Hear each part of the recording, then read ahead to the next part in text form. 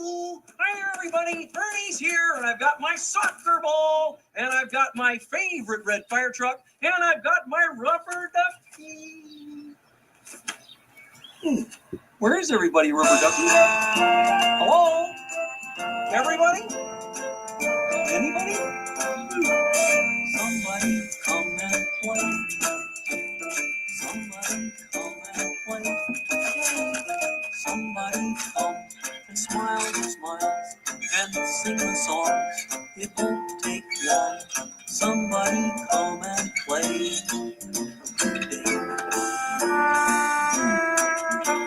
Somebody come and play. Hello. Somebody come and play my way. Somebody come and rhyme the rhymes and laugh the laughs. It won't take time. Somebody come and play.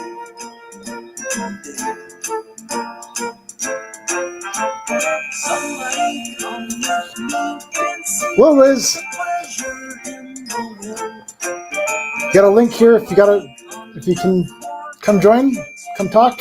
Looking for a live chat today. Somebody come and play. Somebody come and play today. Somebody come and be my friend and watch the sun till it rains again. Somebody come and play today.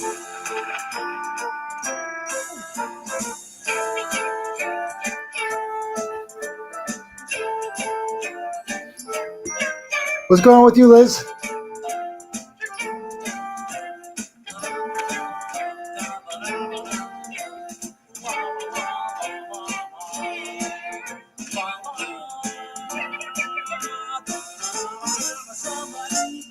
6:30 in Scotland. It is about 12:30 at night right over here in Utah. But I'm a night owl.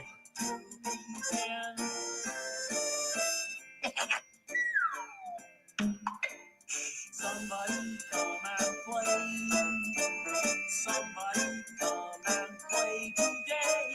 Somebody come and be my friend and watch the sun till it rains again. Somebody come and play today.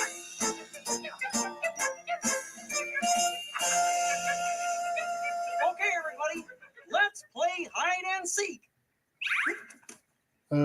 Gee, that was fast. Okay, so I guess it's just two of us right now, but that's okay. I'm just up and looking for people to talk to, and so I can come and chat about whatever. I'm not quite as good at this as Karen B is, but I'm trying to figure things out. This is my first time doing this. Just had trouble sleeping. I'm sorry to hear that.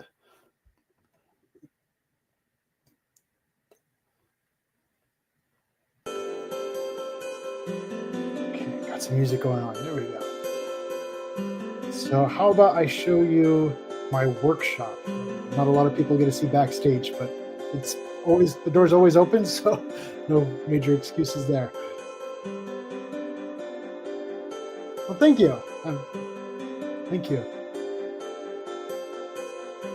Let's see here. Just kind of go to share screen.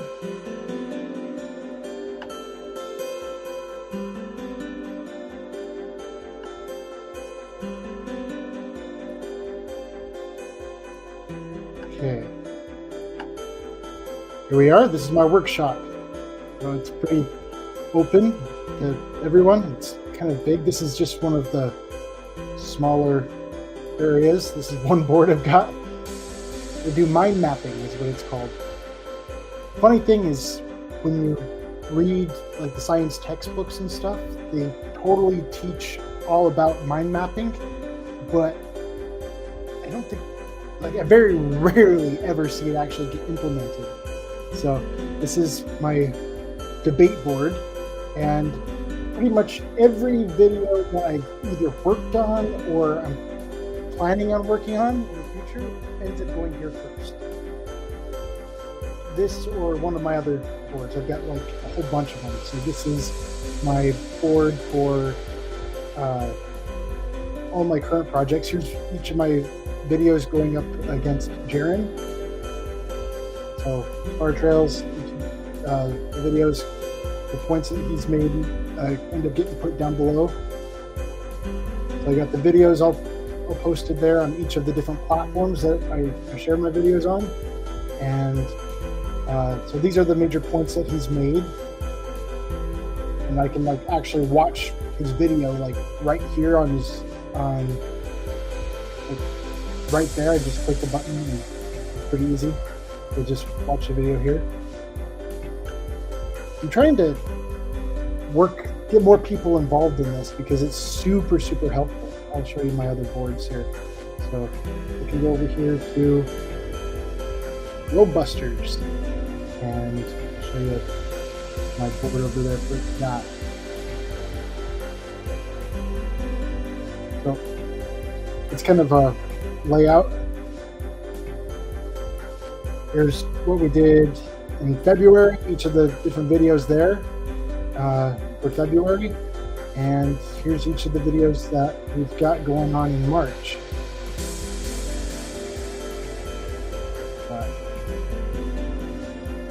Thursday coming up here, and I don't quite know what we're talking about yet, but as soon as I do know what we're talking about, then we'll probably post it there. I'm hoping we're going to jump into the Ether, Luminiferous Ether. We talked about that on GoBusters years ago. It's been a while.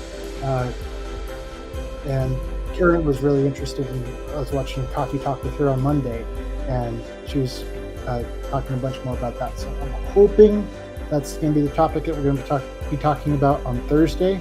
We'll see. So I'm not really the boss in who picks the topics there, but yeah. So this is kind of an outline. For me, I'm a planner. I love to plan things going on in the future.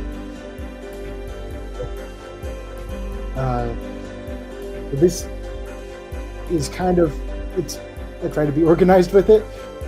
Parts of it are more organized than other ones. This is like everything I've got on electrostatic gravity. And if we zoom in a little closer here, this is what I've got on the ether.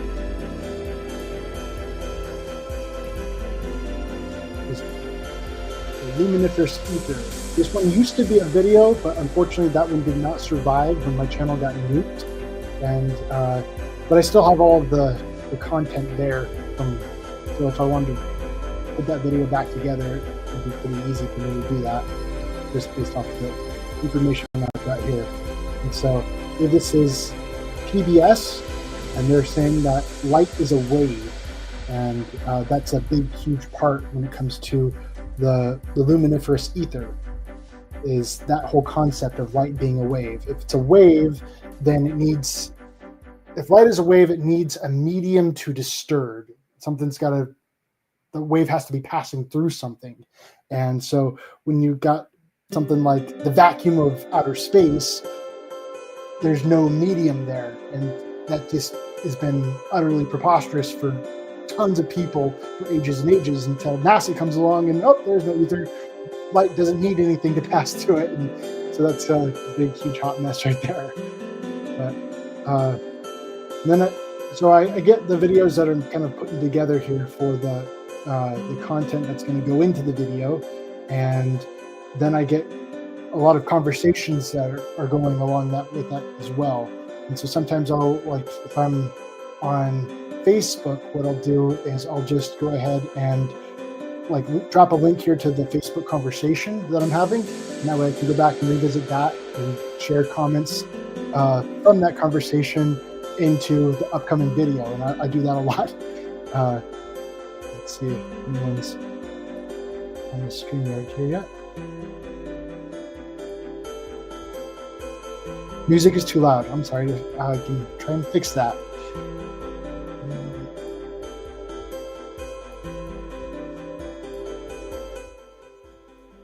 Hopefully that's better.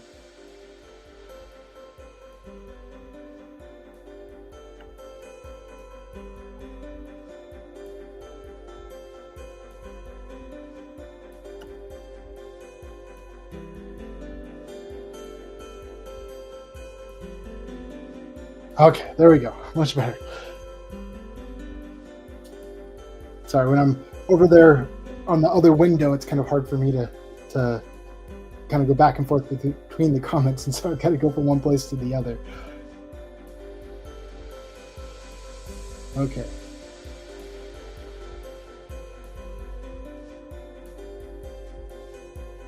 Off the rails. Off the rails is an understatement. About Jaren going off the rails. I think you're talking about that.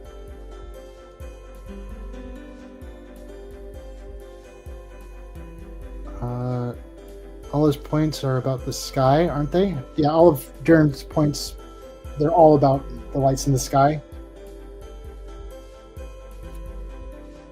Yeshua Savior, yes. Amen. Good to see you. If anyone wants to come and hop on, if they can hop on, come chat with me. This is open night. I'm just here to, yeah, open conversations. Not really my strong suit, but I'm trying to get better. So I was telling you about my big debate board. This is kind of my workshop. Everything kind of goes into here when it comes to these big conversations here with all kinds of people. But mostly it's like the anti-flat earthers that I end up conversing with. So I'd like to get more flat earthers on here with me, just investigating these different claims and kind of workshopping, to explore a lot more going on. So yeah, this was my area here on the luminiferous ether. Here I've got a paper by my friend Sylvia Halpert, and she's going on and talking about the Michelson-Morley experiment. And I like the way she kind of breaks things down over here when it comes to outlining it and saying it what it is in simple terms. And so I always like to refer people that over there. Let's see. Some of the nice things about this whole board is I'm able to just, as you can see, I've got tons of videos. I can just literally copy and paste the video. I'll just, when I'm watching a video on YouTube and I want to remember that one, I just copy the link and I just can paste it right here. Real easy. I can do the same thing with PDFs, and when it comes to pictures, I just copy and paste the picture from one place and I put it right here on the board, and then I start writing underneath it. So this has been a huge project of mine, where I was kind of going through and reading this book and then kind of adding my commentary around it on what I'm going to say in the videos. This is where another area where I was talking about Michelson-Morley, and here I opened up the actual article from, I got a link to the article, the American Journal of Science, where I found this article written by Michelson-Morley, and that was really eye-opening for me. But mostly eye-opening because he's not a very good writer. I can't stand his writing sometimes. You can tell he's really smart, but when it comes to writing, it's just like not there. Like he's kind of all over the place. And but yeah, the major thing from the Michelson-Morley, the big takeaway was it's famous for failing, but the big takeaway is they didn't catch any kind of Earth movement, and that was kind of the objective.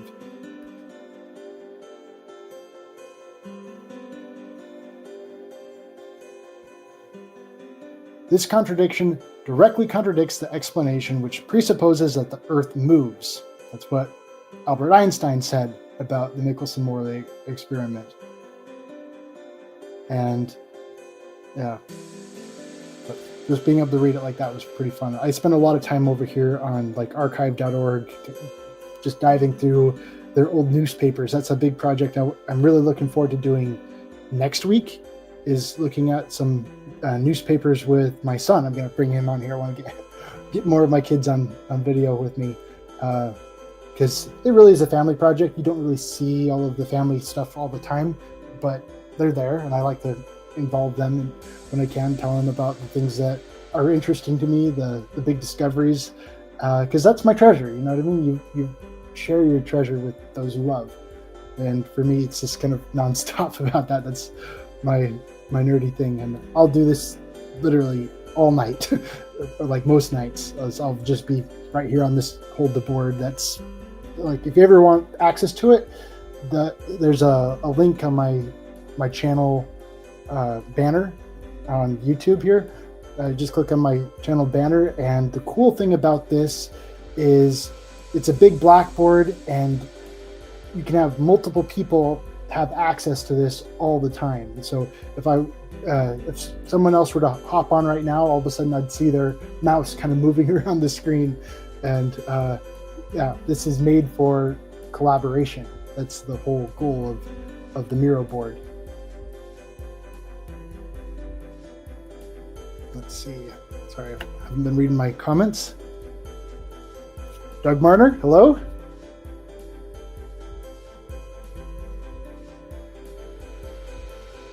Fresh from the dugout, the Dougster Doug. Maury the legend. Maru. But yeah, I'm just kind of waiting along here for someone to kind of pop in and go live with me, and that'll be fun.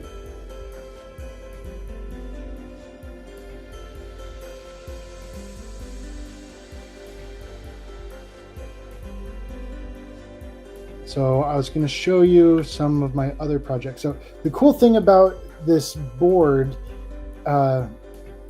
is, like, yes, it's very, very public.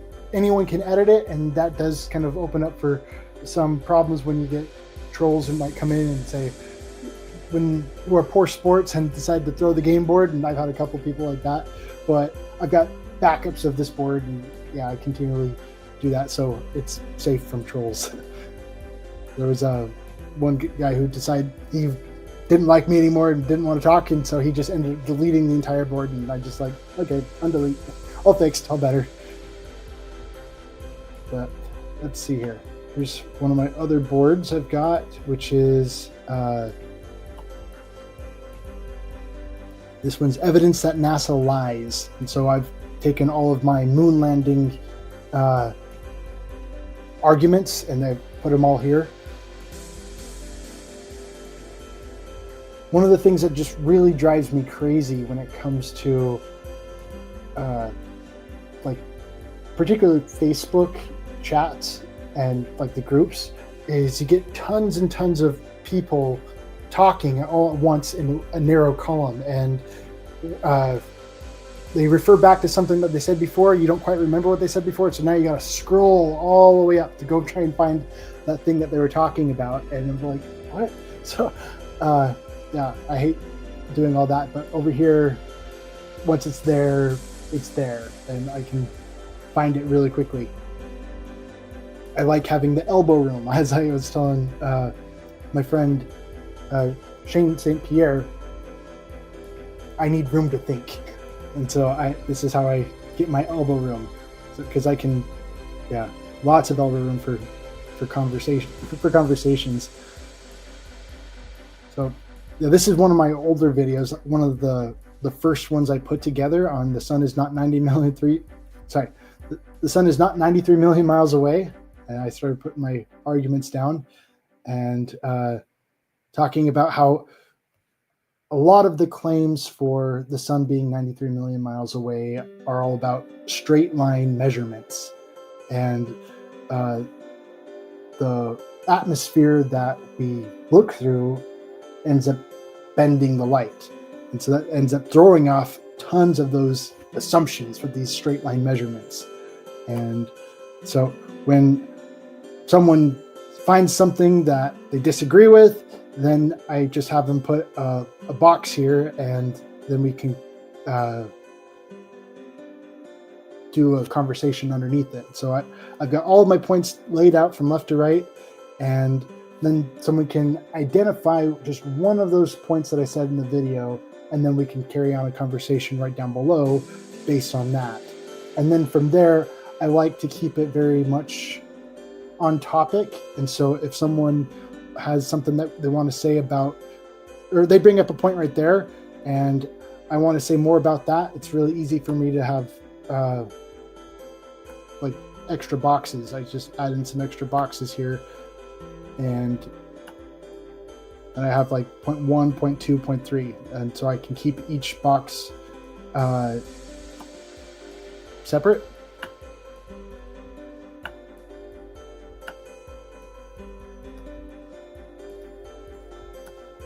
So yeah, so I've got 0.1, 0.2, and then I can just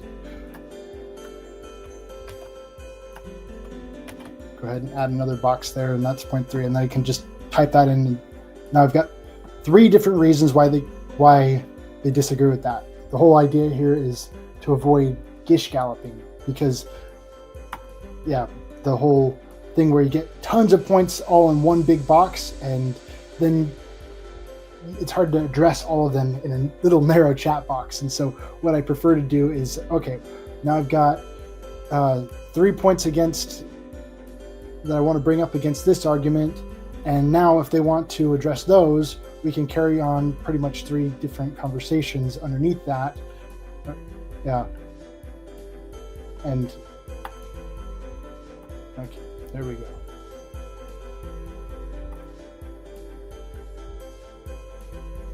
Yeah, and then I can just kind of have this one attack right there, right there. 3 different conversations based off of kind of one conversation. You don't really get that on Facebook. You don't get that on YouTube. This is the only place that I'm aware of. That, I guess there's another couple like knockoff brands of this, because this is just a big blackboard. You can do this on what's it called? You can do this on Zoom. I've seen people do this on Zoom before, where people have a joint blackboard.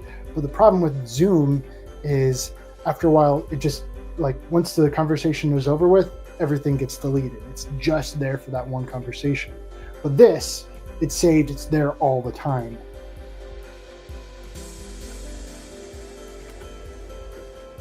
So, got sun is not 93 million miles away. I really like this one. This is a video that I started to have a debate with. I think I talked about it on Modern Day Debates right there, and I've got all my points there that I made in the debate, and I've been wanting to go back and polish that up for a long time and do that, talking about the serpent that eats its own tail and how that ends up being NASA, where they kind of have to create more lies to try and cover up their other lies. And yeah,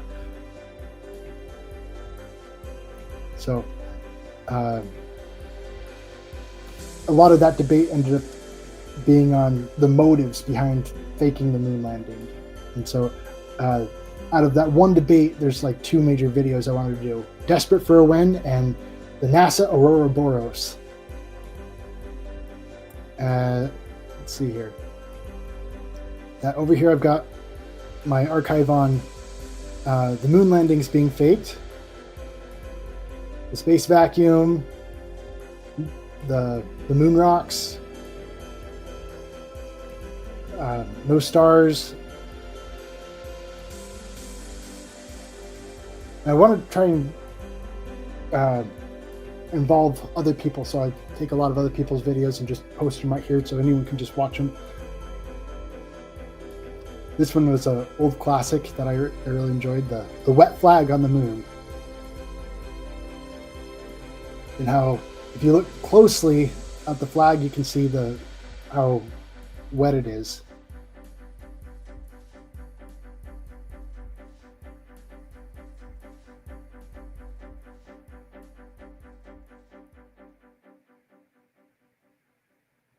So many arguments here, and just would love to implement that a lot more. But yeah, this is totally open to the public. Again, totally free.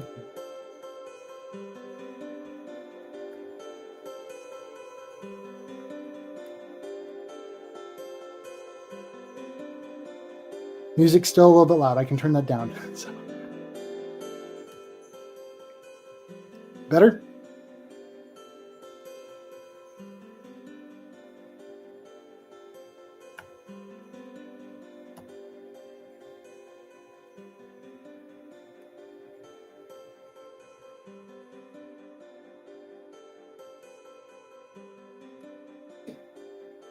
So let's see here. I was going to go show you, let's see, the comics I was looking at. Evidence that NASA lies. Close that one. Globebusters, close that one. So these are like the public boards that I have available right now, but I've also have like my backup boards. So let's go over to like my archive. So this is my super big archive. This one's kind of hard to open because it ends up taking memory, using up memory. It'll crash on me because I've got so much stuff on there.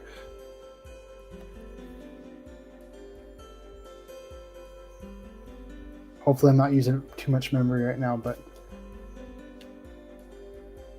should be fine. Just load.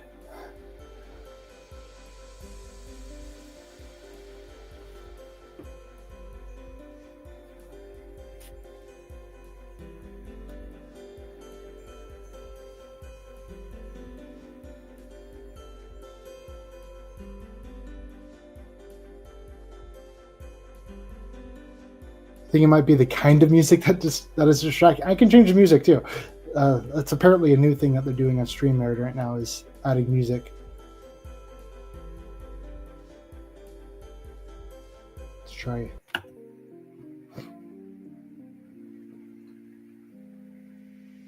little less distracting here.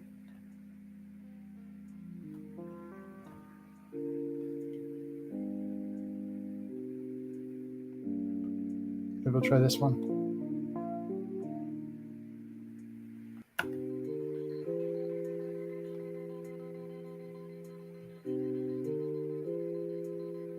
Hopefully that's not too distracting.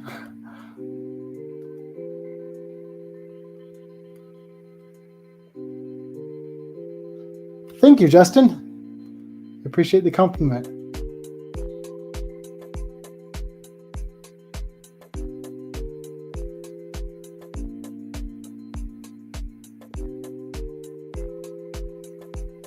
Okay, so let's take a look over here. It hasn't loaded yet. Almost there. Oh, there it goes. Can't quite edit this one as much in my archive until I get rid of one of my other boards. Yeah, this one's huge. This was where I keep track of the different colleges that I contact and the different professors over there that I reach out and send emails to and kind of back and forth. And so BYU, Utah Tech, I've reached out to every single college in the state of Utah that and tried to talk to them about star formation and how gas is supposed to clump together in the vacuum of space and then explode and turn into a star. And I had like one or two professors kind of get back to me and talk a little bit with me about that. And yeah, most of them just kind of ignore me. But I am thankful for that little bit of conversation I was able to get from this one, Marcus Vandermeer. So, yeah, he was the one who talked to me the most so far. But we'll see. I like to go out and do kind of campus interviews, talking to people. One of my big things is about the freedom of religion in school. And so as I see it, the freedom of religion in school is currently being oppressed. Like, if you don't agree with the curriculum, you literally get penalized for it. Oh, sorry, you don't believe in the Big Bang? Oh, okay, sorry, you fail. That's kind of how it goes. You're not allowed to think for yourself when it comes to a lot of things. Oh, you're a flat earther. Okay, and so when the test is grading you on this paradigm, you have to act like you agree with it, otherwise you fail. And so my big suggestion, the easy way to fix all this is to just manage the way you word the questions. According to the textbook, if you can just manage to say the question like, according to the textbook, how are stars formed? Okay, all of a sudden that when you say it that way, then you're able to disconnect yourself from the question or from the answer. If you just ask it, how are stars formed? Then you've got to answer it like you believe it. Okay, stars are formed by gas clumping together in the vacuum of space, right? And that's not something what I believe, but I'm forced to answer it that way. Especially like if it's like a multiple choice test, there's only 4 answers there, and you say that, all of a sudden that's like being forced to lie. And especially when it comes to like the Big Bang and religion, and there's a lot of things like that just, that's my freedom to believe what I believe is getting stomped on in that matter. And so that's been my big push going through the schools is, what are your thoughts about that? Just talking to random students about that. And I did like a whole bunch of different random students about that a while back. And it was really fun because I really got to watch their eyes open. Wow, I never thought about that before. I really am being forced to lie. And that was really cool. And I need to do more of that. And so, that was my big thing over there.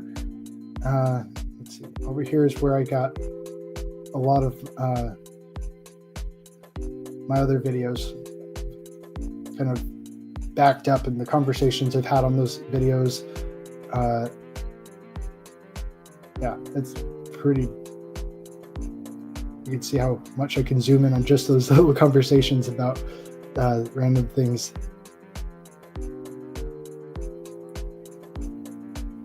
Having a big discussion here on, I believe it was compasses at that time.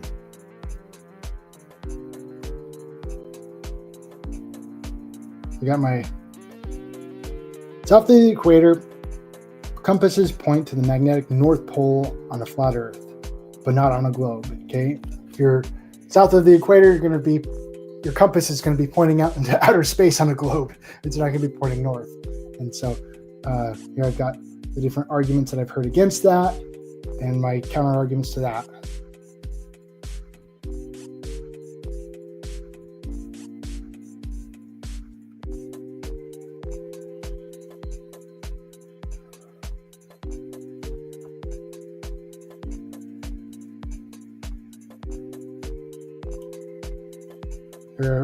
I've got when I first started my channel, I started off in doing lessons. And so my first thing was about the horizon that we see on, lesson 1 was the horizon on the x-axis, kind of going left to right, and just kind of looking for that kind of curvature. And that was what it was all about. And I still have some of that backed up on my archive. So add multiple parts to that lesson, and then it goes on to lesson 2, which changes it from, okay, instead of looking at that horizontal x-axis curvature, now we're looking for curvature on the z-axis, and that's where you get much more into the lasers. That's where I did my fish tank laser experiments, and had a lot of fun with those. And then after that, we get into atmosphere and really diving into like how that works and its effects on the light that passes through it. Then I get into lesson 4, which was all about the sun. And I've got a ton of parts to that one. We get into solar eclipses.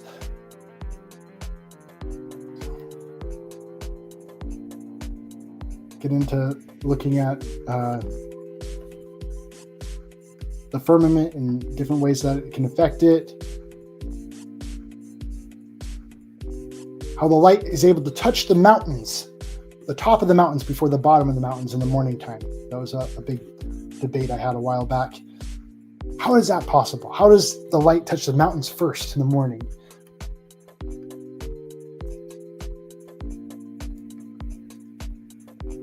So, yeah, all my points are made right there, and then the conversations concerning those points was down below, and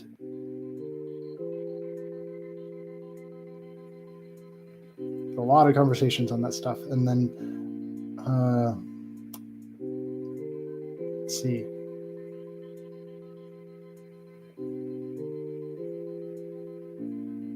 Here's my conversations on the moon, lunar eclipses, meteorites. Down here in lesson 6, we go into stars. Had some on Antarctica. Observations of the firmament. This one, I actually have a lot more, but I ended up having so much for this one, I just created a new board so it could be easier to access. And over here is like some of my other, sometimes I'll just take other things from other boards and just throw them on here just for a while to clear up space on one board and it's put over here. But this one's like my oldest board right here. And so let's see if I got some of my things. Definitely didn't start off being as organized in the beginning as they are now. So I've been going through a process with the old ones when it comes to updating it to the new format. That's kind of like the old format and how it used to look. This was a big argument that I was having at one time with glass. And if the firmament's up there, shouldn't it show up in infrared? And that was a big claim. And so we kind of looked at some infrared with just different cars and how some cars show up with the hot for getting red and other parts of the cars just don't at all. So that was an interesting thing. Let's see.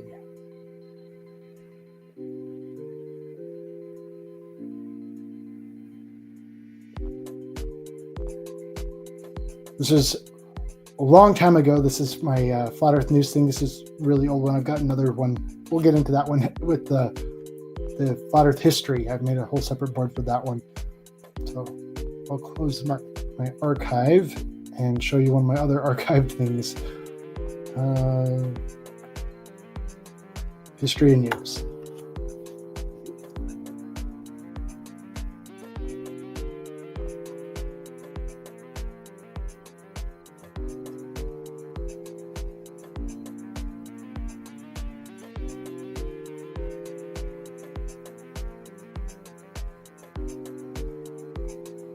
Hello, Jim.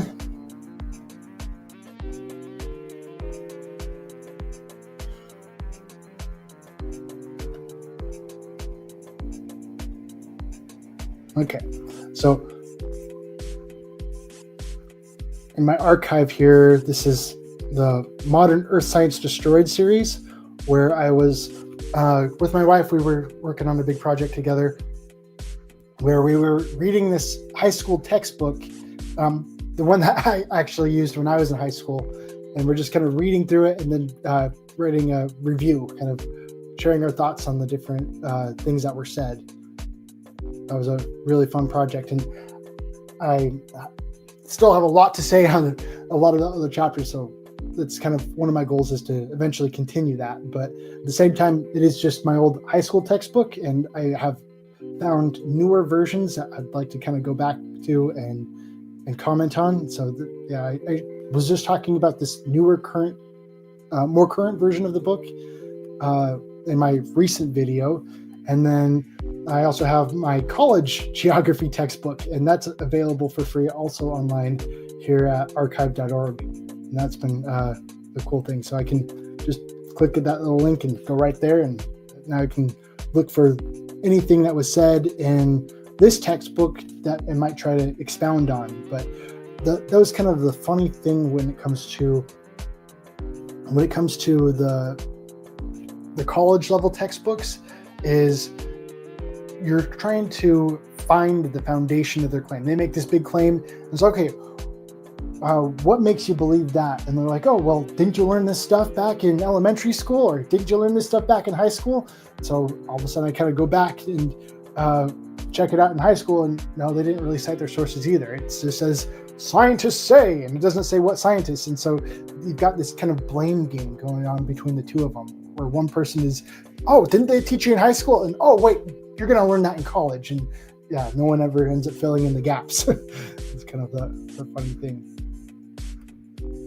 So yeah, everything I've put together there, everything, like the entire textbooks are there to fill in for other people to come and comment on in the future, and that way you can have more content to share in the future on certain chapters that I want to do. And over here is my Flat Earth news. So I've been sharing different channels that I've been able to find over here on YouTube, and I talk about that every January. I do my video sharing all the different Flat Earth channels and kind of their progress on how much they've grown or shrunk, or all of the above. And so, yeah, just starting from the top here, I've got FE 101. And I kind of keep tabs on every one of these. Kind of going all the way down. And over here, I can just literally click on any one of these. I've got a hyperlink that'll take me right to their channel. And so they're easy to find.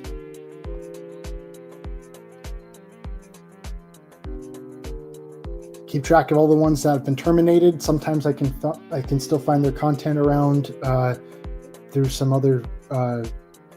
So they might get terminated over here on YouTube, but their information is still available elsewhere, and so I can find them maybe like on Brighteon or something like that, or Facebook. Facebook has a lot of that information.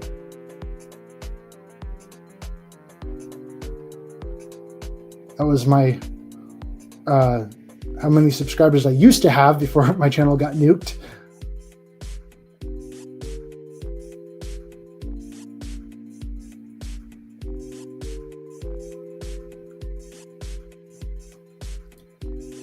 You always see those, they make fun of those conspiracy boards where they got the strings all over the place. And yeah, this is my conspiracy board where I keep track of all of that stuff.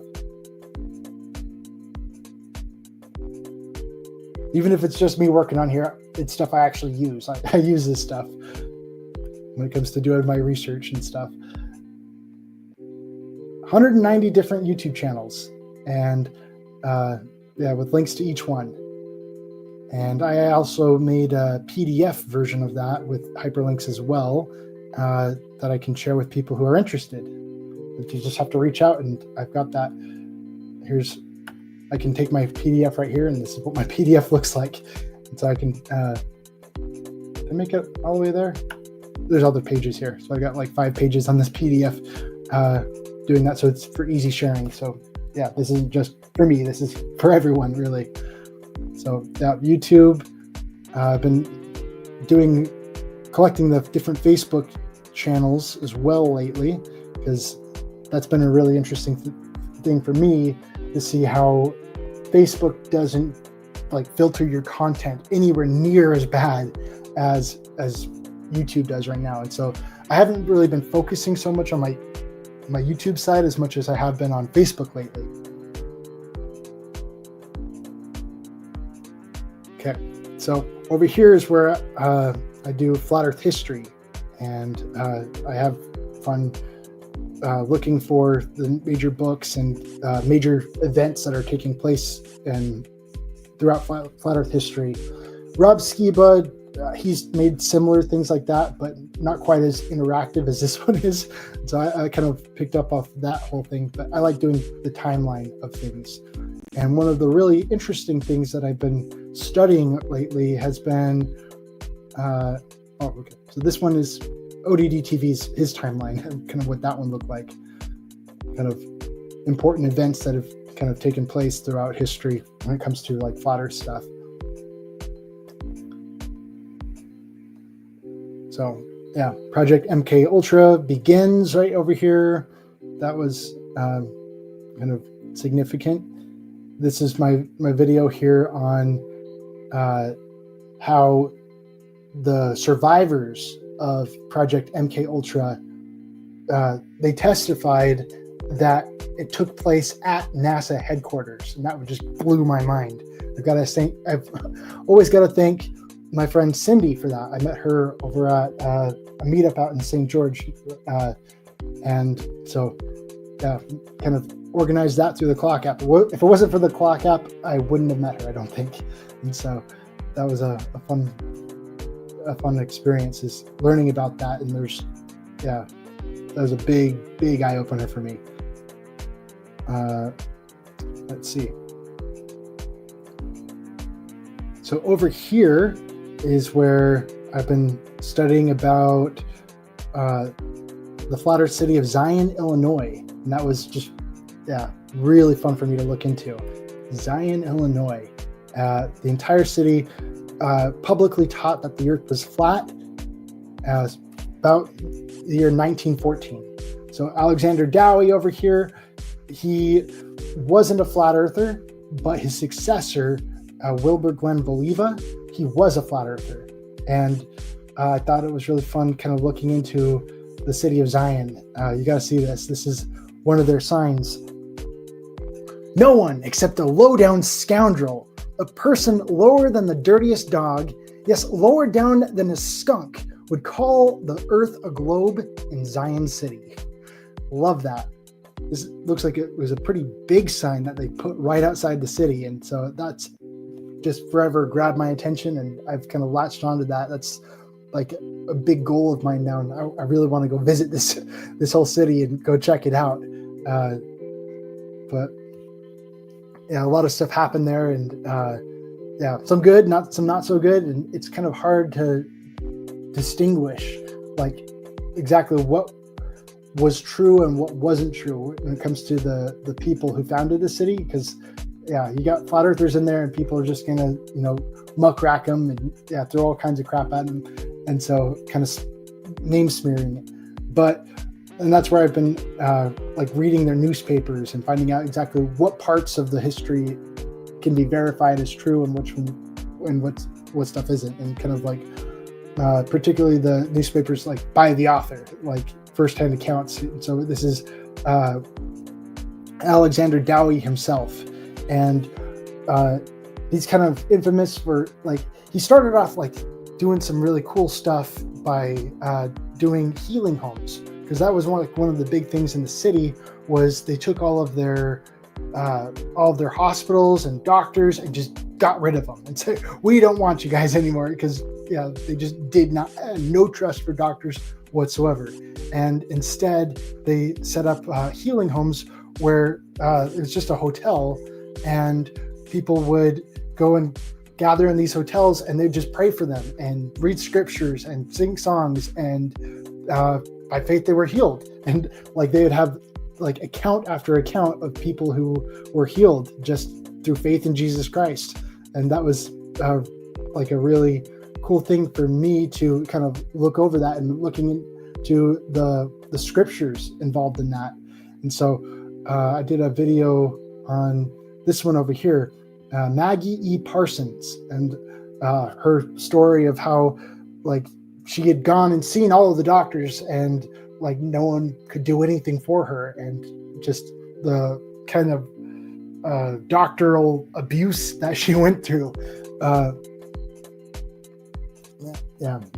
guess it wasn't really a sarcastic thing, but it was actual doctor's abuse that she went through. And after all the doctors couldn't do anything more for her, she was kind of left on her own. She ends up trying this healing home, and she ends up getting better. It was a kind of a really cool thing. And so I went and did her family history, kind of finding out, okay, is this an actual person? Did she actually live? And she was an actual person. She was, I found her address. I was able to look that up. I was able to find all of her relatives. And what I was really looking for is journals, any kind of journals where she was, where other people around her also signed in as witnesses and talked about that. But I wasn't quite that fortunate. But it was still pretty cool to actually find pictures of her house and things like that. But I haven't done a video yet on, there's another guy who was looking at, I'm trying to remember where I put it, but I found another guy who actually did find journals with, and the family history, a lot more on him, and I haven't done a video on that one yet, but it was really cool. So Alexander Dowie was arrested multiple times for medical malpractice. Okay, but his medical malpractice was literally praying for people, praying for people. Here, come stay in this home, and because we're praying for you, that's now considered medical malpractice. So it's kind of a funny story there. Yeah, and one of the things that happened in the end of this whole story of Zion City was when it comes to people like this, not everyone was miraculously healed. Not everyone was that fortunate. And when someone's mom died, and he was like the leader of a church, and when someone's mom died, they got mad and they demanded that the church end up paying for the funeral. And they're like, no, we're not going to pay for the funeral, sorry. And because of that, some kid decides to burn down the church. And it was like a really big church, caused tons of damage, obviously burning down the whole building. And then after that, like, the kid goes and talks to a judge and then just walks away. No punishment whatsoever. He walks away scot-free, no charge. You're forgiven. And so that right there kind of raised a big red flag for me. It's like, there's a lot of people who really hated him for a lot of his beliefs. These are some of the comics I want to look over with my son here from their newspaper. And over on YouTube, I think we're able to talk about this stuff a little bit more now, much more so on Facebook. But so I'm going to push my boundaries a little bit more. After having my channel nuked once, I'm like, I'm going to push my boundaries a little bit more and not quite care quite as much as I used to, because I've got so many other platforms I'm on right now. So yeah, I'm just kind of talking about this, and this was really strong political cartoons, and my son is all into comics right now, and so it'll be kind of fun to talk about the significance of this stuff.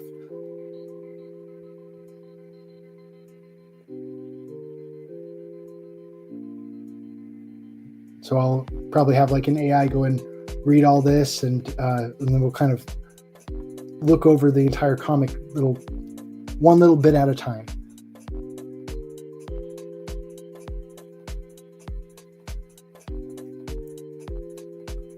A lot of this is about these lethal injections, I call them.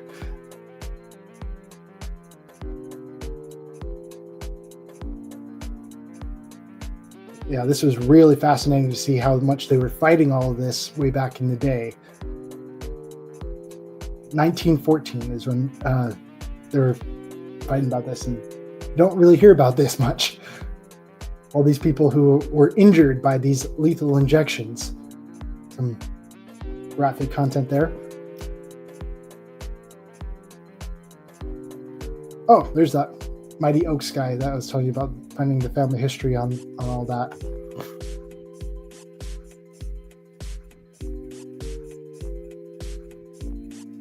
Oh, this was a picture of their school. This huge school that they had. They did their high school and college where they openly taught that the earth is flat, which is amazing. This wasn't like some puny little hole in the ground, but yeah, it was kind of a big thing. And one of the really cool things about this city is that they got on the radio, and they did these big, huge radio programs, and it was like all across the United States. No one really talks about that anymore, but yeah, it was huge.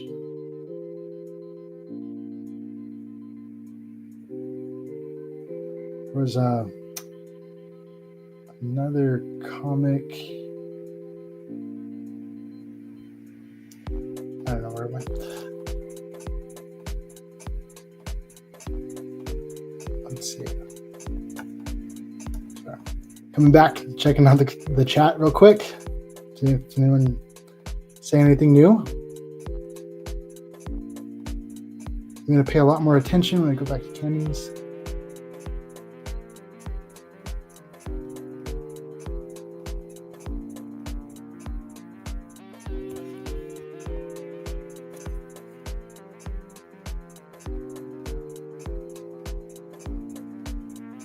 If you can find more than a gallon of water contained on the ground that has a surface that can hold the shape of the ground. I'm just thinking about ice and kind of freezing water on top of the ground and getting the mold of the ground that way. But still gonna be flat on top. Unless it's like an icicle, I think you might be able to get like a stalagmite, or stalactite on top, stalagmite on the bottom. Yeah, you might be able to get a stalagmite out of ice.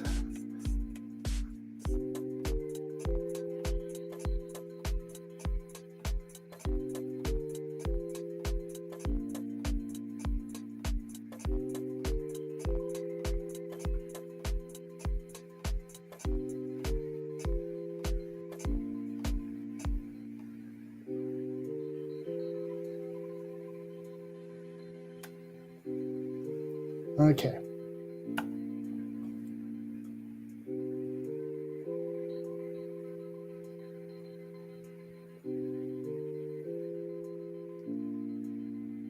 Yes, the Earth is not round. Oh, this is different newspapers that was talking about the city of Zion. Finding this stuff over here on archive.org. And I believe it was, I'm trying to remember her name. There was a flat earther who taught me about looking through the Library of Congress. What was her name?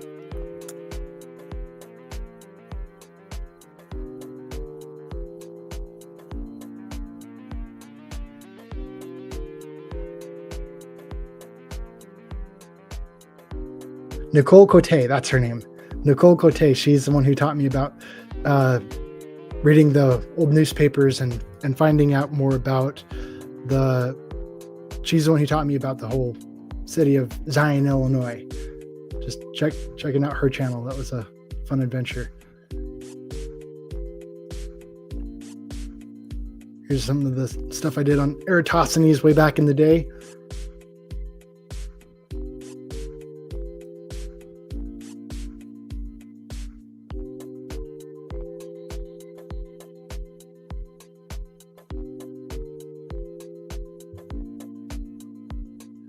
Christopher Columbus. That was a really fun adventure right there.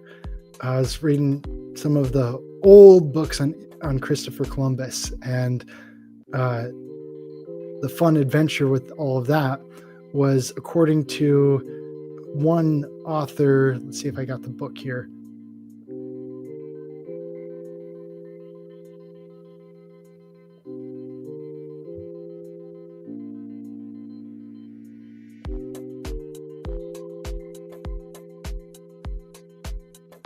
That was supposed to be Christopher Columbus's map, which I kind of looked at that as like, kind of looks like a flat earth map. It doesn't really look like a globe map.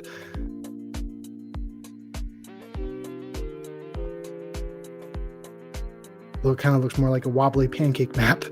But let's see here.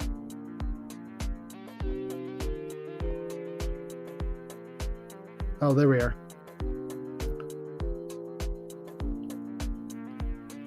The Life and Voyages of Christopher Columbus by Washington Irving. And in that's where I found that according to that, his crew member, they were more afraid of falling off the edge of a globe than they were afraid of falling off the edge of a flat earth. That, like, flat earth wasn't something that they were afraid of at all. And I thought that was hilarious, because all of the cartoons back in the day, oh yeah, we're gonna fall off the edge of the flat earth. But no, they weren't afraid of falling off the edge of a flat earth. They were afraid of falling off the edge of a globe. You go past the equator and oh, there you go. And yeah, when I read that in there, it was just like, what?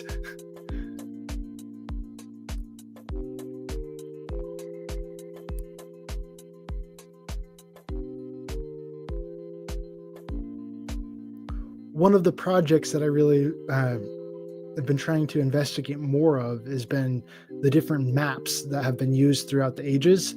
And this is Portuguese flat Earth map from 1514. And I thought it was interesting because of their use of the sun, and as they're trying to figure out the sun with the map.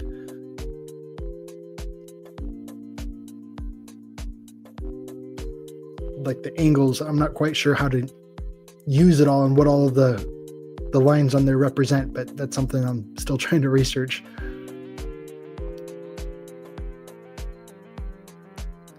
Old Mercator map, 1569.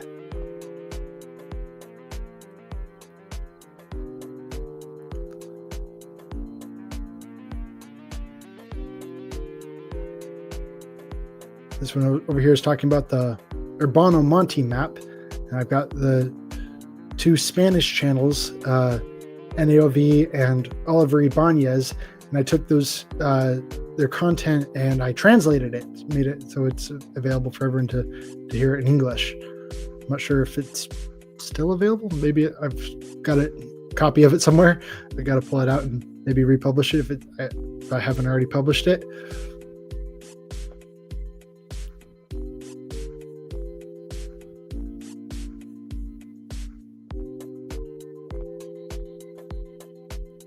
Looking more into Tartaria, that was the really interesting thing on the Urbano Monte map, is the mention of the Tartarian summer camp,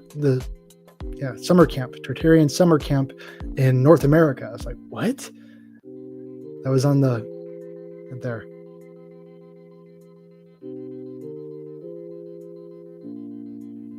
The Tartary, that was a Tartarian summer camp.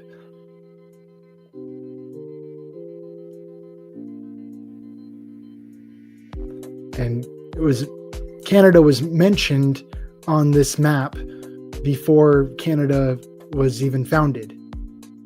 So the map was made in 1587, but Canada became a country in 1867. So that was kind of wild for me.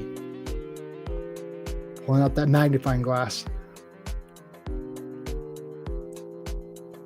Doing more research on Tartaria. Thought this was kind of a wild thing to see in the old newspapers, is these big towers that are all totally lit up seemingly at night.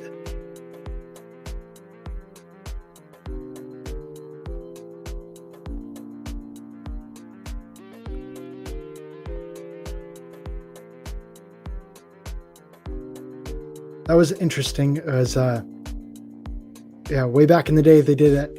There was a whole political party called the Anti-Mason Party, okay, 1820 through 1840. And I was like, whoa. This is a thing that the founded Earth Brothers shared on like this huge meteor shower, or the stars fell. This huge event that happened. A lot of people saw it. Founded Earth Brothers did a great video on that, kind of pointing that out. But the Anti-Mason Party, that was a cool discovery.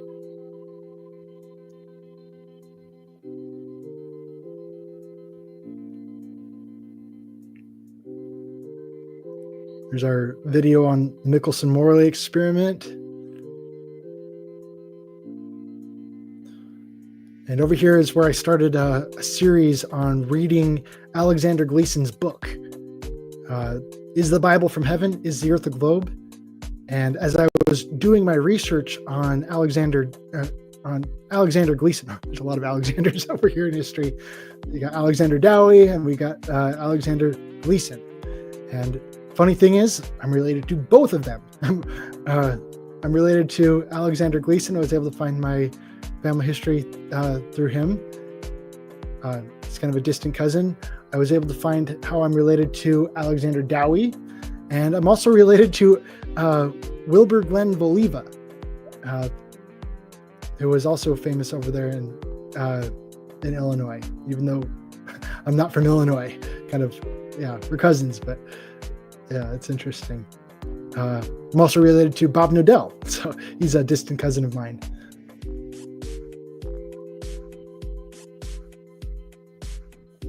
but we're like 10th cousins, by the way. 10th cousins. So started looking up stuff over here, reading his book, kind of trying to come up with my commentary about it.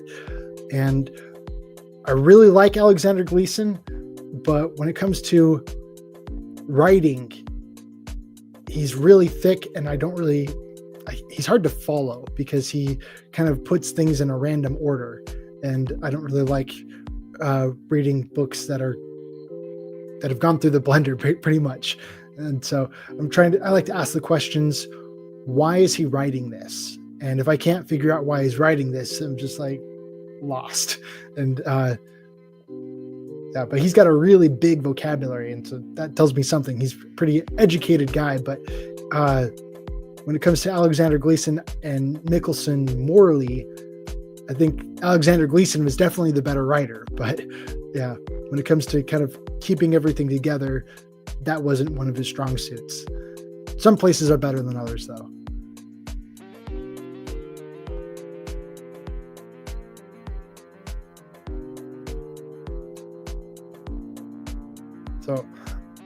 So I'd like to continue on with this, but I'm kind of I'd like to find more people to talk to about this. A lot of my content that I make is totally conversation driven and kind of what's on the front of my mind at the time. Even though I do have a lot of my content like planned out like months in advance, but a lot of those months in advance just kind of it's stuff that gets put on my board here, and I'm like, oh, that's interesting. And so I've got like my whole next video all plotted out and it's ready to go whenever I have enough interest in and actually like doing the recording for it.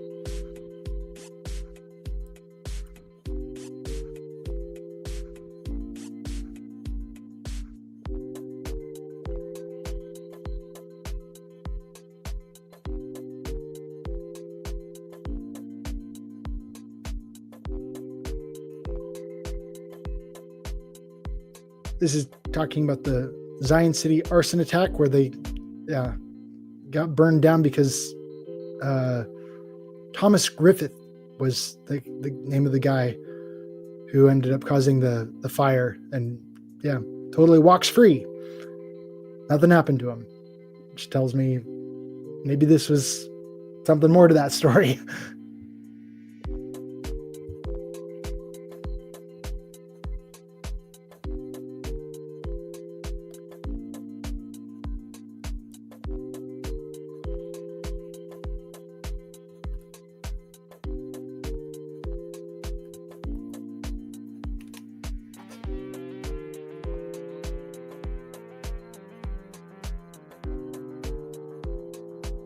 Come on.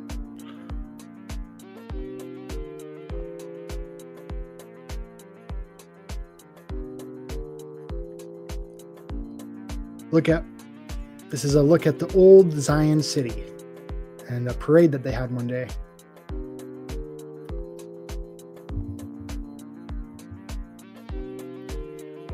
That's their big hotel in the background, their healing home.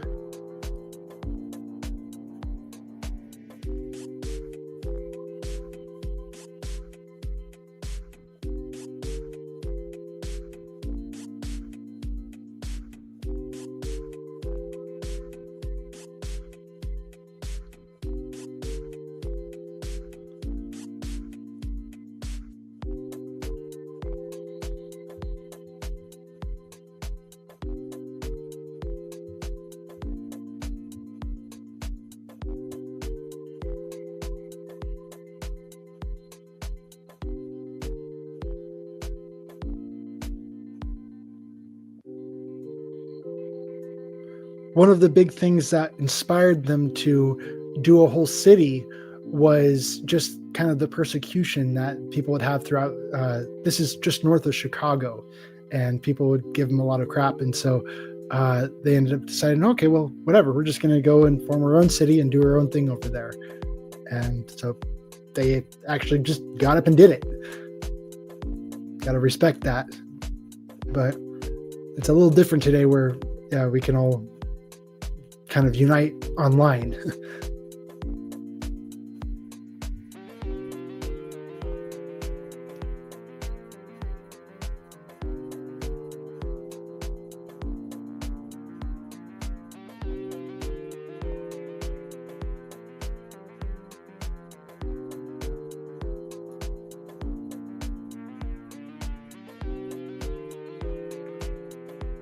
Was he the scapegoat or the arsonist? That's a good question. I wonder if someone hired him to go do all that. The guy who set it all ablaze.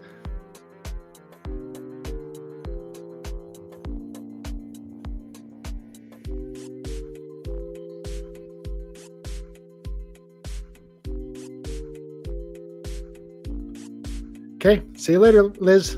Thanks for stopping by.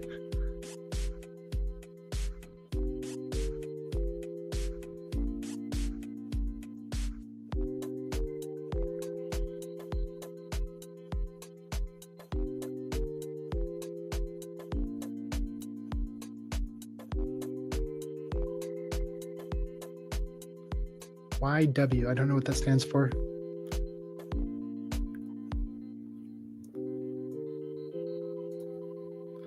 One of the big projects that I was also trying to do with Wilbur Glenn Voliva is I was looking for his living children.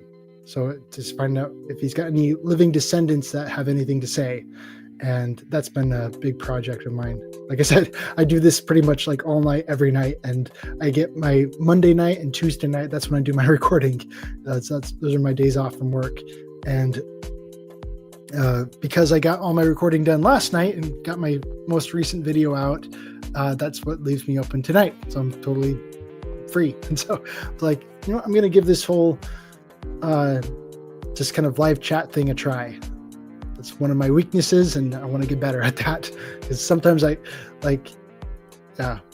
I'm awake at nights, it can get lonely. Sometimes I get just conversationally starved. Where I work, you got to be quiet because I do security with troubled youth at a school. Make sure no kids are out there trying to commit suicide or anything like that. So yeah, got to be all quiet out there and not a whole lot of room for conversation. But most of the time I'm just in the chats, kind of roaming Facebook looking for conversations.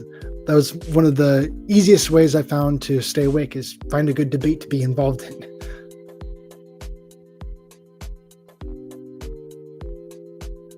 This was a kind of a big one for me, really big one for me, is the whole Bill Gates thing, when he said that he wanted to reduce the world population by 10 to 15%, I believe it was, or the world population growth through healthcare. I was like, whoa, and said more than that. But yeah, that was a big thing.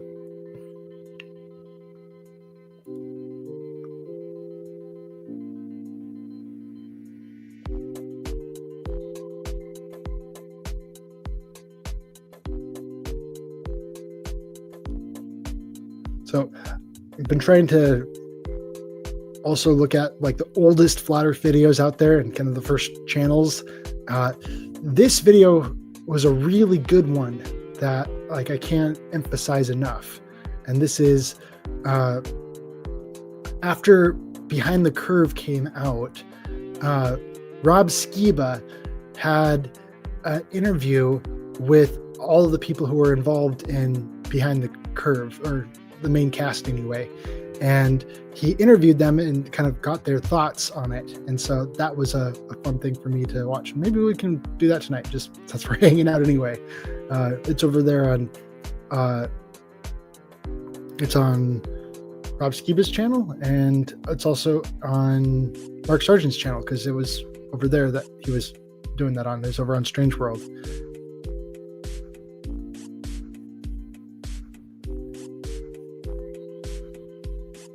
Michelson proves Einstein's theory. What? By Ether Drift confirmed. This was something I was trying to look more into. Trying to find out which newspaper that was. I just found it on Facebook, and so I was trying to do a reverse image search and trying to find out, okay, what's the rest of that story? But the responses to all of this has been really interesting, because I've seen so much of the whole Antarctic trip, and things are playing out very similar as they in response to Antarctica as the whole Behind the Curve thing. But yeah, that interview is way worth watching.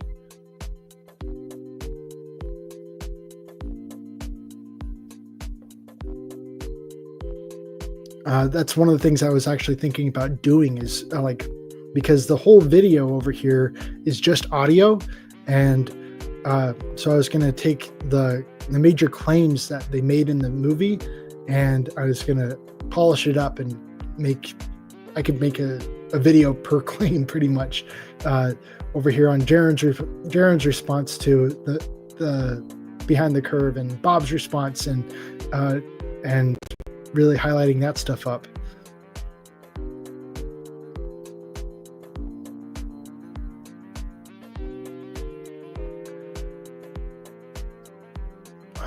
Let's see here. Yeah, this is my life over here. Is what I'm continually looking into. This is my backup of my debate board. Just saved an extra copy there.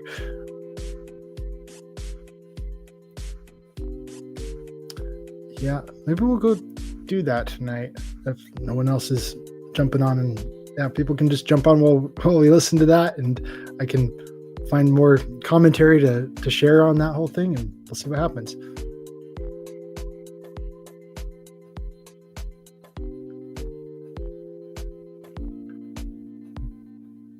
Big Pine Sailing.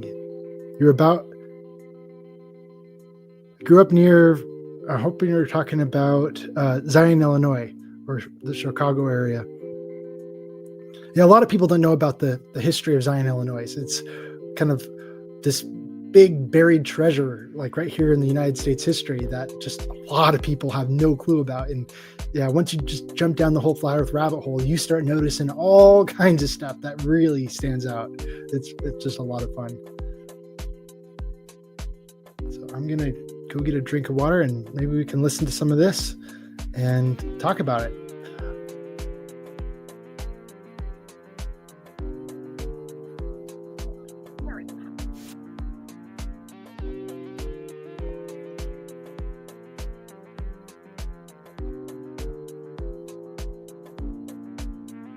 Oh, I gotta fix that.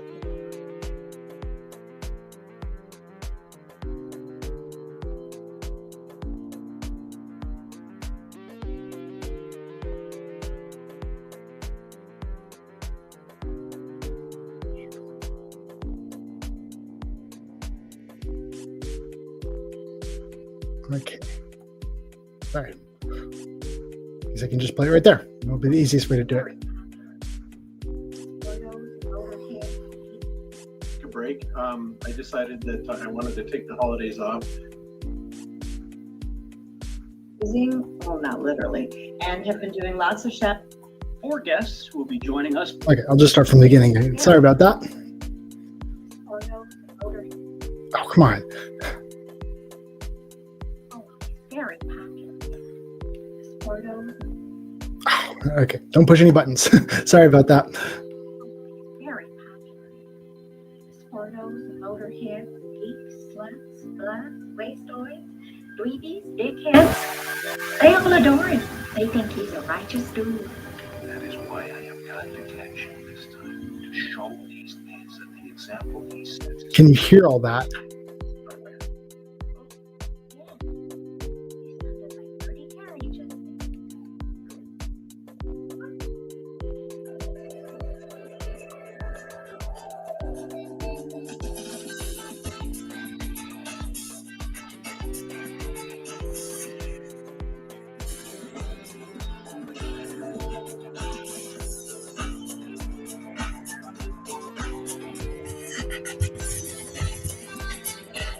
I'm still here. I'm just going to go get a drink of water. You can watch this. Hello and welcome to the Revolutionary Radio Project. I'm your host, Rob Skiba, and tonight I have 4 guests who will be joining us for this broadcast. Mark Sargent, Patricia Steer, Bob Nodell, and Jaron Campanella. And I invited them on because I recently saw a few videos and I wanted to talk to them about it. One of them was a video that I was actually a part of, at least sort of behind the scenes, watching and streaming live in a 3-hour live broadcast with Jaron through my cell phone.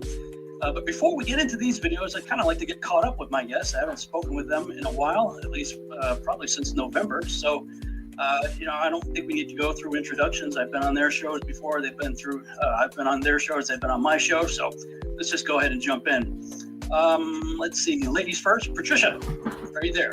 Yes, I am, Rob. Thanks for having me on. I'm looking forward to this discussion. Yeah, me too. So what's been going on in your world since the November conference? Well, I took a little break for a while, and then I came back, guns blazing. Well, not literally, and have been doing lots of shows on lots of different topics. So kind of the whole thing continues, looking into all sorts of lies we've been told, and of course, the flat Earth. Any interesting guests on flat Earth and other hot potatoes? Nah. No?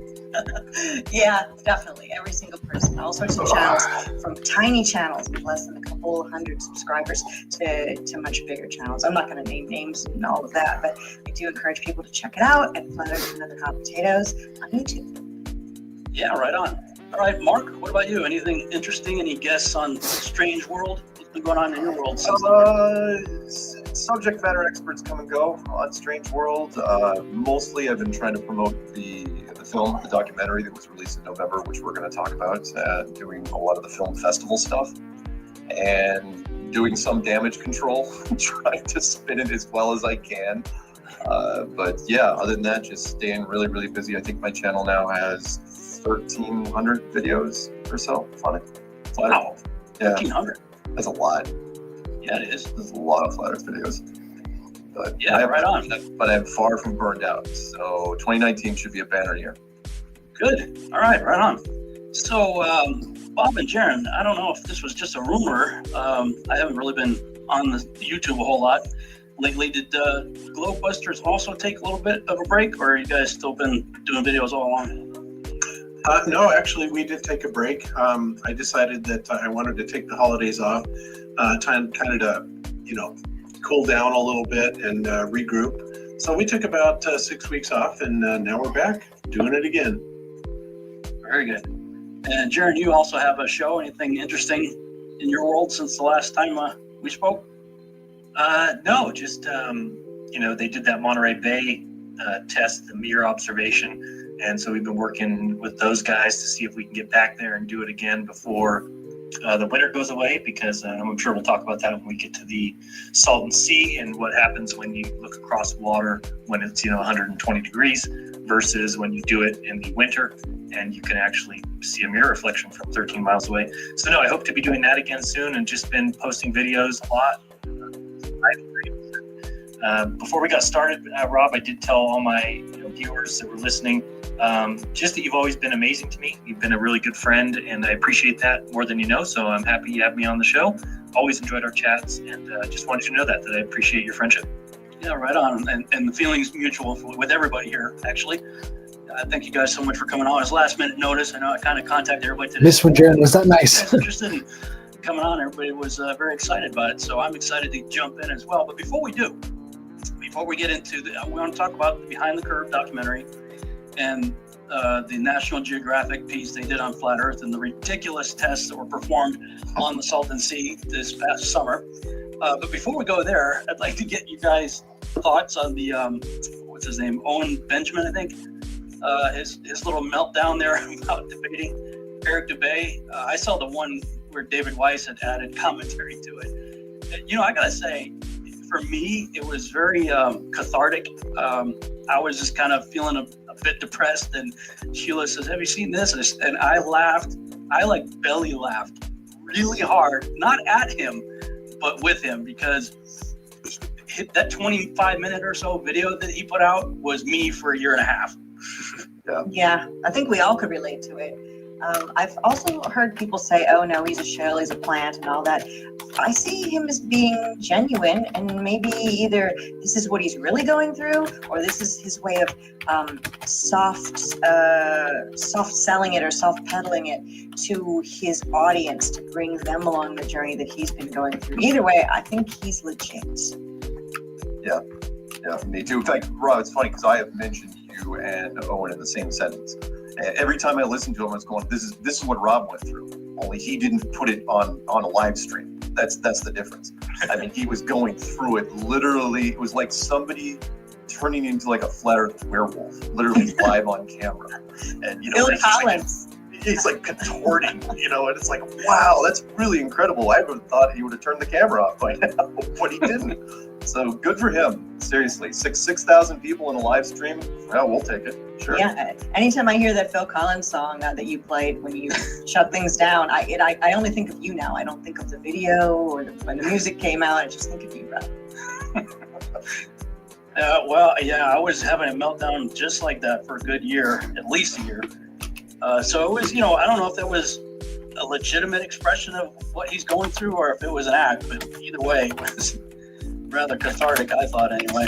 Well, it didn't seem like an act to me, and really he's the kind of person that you need to be to get into this kind of flat earth talk and this kind of line of research, because you really have to be unafraid of the social kickback that you're going to get. And I think there's so many people that may start looking into it, may ask a friend, may ask a family member, and as soon as they're told they're an idiot, as soon as they're told it's already been decided, I think that they shy away from it. And the fact that he didn't do that right when he started getting that kickback, he just started banning people and getting rid of them altogether. So I think that, I don't know when he'll come along. It may be, a while, because there's a lot of research that you need to do. And I think David Weiss always says it best when he says, if you believe me, then that's, you're bad. You really need to do your own research. And we all know, Rob, you said it took you a year and a half. It took me several months. And I think the same goes for all of us until we were okay with making videos about it or okay with talking about it, because there's so much research that goes into it, and you really need to peel back kind of the veil of secrecy that's been shrouded around the idea of the globe. So for me, I just think it's a matter of time until he comes along, and I hope to be there when he does. Yeah, now he mentioned he's going to have a debate with Eric Dubay. Has that date been set, or is it still on? I don't really follow Owen Benjamin or anything like that. Happen, though, because I've seen Dubay in comment sections, of other people's videos saying really bad things about Owen Benjamin.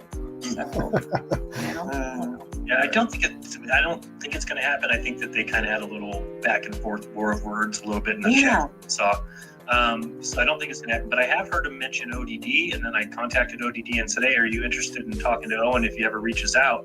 And he said, yeah, why don't we both talk to him? And I said, well, he's never mentioned me. I don't know why you'd say that. And he says, dude, he tags you in all his Instagram posts. Yeah, it's Jaron back in the day. My videos. This is like an old video from way back when this is a interview that Rob Skiba did with Jaron after Behind the Curve. Maybe you'll take a look, but his chat runs so fast. I can't keep up for my chat. And there's less than 1,000 people in there when he's got 6,000 people. Which, by the way, if you've ever seen a comedy show like Dream Chat, if you're interested, I can put that in the chat anytime. That place is like 6,000. So he's getting 6,000 people a night to listen to his live stream. That's amazing. That's like filling Radio City Music Hall every night. Pretty impressive. They're quality rants. I mean, let's face it, the man can go off. I mean, 3-4 hours, no problem. It doesn't even, it hardly comes up for breath. I tend to agree with a lot of that stuff he says too, that's off the topic of the flat earth, about being a real man. I mean, he's a hunter and I'm not into that. That's the one thing. But other than that, just being a real man and loving his family, and there's a lot of things about the guy seem really legitimately great. And he's right down the road from here. Just so you guys know, I put a soft pitch out to him, not in the chat room, just a little email. Says, hey, you're going to get together. I could be there in 90 minutes, but whatever. Whoever he reaches out to, great. I'm just happy. You can just go voice only if you want to. You can come on in. Like, you don't have to go on camera. That's totally optional. I went into the debate with Sungenis. I had to take literally an entire month and do nothing but study this guy. It's one thing to know what you think you know, whatever that is. But when you're going into the ring with somebody else, it's like a boxer knows how to box. But he doesn't just jump in the ring with anybody. Yeah, just say the word and I can put the link in the comments. How to fight that particular person. Yeah. So with him, he's going to have to, not only does he have to figure out who he's going to debate and, if he's going to take it seriously, study that person and what they know and their tactics and whatnot. But he's also got to, as he looked like he was doing in that video rant, look into the topic itself. Yeah. I don't think he was ever going to do a debate. I think it was mostly because it was going to be an instructional thing, where he was just going to, because he's using too much of our verbiage already, and you've seen him. He will not condemn flat Earth, and most of the other people will, and he won't do it. You've heard the lines like, "Oh no, I'm not a flat earther. I'm not a flat earther." It's like, "Oh yeah, how many times have we heard that before?" And then you are. I could loan him Zetetic Agnostic if he wants to use it for a while. There you go. All right, let's talk about the documentary Behind the Curve, is the title of it, starring Mark Sargent as the lead protagonist, and co-starring Patricia, Bob, Jaron, and Nathan Thompson as the evangelist. And Flatsmaker. Yeah, they had these little titles under everybody's name. And of course, there's a fair amount of supporting guest stars, and actually they had several shout outs to Zen Garcia's Firmament book. That was pretty cool. Yeah. I don't know if you got a chance to see that yet or not. I thought it was weird when I saw the film because I didn't know at all what the film was going to be when my part was filmed.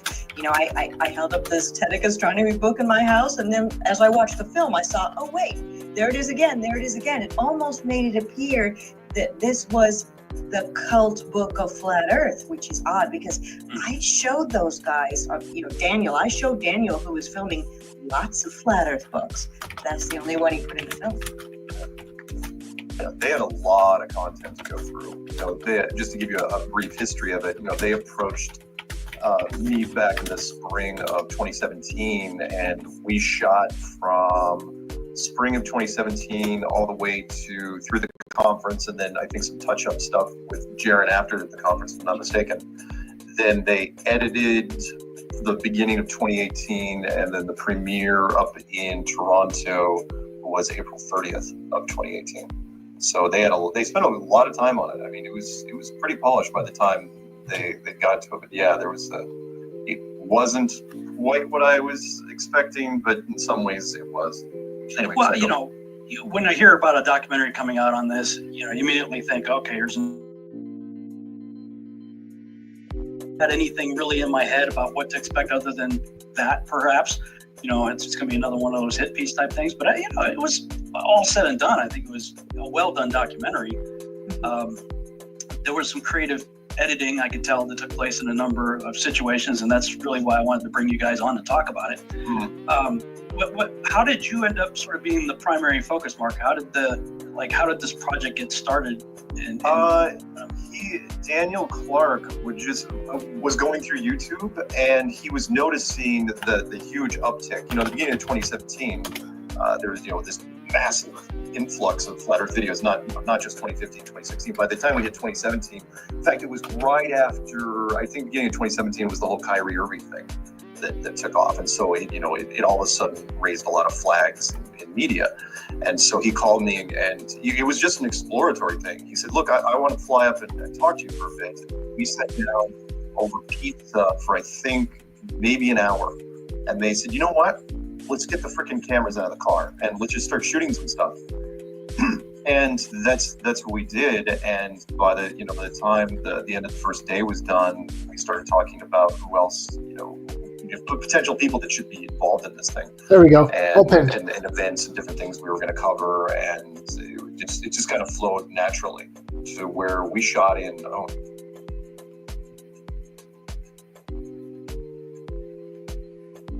Oh, where'd the audio go? Huh. Sorry about that. It's not going to pick up. It's not picking up where it left off. What he's going through, or if it was an act, but either way, 13 miles away. How far are we getting? When he does. Yeah, is he? Now he mentioned he's going to have a debate with Eric Debate.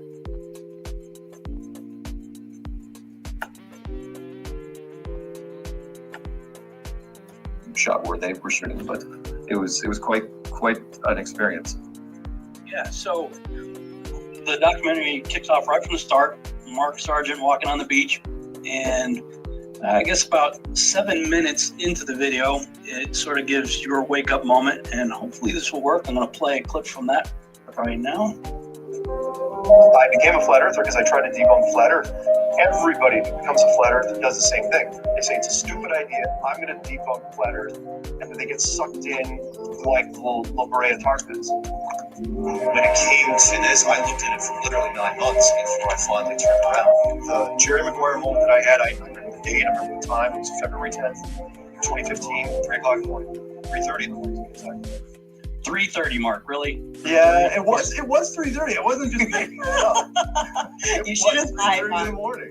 You should have said it was 3. Come on. I know. Well, hey, look, I'm not going to take total blame. Remember, Chris Pontius' model. Chris Pontius I was know. also in the movie. Yes. The model that he was working on was the 33rd model. On And September 11th. And yeah. Dated.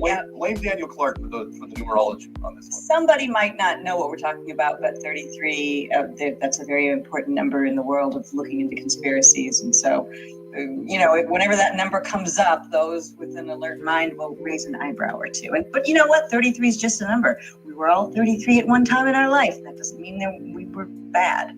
You're not 33 now? Oh, well, yeah, I am. Still not.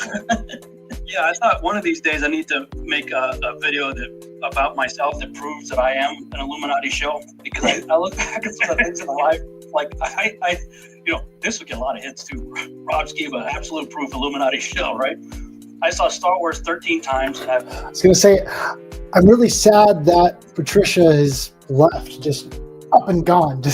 But it's interesting how she left right after all the drama, and the drama is what really kicked her.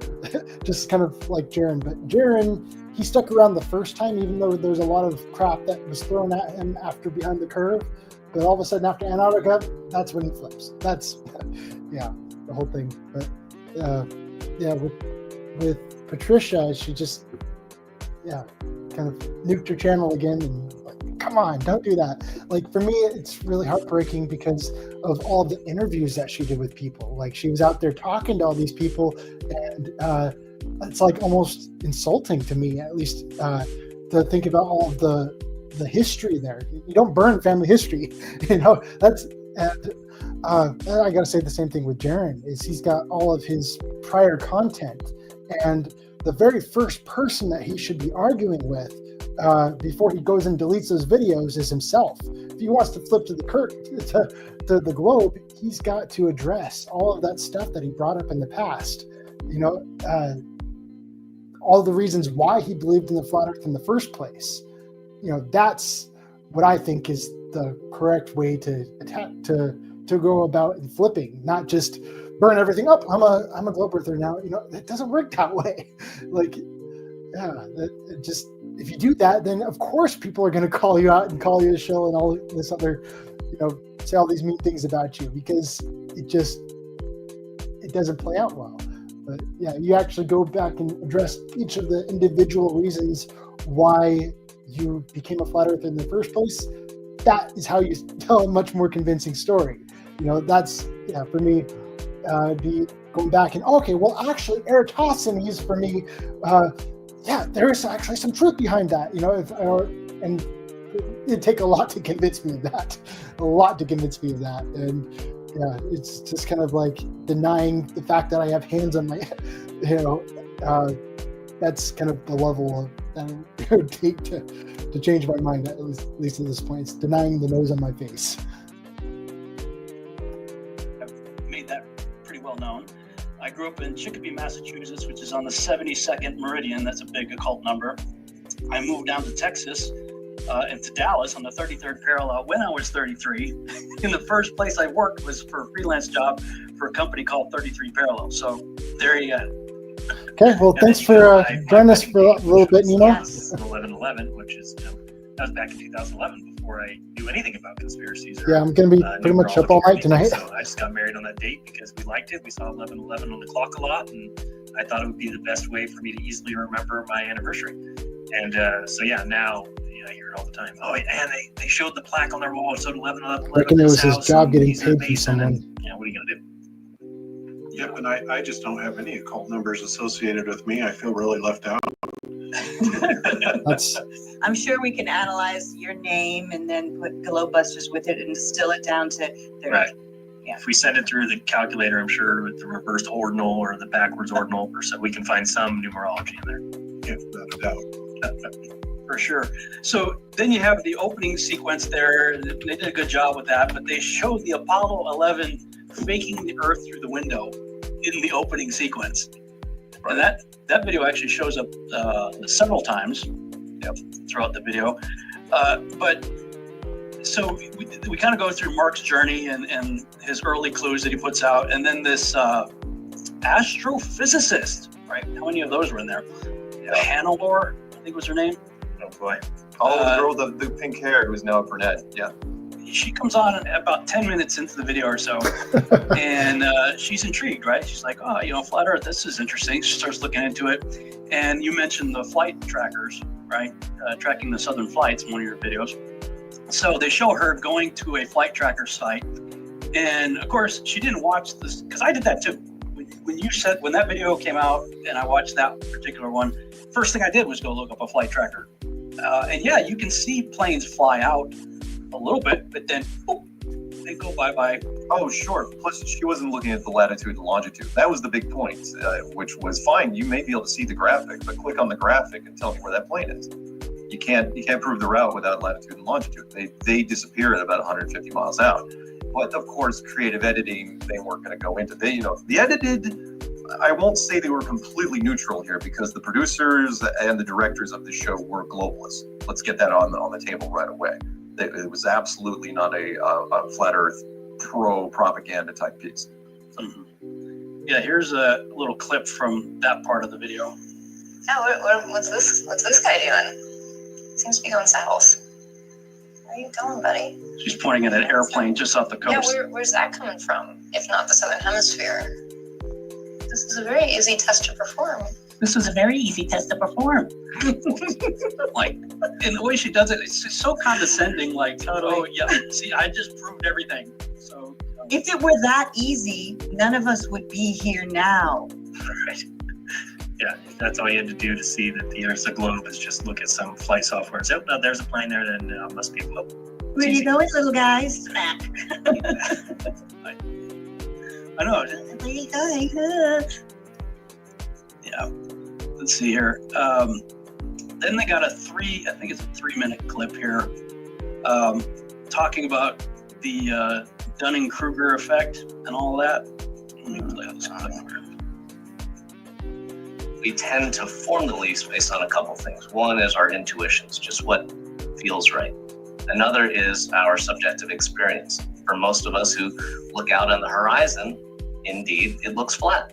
That seems like a reasonable thing. And so you ask, okay, well, why are we saying that the Earth's round? If you don't have someone who's going to give you a satisfying answer, you might well then try to find alternatives. It's what you can observe. You don't need complicated math formulas to figure out where you live. The powers that should not be have told us so. And trust us, believe us. And we have. I did. We all did. Something that you see a lot in science is imposter syndrome, which is a phenomenon where the more you know about a topic, the more you feel like you aren't actually an expert. You feel like you can't possibly be an authority on this. On the flip side, there's something called the Dunning-Kruger effect. The Dunning-Kruger effect is a psychological finding that people who don't have knowledge or expertise about something tend to have a false confidence that they are, in fact, very knowledgeable about something. It becomes this tendency to assume that you have all the facts, that what you know is everything that there is to know. Get online and you'll see pages and pages of so-called evidence that seems scientific, right? Here's an equation, here's a diagram, and you go, maybe they're onto something there. And I feel like that's just as good as an opinion of a physicist or a consensus of 20 physicists. We've all been brainwashed by scientists, by those creeds. It's the way of thinking, starting at I don't know, then chipping away at the I don't know through evidence with no motive on where it takes you. You come up with a new idea, and the first thing that's going to happen is 10 people are going to try to figure out why it's wrong. Okay, it's called institutional disconfirmation. So you have conviction, it's really well earned. So to have a vendetta against that is a little odd. Science should have wiped us out literally in the first month. And it's the exact opposite. We're not just winning, we're crushing them because they don't know how to address it. Because they're not convinced they can knock it out, they don't want to get into the ring. Okay, so they're kind of going over that whole segment on Behind the Curve. They're talking about the Dunning-Kruger effect, and the whole thing is just a big, it's called the genetic fallacy, where they're trying to, well, it's also some of the straw man fallacy too. The straw man fallacy is kind of, I think about there's a scene from Monty Python where they put the false nose on this isn't my nose, it's a false one, you know, and they're dressing them all up and trying to discredit them based off of this stereotype, or kind of by misrepresenting them. That's the whole straw man thing. It's a straw man so long as someone is misrepresenting someone else. Okay. The genetic fallacy, however, is where you are judging information as being right or wrong based on who said it or where it came from. And that's like a really big, important vocabulary word that just everyone should know. The genetic fallacy. Okay. Because a parrot is, you don't really deem them as being super intelligent, but they can say things and not know what they're meaning or not know what they're saying. But that doesn't mean automatically make it false.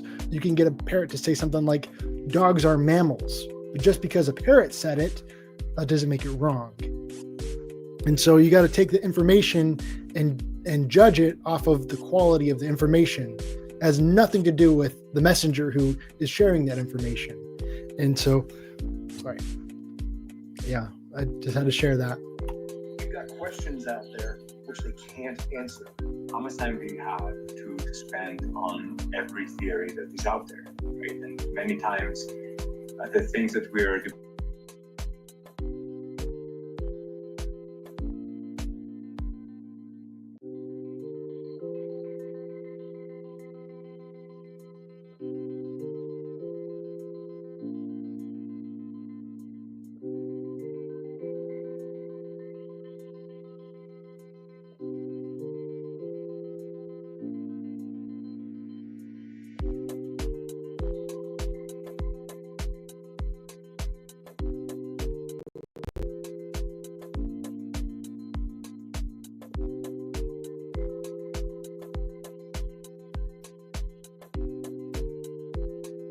believe in this stuff, and they will sit there and listen to the scientism priest and believe every word that they say and never look past that. And then, and then to call us, guilty of Dunning-Kruger is just beyond belief.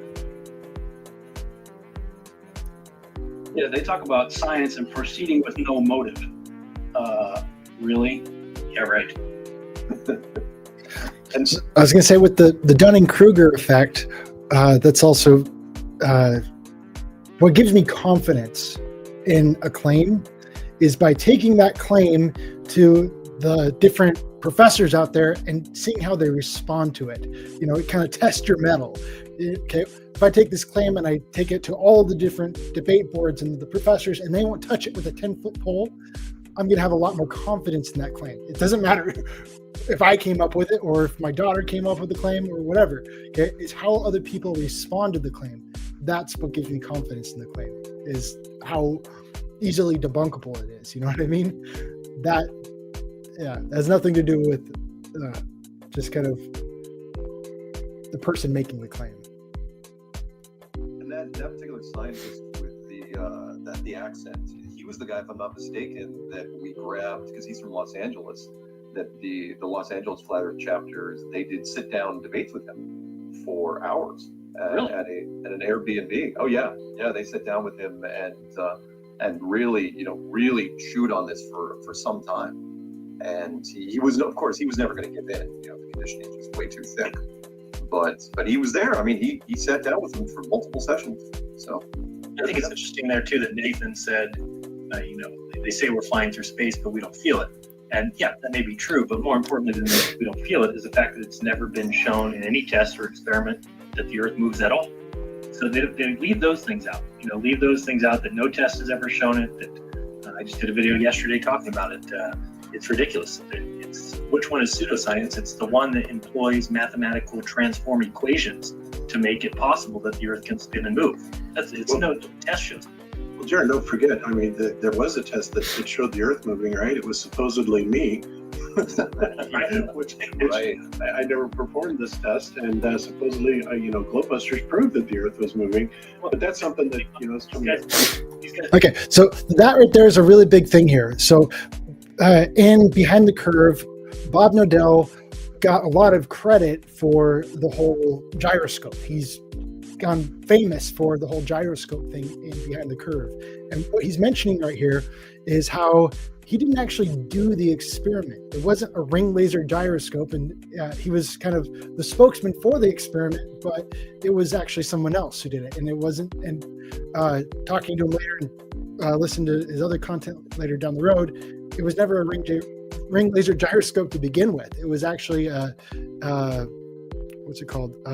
It's on the tip of my tongue. I'll think about it in a moment. I want to say infrared, but it's not infrared. It's fiber optic. It was a fiber optic gyroscope. It's slightly different.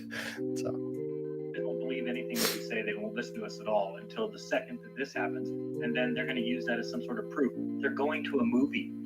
This guy, this engineer, he watches this movie and then uses it as some sort of proof. It's like, do you not understand that it's a movie? That the guys who made the movie are, as Mark just said, they're globe believers who, that's what the outcome of the movie was going to be. That was their intent going in. Their intent was not to show that the Earth is flat. So it's just funny to me that these guys will say everything Bob and Jaron say is lies and this and that, but then the second we say something that they think proves what they're saying, oh, now look at what Jaron and Bob say. And they never listen to the rest of the story. Because the rest of the story is actually what conclusively proves, really, that it's not moving. And we're going to break. We'll talk some more when we get back. All right. Let's see if I can skip. Oh, I actually did it. No.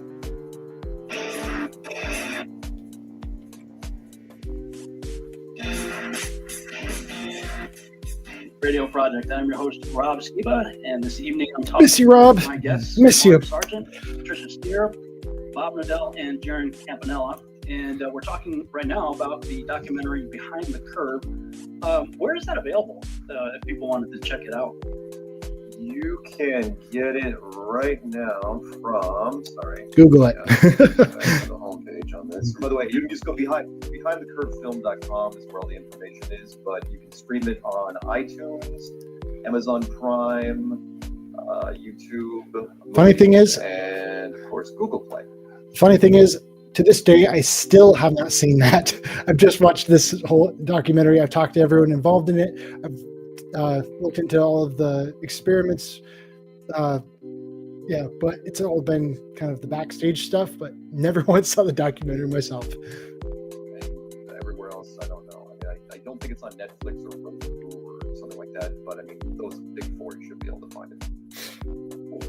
So, yeah, right before the break, we were talking about a 3-minute clip that I played from the documentary, talking about the so-called Dunning-Kruger effect, which just, like Bob said, just kind of cracks me up because, here these people have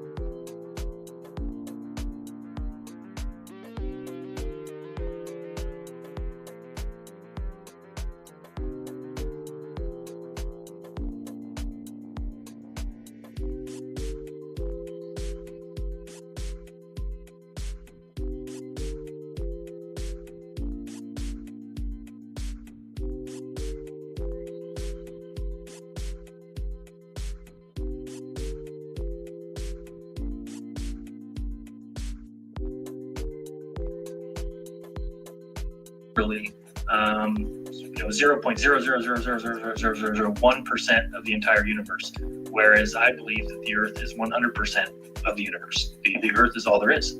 So to me, it's such a big eye opener when you start to realize that these guys will flip it completely. They want to make the Earth as unimportant as possible, and so they've completely removed it. And that's how you grow up. You grow up believing you're just one of many spinning.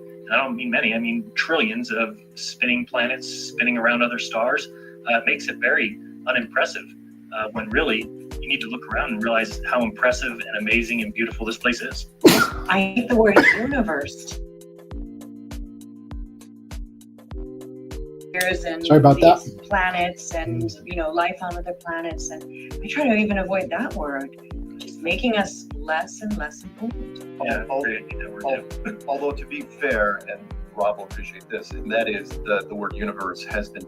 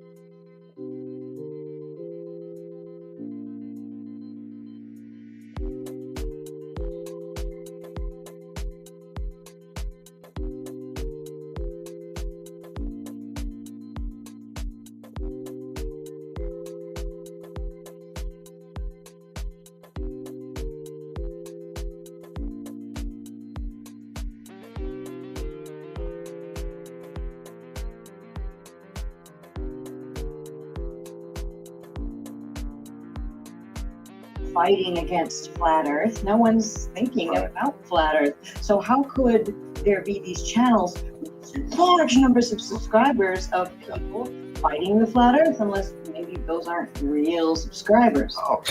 One of the things that you can check for is looking at the views. And Mark Sargent is talking about that a while back in Strange World. He was talking about Professor Dave Explains. And he's like, okay, you've got like over 1 million subscribers, but how many viewers are you actually getting per video? Like, how legitimate are those subscribers? Are those just totally bought, or what's the story with that? And yeah, there's an actual thing out there where people can find the dark web and buy subscribers and stuff like that. Yeah, obviously I don't know anything about doing that or anything like that, but yeah, it's interesting. Well, Simon is absolutely fraudulent, no question. I mean, it's the numbers are so bad there that even our guard variety trolls were going against him because they were jealous. It's like, what is this? Like, you're getting 1 million hits on your channel in a day? Come on, man. You know, against Flat Earth? No way. I've never seen Simon Dan get 1 million views on a video before. Maybe you can pull that up and go and check that out. Their arguments are so unbelievably weak, too. You know, I mean, just like we just had to debunk a video by the Godless Engineer about this whole thing about Globebusters proved the rotation of the Earth with their ring laser gyroscope. And I mean, literally in that video, he had every single point wrong. From claiming that it was me that did the test, it was me that had the ring laser gyroscope, and then saying, well, you're just so dumb, you don't understand how a gyroscope works, and why would you ever think that it's the stars rotating above what would ever give you that idea, to even test for that? And I just said, 2 words, Aries failure.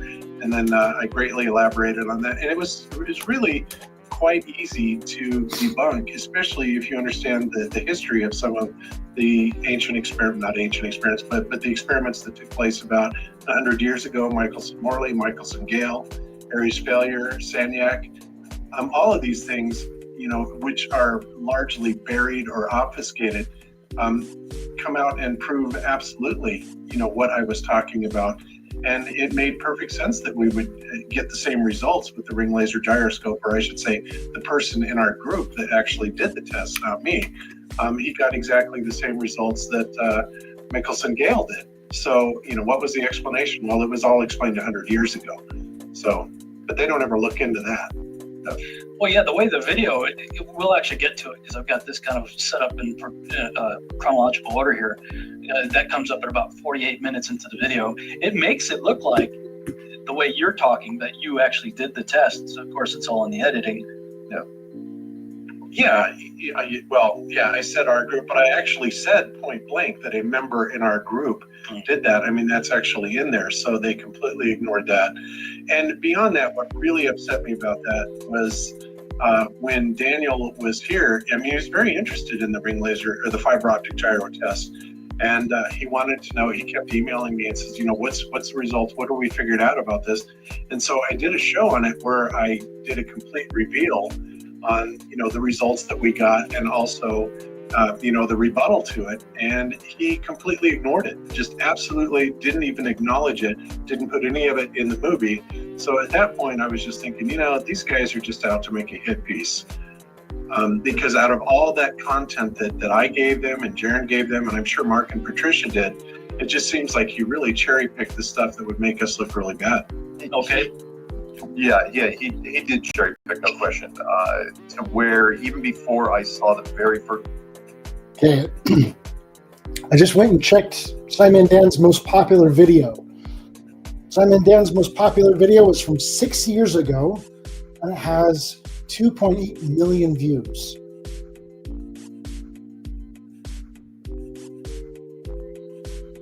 And most of them were like from that 6 million years ago, or sorry, no, 6 million. I'm talking like a globalist now. And most of that was from 6 years ago. He started off 2.8 million views, and then they kind of dropped from there. Checking it out. Maybe he's losing steam. I don't know. We'll see. Interesting. First screening of it in a hotel room in Canada, he asked me afterwards. Well, I should say he asked me right afterwards. Did I mind, the famous green button scene where Patricia and I walked away from the simulation thing at NASA, and he didn't even mean to at the time. He just left the camera there. He was waiting for us to leave, and he thought, with some creative editing, I absolutely hit that green button, but. Yeah. 2 seconds. They made it look like you were just thinking it was a touch screen where you're hitting the monitor, Yes. and then they pan down as if this idiot didn't know the button Right. next to him. And because of that, he's such an idiot that, we know flat Earth's fake. We know that's a lie. He's not smart enough to figure out we live on a globe. That was what was implied. Yeah, it was. No question. Well, to be fair, I mean, Daniel was asked. I mean, when they did their Q&A stuff on stage, the very first question that was always asked of them was, "Are you guys flat earthers?" Always. And they, of course, Daniel's one of those types. He's in denial, and he was never good. And even if they would have answered yes, if any of them would have answered yes, the tone would have changed in that audience, because it's like, oh, okay, so it's a propaganda piece. But sorry, go ahead. Well, I do have to add one thing about Carolyn Clark, who's also involved in this film. Daniel Clark and Carolyn Clark different. They're not married, they're not related, just same last name.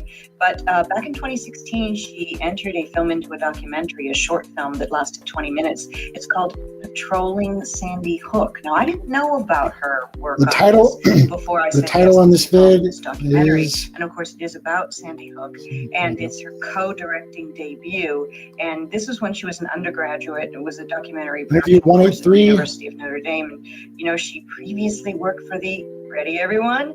National Geographic Channel and National Geographic Studios. And this film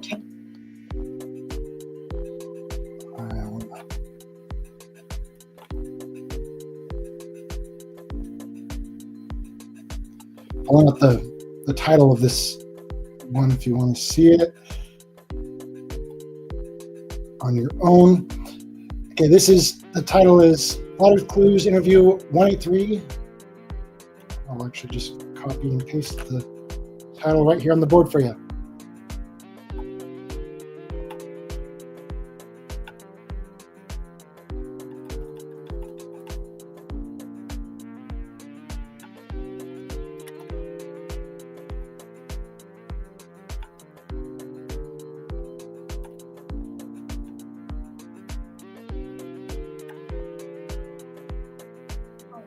Oh, come on. That's where I get to.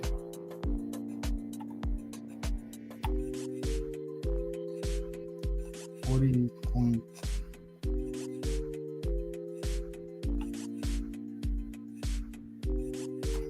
40.3. There we are. Story. Oh God. Oh, come on. Oh, well, it's very popular. The Sportos, the motor. Story. Oh God. or otherwise known as the king of flat Earth. But we didn't know he was going to be in it. We saw literally, it. that No was one the knew. one thing that Patricia and I were absolutely surprised. We had to read about it in a newspaper when we went to the premiere because I looked at her and go, wait, is Matt in this? Because I'm reading this, yeah. Matt's in this. Let me play a clip. I'm sorry, Matt Powerland, everybody. Hang on. Matt wanted to be the king of flat Earth, but he wanted to do it on his terms. He started fighting the tension that caused the flat Earth. That's how the flat Earth started. Which is not what happened. Here you just kept growing bigger and bigger and bigger, and his voice just became lost in the wind. To where all of a sudden we started, the conference was announced down in North Carolina, and he was invited. And he said, no, I'm not going to do the comment. Why should I be in a room with you guys? You're nothing without me. That whole song and dance, and that was just annoying. So now it's getting more serious. Mark Sargent is what I always thought. He's been sent in kind of an intelligence fashion. Mark Sargent's not Mark Sargent. It's Warner Brothers.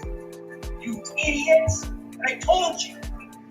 Warner Brothers has a deal with the Pentagon. Okay, so this is really significant because Matt Powerland was supposed to be like one of the original, like one of the first people to start posting flat Earth content on YouTube. Mark Sargent told me that he was the very first that he's aware of that started posting flat Earth content on YouTube, Matt Powerland, and he ends up going on this power trip, saying like acting like he owns the flat Earth movement. Does not sound familiar, and now all of a sudden, like he starts tripping out on all these other flat earthers that start making content. And when other people don't bend to his way, oh, you guys are a shill. And I think that's kind of the way Powerland is sounding here. And so I kind of have to laugh a little bit about that because doesn't that kind of sound a little bit like Jaren right now? So I'm totally watching history repeat itself. Wow. And they show his book, the crack films, they show his list of demands, and I'm just gonna read it. It says, when asked to appear in the film, Matt stipulated that he receive $5,000, 12% of profits, creative control, a guarantee that he be featured in 25 to 50% of the film, and that we support his unverified claim that Mark Sargent is secretly a Warner Brothers executive using an alias. And then there's like this little pause. Okay, maybe Jaren's not that bad. We were unable to meet his demands. That was absolutely true, and it was amazing because, and Patricia knows this. I mean, they reached out to him 3 different times. That was only after the 3rd time that he finally, they finally said, okay. Low D-Man. But then they figured out, wait a minute, what if we just use his clips? We don't have to interview him. And that worked. But yeah, that was absolutely true. He made those demands, and Warner Brothers told me to say that I officially do not endorse that part of the movie. Yeah, it was ridiculous. But yeah, he was made. Of course, I mean, filmmaking, Rob. Somebody had to be the antagonist, and it was really strange because when they're interviewing all the scientists and the psychologists and everybody else, everybody was really cordial. They were smiling and nice for the, because they're being nice for the cameras. The only person that really could be the villain in this was Matt. Well, and that's exactly what. And I thought he was perfect. But what Matt was doing at the time. I was over here in the comments. I'm reading Bill. Your old thing. How about a video about old Jaren debunking new Jaren? That'd be awesome. I've been thinking about that, going through my archive and finding some of Jaren's old arguments versus his new arguments and kind of putting face to face. But apparently Jaren's shutting down on his whole ranting about Flat Earth lately. And I'm like, okay, that'll be interesting. We're kind of looking forward to that. But yeah, I don't think he can quite face off very well against his old arguments. That's why he just deleted everything.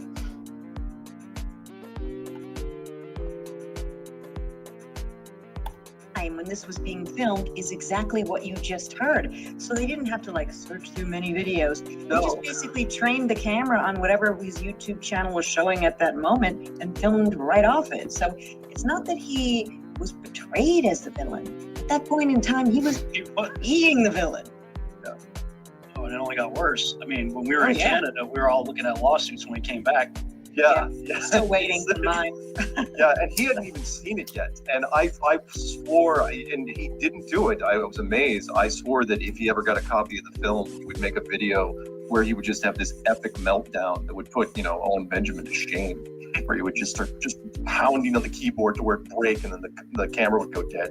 He's forgotten about it now. He's forgotten about that he's suing all of us and that he owns all of us and all the other things. I don't know what he's doing now, but I think he's just like every other sort of threat, just let it go.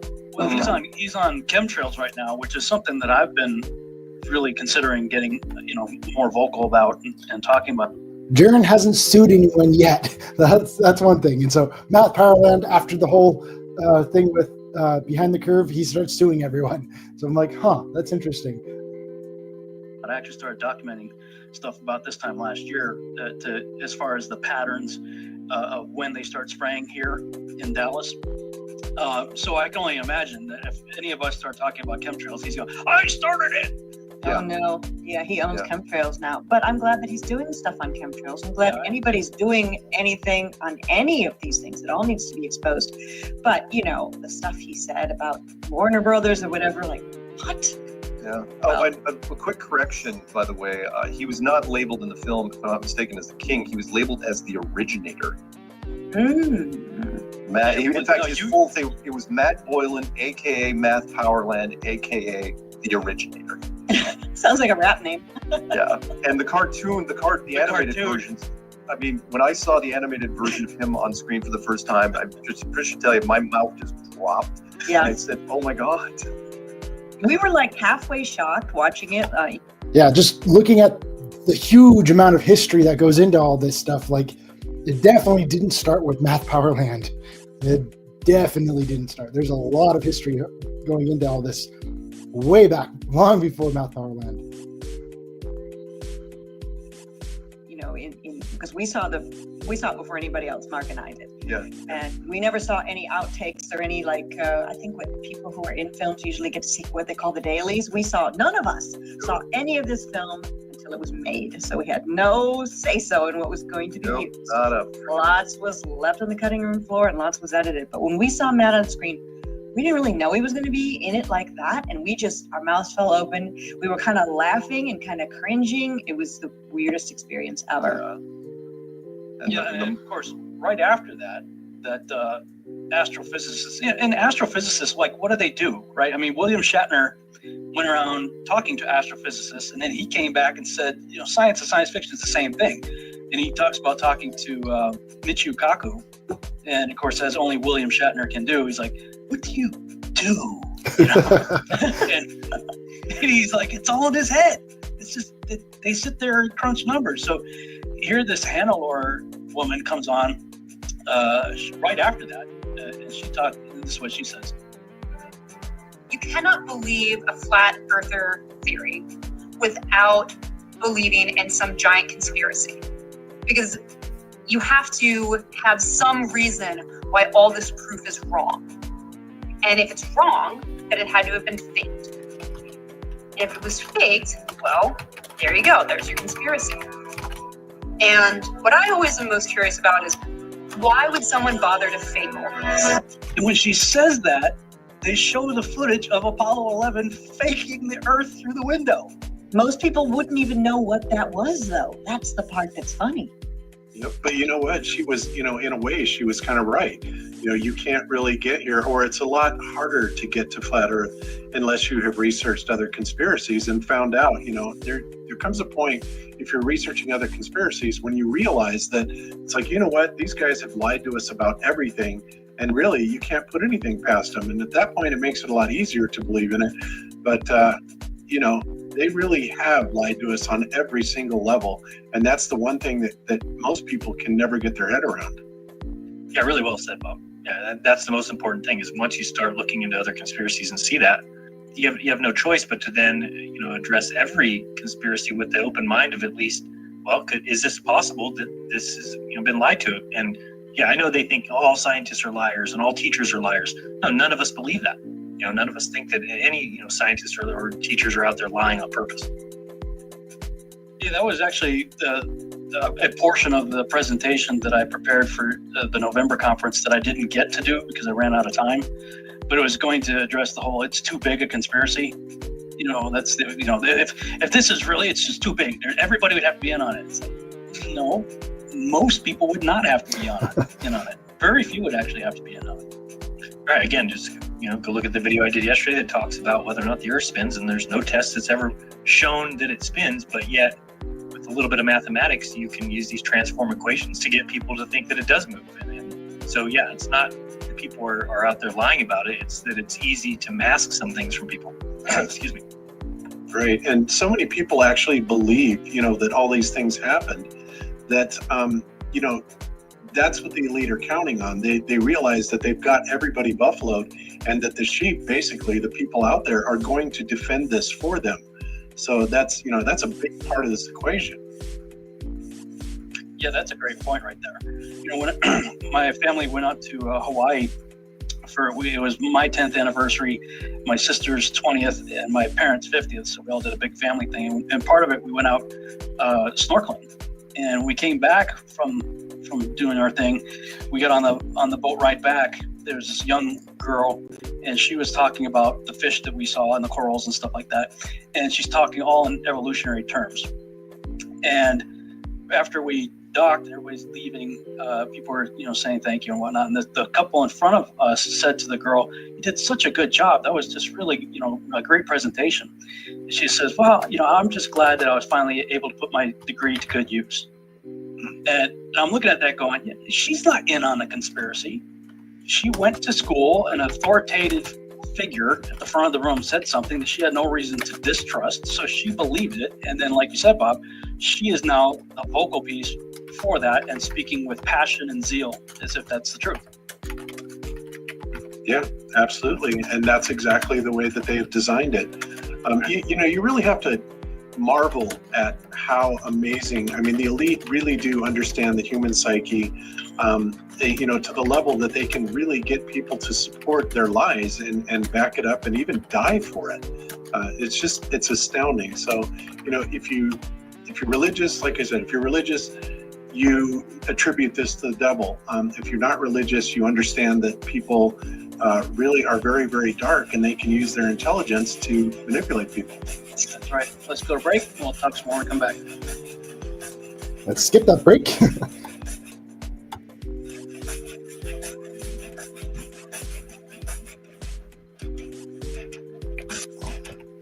Frequency.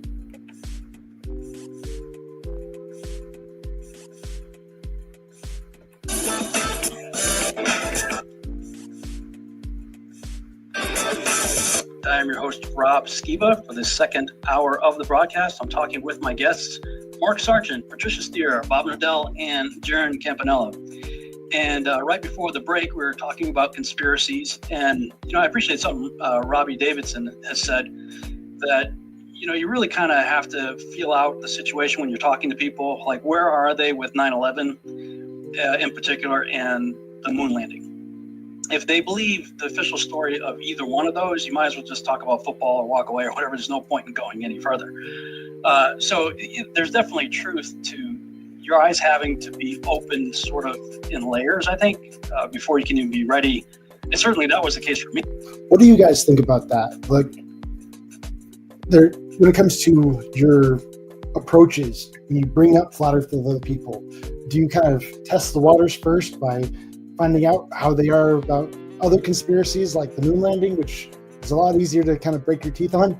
Or do you just kind of go with the biblical approach? And so I think that's kind of what I've been doing with my Jehovah's Witness friends. They've been knocking on the door and they keep coming back, and I've been able to just go with the Bible and just talk about Genesis chapter 1. And I think it's about knowing your audience maybe a little bit when it comes to choosing which approach to get into flat earth with. When they're obviously very religious, Genesis chapter 1 is pretty easy to kind of get into flat earth in that direction. I was having a conversation the other day with someone online. They asked, do you think the creation is milk or meat? And milk or meat is kind of talking about how there's hard doctrine to chew on that we shouldn't really start young audiences on. And then there's the really easy gospel doctrine to start off on that is that you can kind of start with anyone, love your neighbor kind of stuff like that. You know what I mean?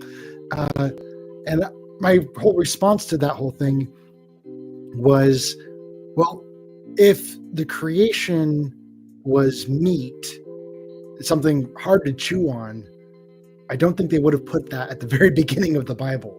It wouldn't have started that way. But it's there just because it's so observable that we have a creator and all these things were made by him. And these are things to look for. Look, behold, the workmanship of my hands, all that stuff. That's kind of part of the foundation of the Bible right there. I don't know. I'm open to hearing your guys' thoughts on all that. I had to go through a very specific process of realizing the lies that we've been told through, understanding various conspiracies. If I hadn't have done that, there's no way I could have. It took me a year and a half to embrace this as it is. It would have been even infinitely worse if I still believed in the moon landings or 9/11. So I think there's something to that, understanding and looking into some of these other conspiracies first. But then I think there's a danger also, sort of on the flip side of this, that we can tend to think that, well, everything is a conspiracy. And there's about a 3-minute clip here in the video, in the documentary we're talking about, Behind the Curve, where Patricia talks a little bit about that as it pertains to herself. The funny thing is that I'm a conspiracy realist, but there's conspiracies about me. I looked at episode 54 of Patricia Steer. These people I hire by section heads and supervisors in supervisor roles at NASA, the NSA, the FBI, CIA. These aren't regular people. It started off with me being called a shill, as if I'm doing this for money. And then I was called a flat earth honeypot, to bring men into flat earth and then steer them the wrong way, because my last name is Steer. So what? Patricia does it. She's so pretty. Yeah, all these guys.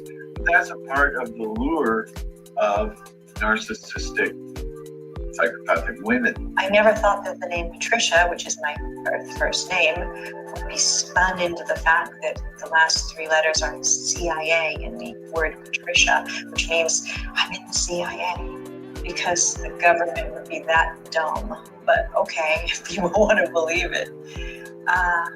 Other things that have been said, that I'm a reptilian, and people see my eyes shape shift while I'm on YouTube, that I drink blood.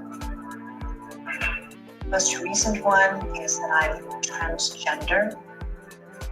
I mean, I even threw up a question one day. What's up with Patricia Stewart? You know, because I don't know, but I don't know. Now, the thing about all of these things is I can't prove any of it wrong. I could and have show people my birth certificate, my driver's license, photos of myself as a child, and they'll say, well, you're CIA. All of that stuff can be constructed.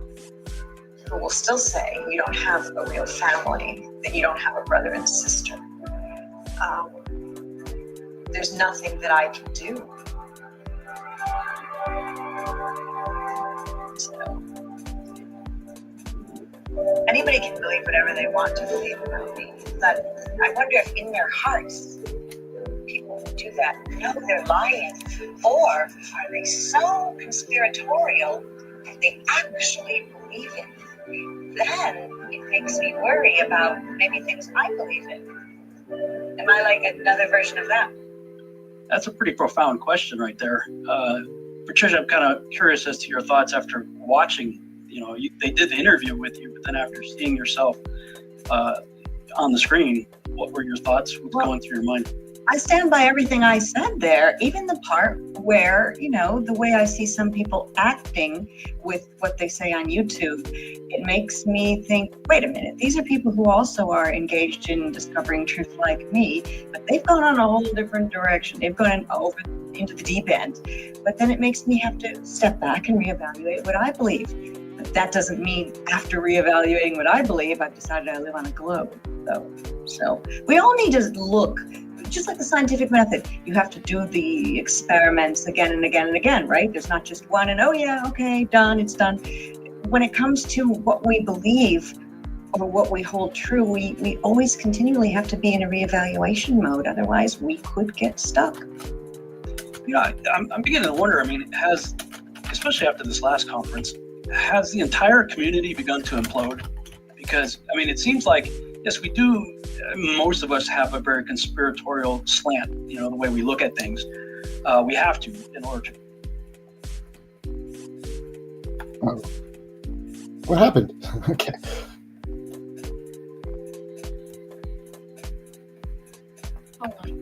Supposed to do that debate with against David Weiss and I was saying, yeah, what? CIA and me. Okay.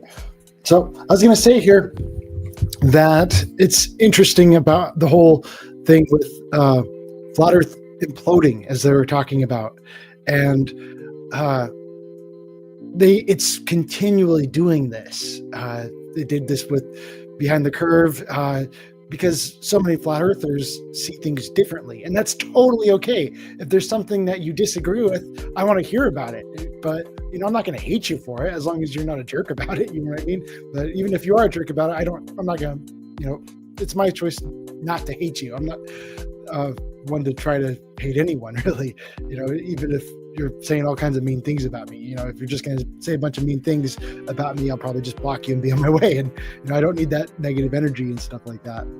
But I think the fact that so many of us disagree with each other continually, that's what I said before with Jaron, is he's calling us a cult for that, but that's the exact opposite of what cults do, is think for themselves.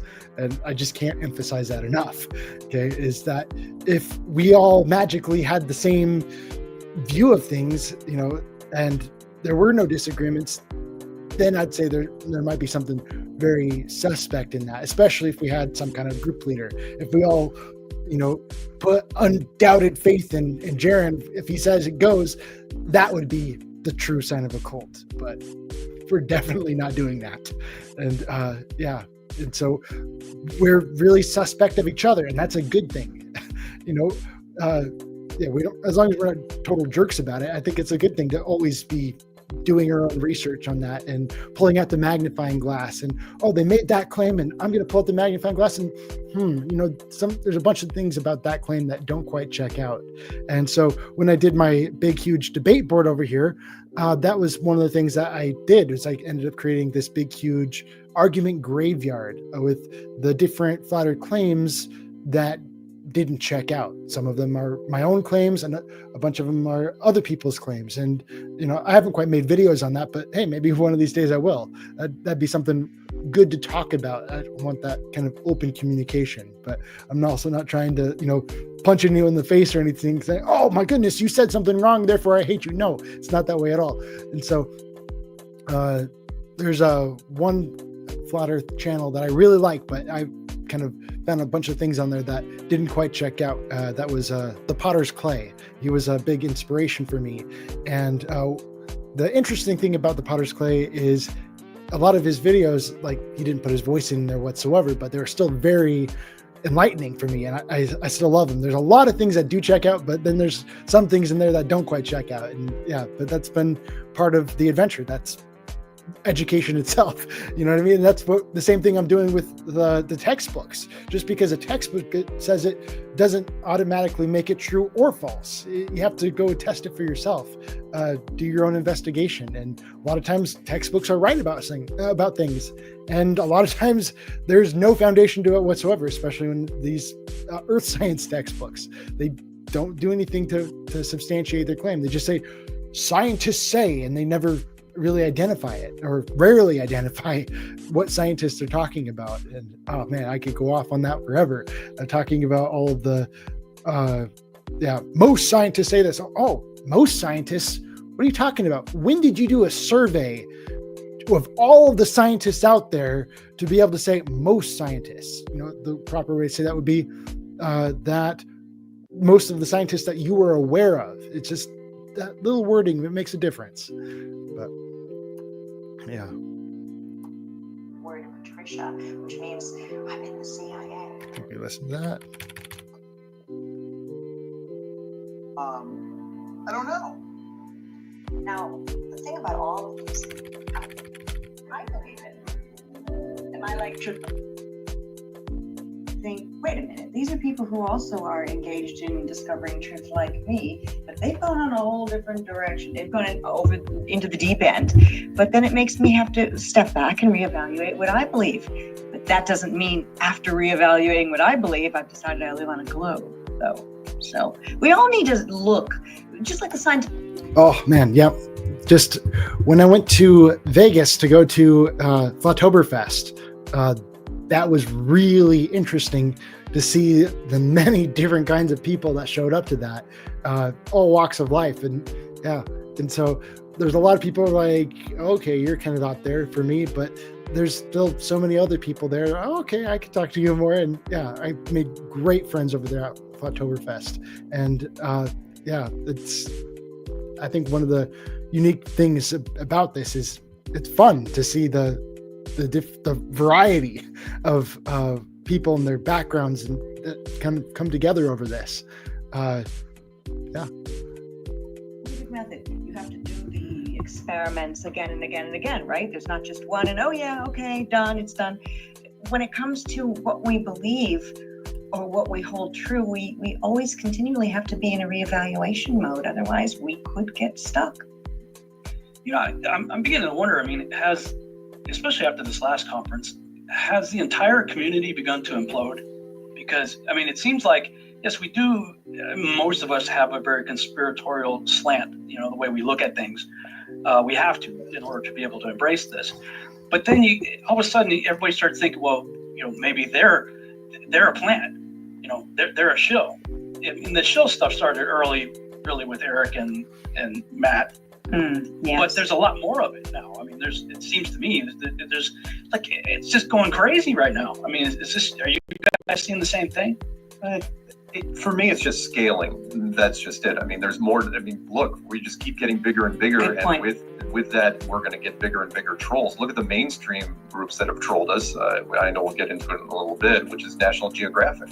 I mean, if you would have told me 3 years ago that National Geographic would be trolling us, I would have said, yeah, what dreamland are you living in? And that's nothing. I mean, we've got most of the mainstream now that are coming at us in one form or another. So, Yeah, but we're shooting ourselves though too. I mean, it's a lot of fellow researchers where we should be. I mean, we already got the whole world against us to begin with. So they talk a little bit about the National Geographic trolling them, and they didn't share that video in this documentary, in this interview or anything like that.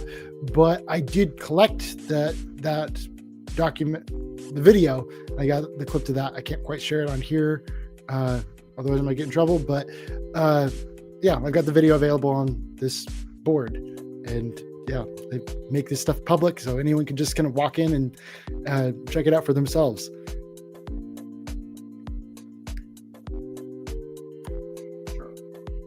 But some of that was, in fact, I made sure, I'm glad that Daniel left that in, which was the Monty Python reference in the movie, which was, it's like, look, when you release a topic like this, when you start going down this rabbit hole, it generates so much raw enthusiasm that people don't know what to do with it.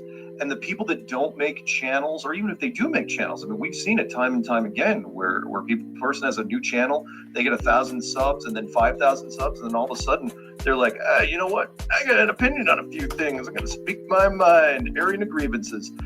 And I mean, that's just how it goes. You know, it's the spirit of competition. It's human beings 101.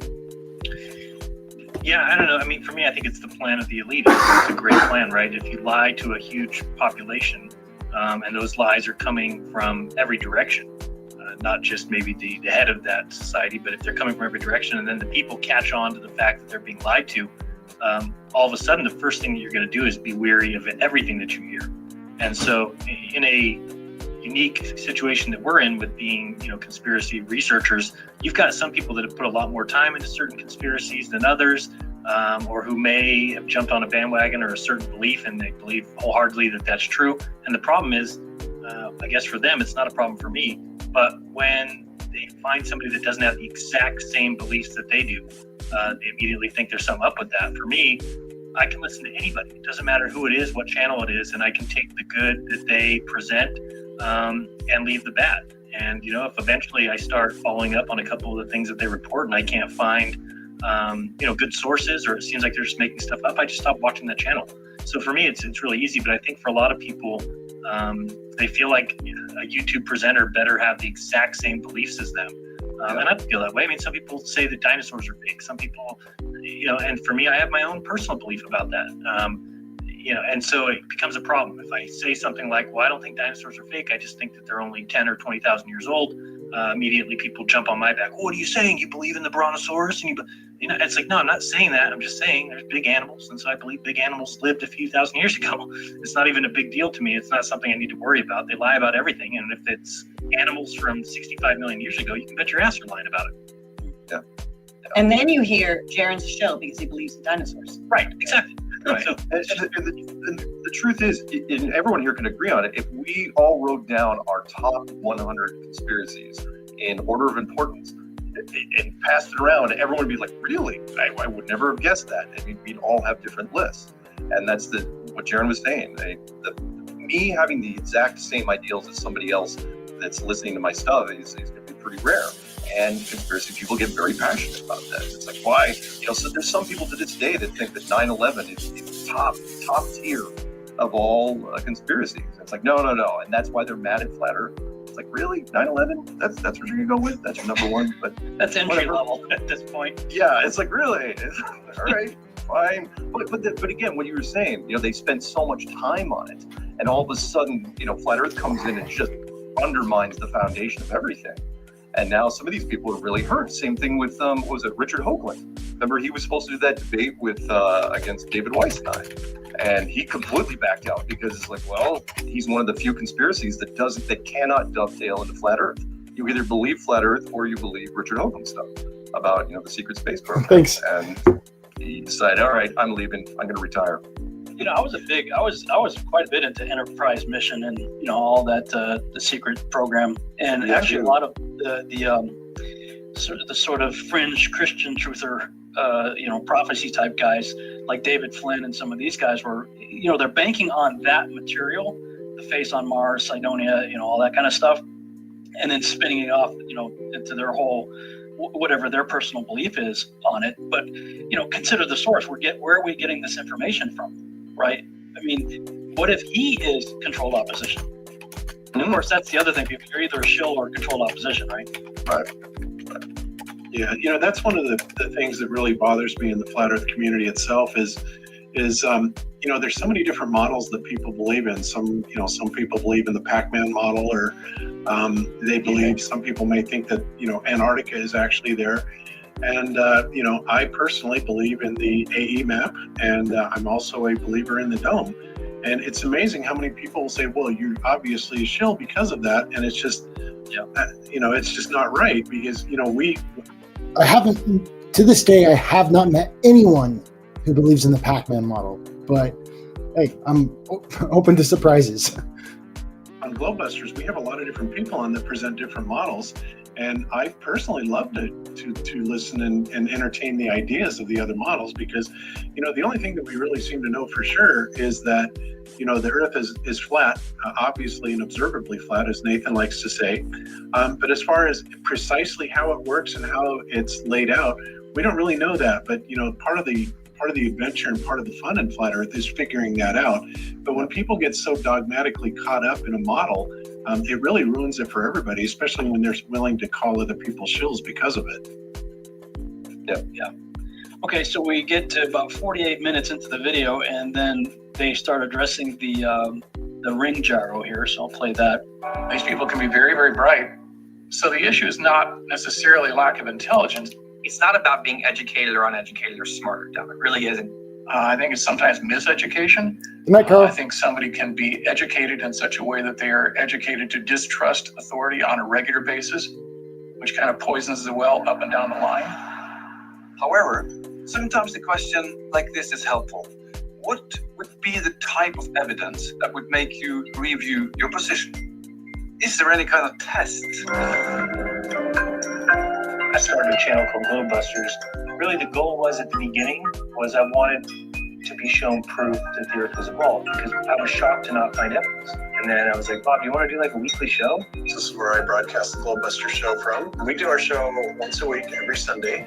We are a grassroots group of engineers and scientists. We have done several. Okay, so that is actually one of those little things that a lot of people aren't really aware of, is that Jaron was there, one of the founding members of Globebusters.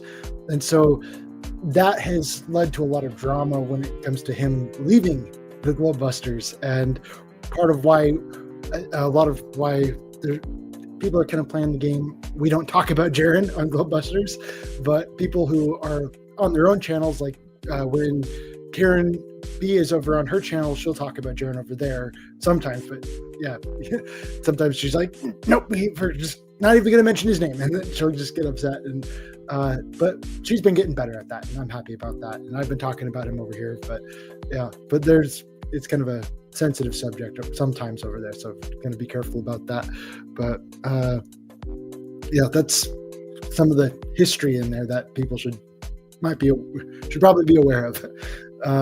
But let's see. In the chat here, someone was asking me about my thoughts on the sun and moon. Like, what are they? And I don't really know what they are. Like, I just acknowledge that they are heavenly objects. They are, I'm a Bible believer, and they are placed in heaven, the firmament of heaven. And so I can just only assume that they are spiritual things. They have to do with heaven. There's a lot of heaven that I don't understand, and I'm okay with that. And I'll understand those things eventually, but that's not quite today.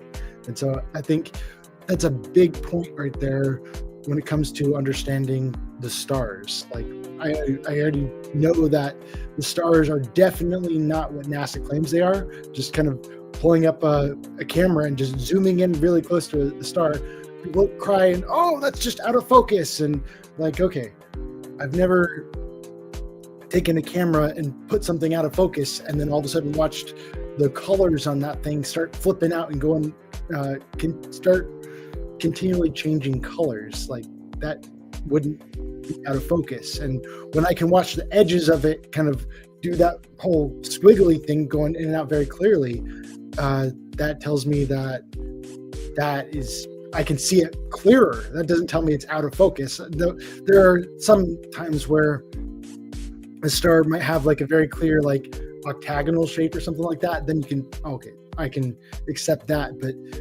for being out of focus. But when it's like the wiggly things, you're gonna have a hard time convincing me that star is out of focus. Experiments that show the Earth is flat. I mean, I think that the scientific method is the best way to get to the truth. And I just want to feel comfortable.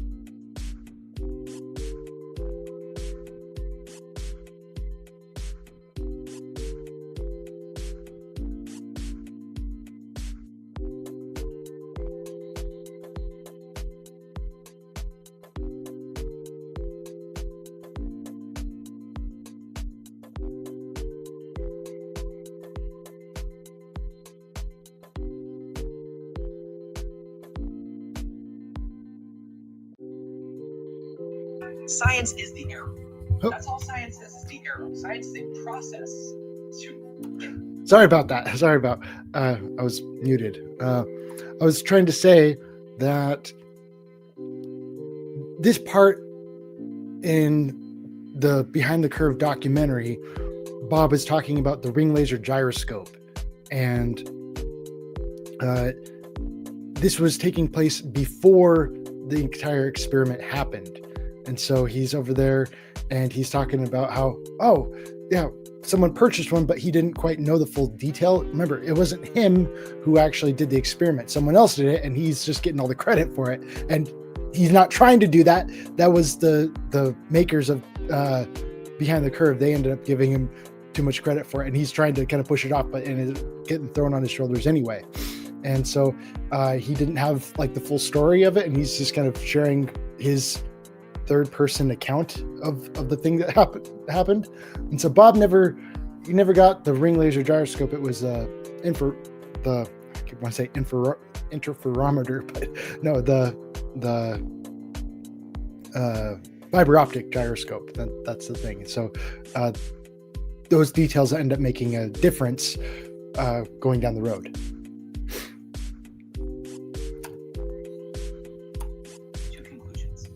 But what we found is when we turned on that gyroscope, we found that we were picking up a drift, a 15-degree-per-hour drift.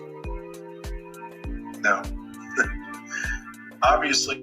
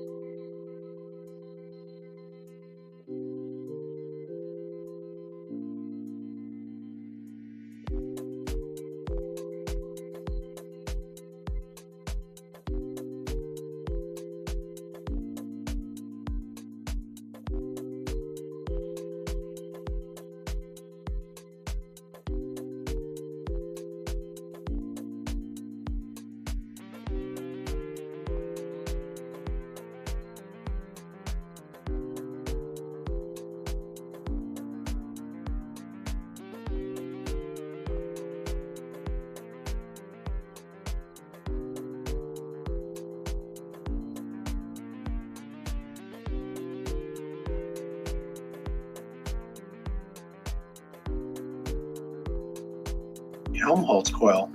But ultimately, it occurred to me, it's like, wait a minute, we're picking up exactly the same rotational drift that I actually have pictures of that stuff, but it's on a different part of the board, and don't really want to go there right the second. But the hard part about all this for me is when listening to the documentary part and the way Bob was describing, he kept talking about heavenly energies, and I guess you could say it that way, but later down the road he stops calling it that. Thank goodness he stopped calling it that, heavenly energies. But the term is the ether, the luminiferous ether that was affecting it, and that's something that I've been pulling out the magnifying glass and trying to get a more full understanding of that, because he's saying that the luminiferous ether is in there interfering with this fiber optic gyroscope, right?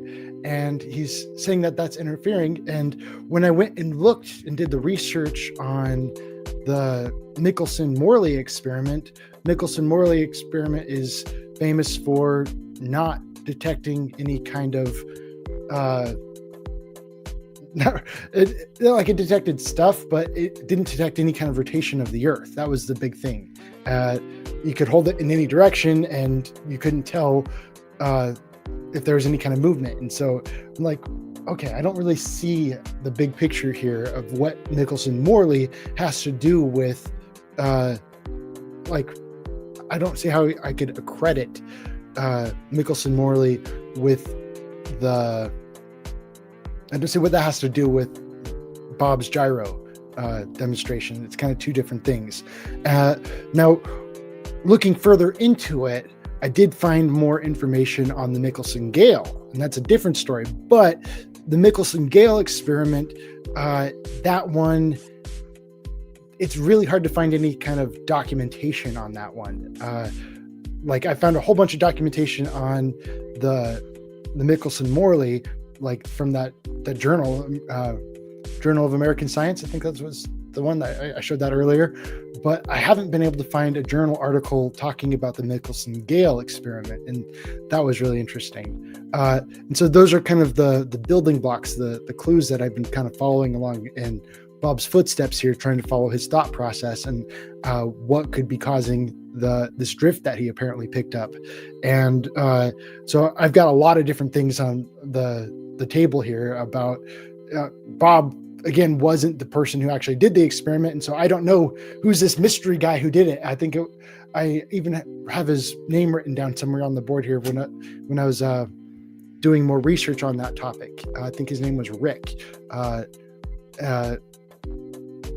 so I kind of want to know, was this guy just fudging it or something like that?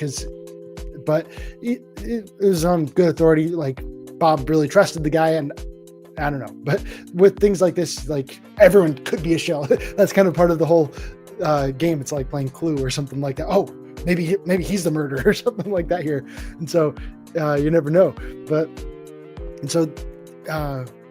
Yeah, still love Bob.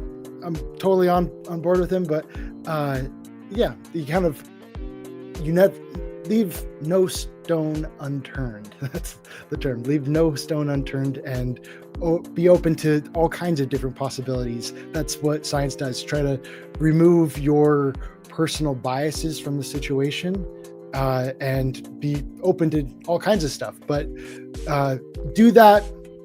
Be open to all kinds of stuff in a loving manner. That's the most important thing. You can still be great friends and be very approachable, but the moment you start getting all upset and, oh, okay, well, I don't trust you anymore, I'm like, okay, now that's making things personal. Don't do that. But yeah, there's a lot more to this that doesn't quite, you don't quite see all this stuff on the surface, but it's down there subsurface. And yeah, I'm trying to get to that. And if I could get more people on the board, I'd love to kind of dive more subsurface with you and share with you the research I've done on Michelson-Gale, Michelson-Morley. And what was interesting to me was the connection between Michelson-Gale and LIGO, which was apparently supposed to be detecting like gravitational waves from like really far away or something like that. But the apparatus for it was like a big, like it was identical to the Michelson-Gale apparatus. And that's the weird thing for me too, because when I looked at the setup for Michelson-Gale versus Michelson-Morley, it looked just like the exact same kind of setup, but on a much larger scale. Like take the Michelson-Morley, which is a small thing, and they make it like huge, like building size or something like that, or across like an entire field. I don't remember all the details on that one, but yeah, they just made the Michelson-Morley experiment huge, and then kind of were looking to see if that could detect anything differently. And so the investigation continues.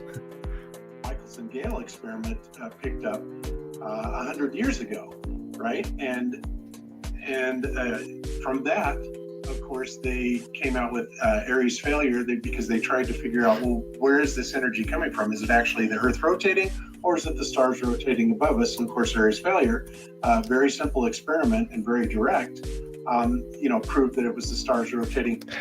Aries failure, if I recall correctly, was the one where they took a telescope and filled it with water to see if that would have any effect on the light that passes through it.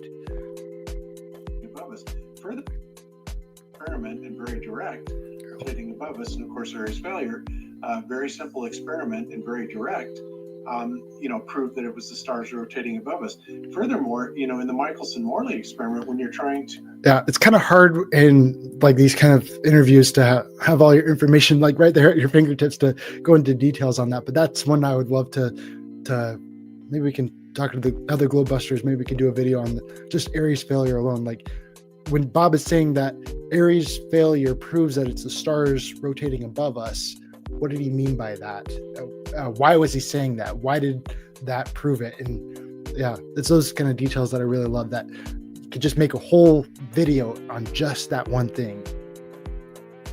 When they were trying to prove the Earth's speed around the sun at 67,000 miles an hour, they were not getting anywhere near that velocity. However, they were getting a very small velocity. And of course, what that small velocity actually was in the Michelson-Morley apparatus. It was still picking up this rotational energy, just barely cutting across those arms. And it was just kind of making it jump just a little bit, detecting this motion. But what that motion was, again, was that rotational motion of the stars. And so, it's been proven, fairly conclusively that the Earth is not moving, absolutely not. But, all these other experiments right up to, today are proving that it is indeed the stars that are moving. And that's right in Dr. Robertson Genesis wheelhouse. Now, he still believes in the Earth as a globe, but it's a stationary globe. But he would probably concur with all of that as far as the movement of the stars, wouldn't he? Oh, absolutely, he would. You betcha. In fact, he did a really good piece in that in his book. That another guy that we just interviewed on Sunday actually put in one of his videos. So, Robertson Genesis is fully aware of this, and so is Malcolm Bowden, who is a geocentrist also. But this is stuff that they no longer teach in schools, and in fact, they do everything they can do to obfuscate these points and just flat out, deny them. So with Aries failure, when I was saying that, like, how does that prove it? Like, what makes Aries failure special, when it comes to proving something like that? Because I could just look through any telescope and see the stars moving.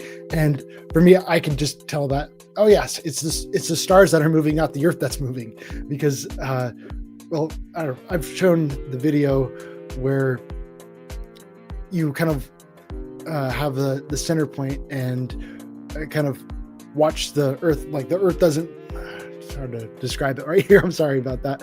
But it's hard to, the Earth doesn't rotate like that when it comes to it, because in order to have it go right around that one central point, the Earth would have to be going like upside down around that one point. There's so many things on that one that just, it's obvious for me that it's not the Earth that's moving. Yeah, the Earth is standing still. Like, there's so many things out there when it comes to just kind of proving that. It's I've done lots of videos on that one. But... Oh, did I lose it? Oh, I did, didn't I? Well, shills because of it. Yep. Okay, so we get to about 48 minutes into the video, and then they start addressing the ring gyro here. So I'll play that. Okay. Try and block the globe, but he would probably concur with all of that as far as the movement of the stars, wouldn't he? Oh, absolutely, he would. You betcha. In fact, he did a really good piece in that in his book. That another guy that we just interviewed on Sunday actually put in one of his videos. So. Robert Sungenis is fully aware of this, and so is Malcolm Bowden, who is a geocentrist also. But this is stuff that they no longer teach in schools, and in fact, they do everything they can do to obfuscate these points and just flat out, deny them. Yeah, of course, the way this video is edited, they set it up. Science is supposed to be, without preconceived bias, supposed to just look at the evidence and let it speak for itself, and then they show you. And it showed 15 degrees. So the way they edit this, it makes it look like you guys are just making excuses for why you're not going to believe what your own test showed you. Yeah, exactly. So, what do you do? So what we're trying to do then to elaborate on these experiments is, obviously you're familiar with FE Core because you're in it. But, we're trying to reproduce some of these experiments and bring them into, the modern day, using modern day 21st century test equipment and just elaborate on these things. So, all we can do is continue, doing these tests and doing this research and presenting our evidence to the public. And really what we're really aiming for is trying to present this evidence to the universities and other professionals. And what's really cool about it is there are a lot of major engineers and scientists and physicists that are actually joining FE Core. Like I was saying on Globebuster Sunday, we actually have a guy that I met at the FEIC 2018 in Denver, who is an engineer scientist at Los Alamos National Laboratories. And he's very much a flat earther and very much into this and is all about proving this. So, our technical community is absolutely growing because really. So this aspect of flat earth is why I have a hard time, I could never call Bob a shill because he's done so much for getting groups together and going out there and actually doing the laser tests and stuff like that. He's not fudging the numbers or anything like that. He's just kind of being right up and honest and saying, hey, let's actually form a group together and do stuff. Let's actually do whatever it takes to get the ball rolling. And that's not really a mark of someone who's trying to, end the movement or something like that and be disruptive. People who say the same, people can say the same thing about Jaron though too. Back in the day, he did a lot of great things for Flat Earth, and I stand by my words. Where Jaron, when it came to him leaving, it was because of emotional reasons. He just had an emotional breakdown when it came to people just being mean to him, for not just trusting him. And that was the hard thing for him. But yeah, when it comes to all of the work he did, I stand by that. I watch it, and maybe we can talk more about some of his prior work that he did that was really great when it comes to doing flat earth research. I believe he was the one who taught me about a lot of stuff when it came to NASA, like the life on Mars and the groundhogs on Mars and stuff like that, and the actual photos and stuff. He's done a lot of great stuff in the past, and maybe I'll open up this archive and show you some of the old stuff that he did before his breakdown. When the scientists and engineers actually take a look at this data, it makes them pause and step back and go, wait a minute, there's something to this. Yeah, I remember that guy. He came to me and he was talking to me. He's like, you really need to know all this stuff. And he was talking way over my head. And I walked him over to your table. And I was like, here's the guy you need to talk to, the Los Alamos guy. Yep.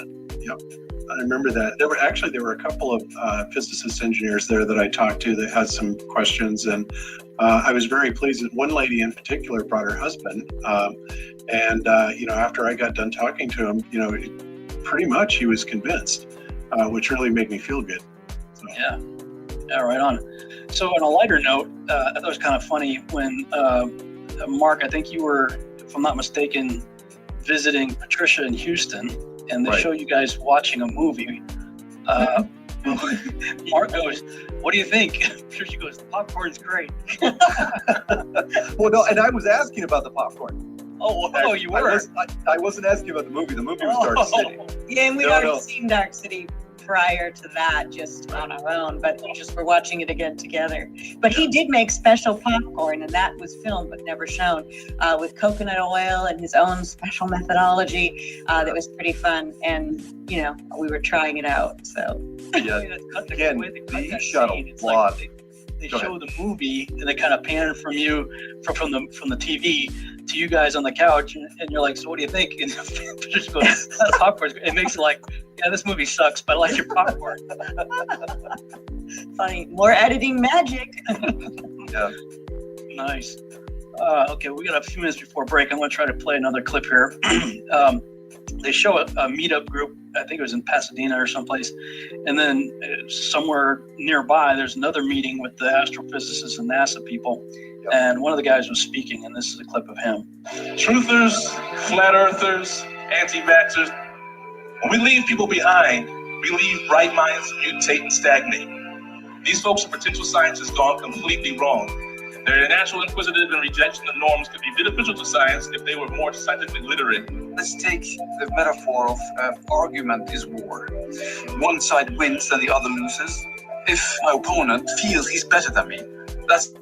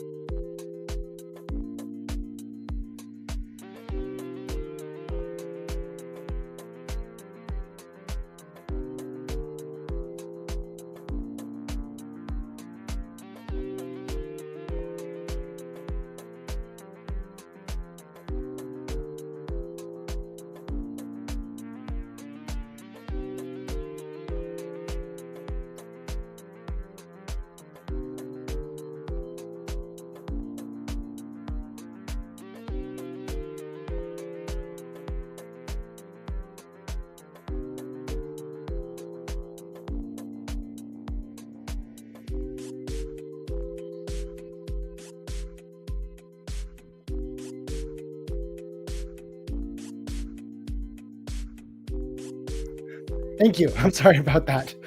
Yeah, thank you for catching me on the mute. But I was gonna say that I never want to distance myself from people in the chat.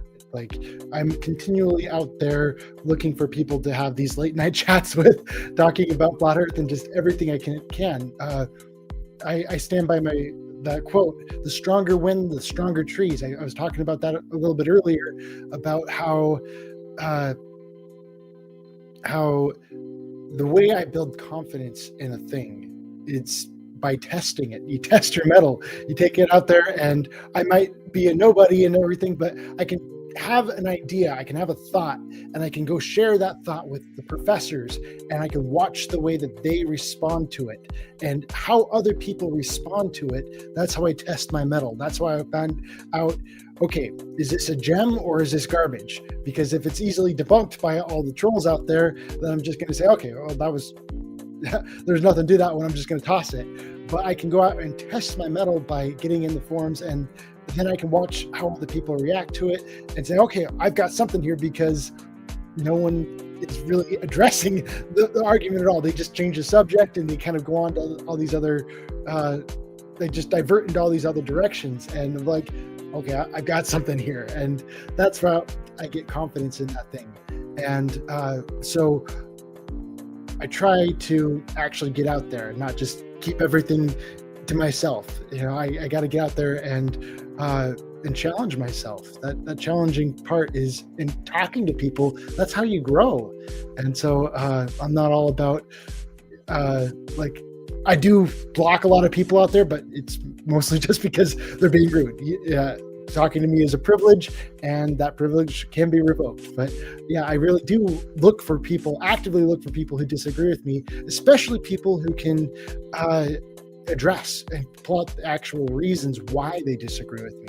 That's what's more important to me, because so many people just say, "You're wrong." I'm like, okay, is that supposed to convince me that I'm wrong? And they're like, I want to know, why do you think I'm wrong? And yeah, that's, we're trying to get more out of a person. That can be kind of challenging sometimes. You're fine to think I'm wrong, but just telling me that I'm wrong, that's not doing anything to change my mind.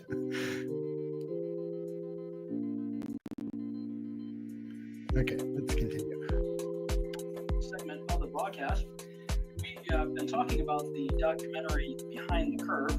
We're going to shift gears in a minute here and talk about another documentary short film that came out by National Geographic. But I think, Mark, you had something you wanted to say before we went to break? Yeah, it's real quick. I mean, yeah, the movie is what it is, and there'll be a lot of disagreements on it as it unfolds. And I don't know if the director and producers did it deliberately, but what I saw, as this thing was rolled out in film festivals, was that I planted the seed very, very well and generated a huge amount of interest. In fact, I'm looking at the screenings right now. There's a screening tomorrow at the Museum of Science and History in Chicago. It did 22 film festivals in 7 countries. And that's no small feat for, a real low budget, running on fumes documentary team. And the ones that I went to, everybody that was there that stayed for, there was a Q&A, my Lord, that generated a lot of questions. I mean, for pure up, planting the seed in globalists, I'd recommend it every time. So that's my little 2 cents. Okay, and in order to segue, there's an interesting way they ended the Behind the Curve, besides the Jaron experiment. Yeah. I'm going to play that clip right now. Hang on. Mark, my grandkids are 12, 10, and 8 years old and are all third-generation flat earthers. You convinced me nearly 2 years ago. I passed it on to my kids, and together we passed it on to my grandchildren.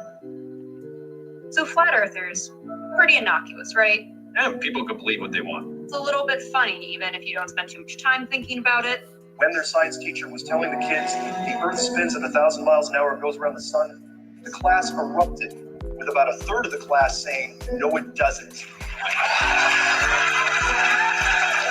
problem is that this isn't a phenomenon restricted to flat earthers. They try to make other people believe it, and then those people take it a step further and then just kind of, discount all kinds of scientific principles. Long live flat Earth.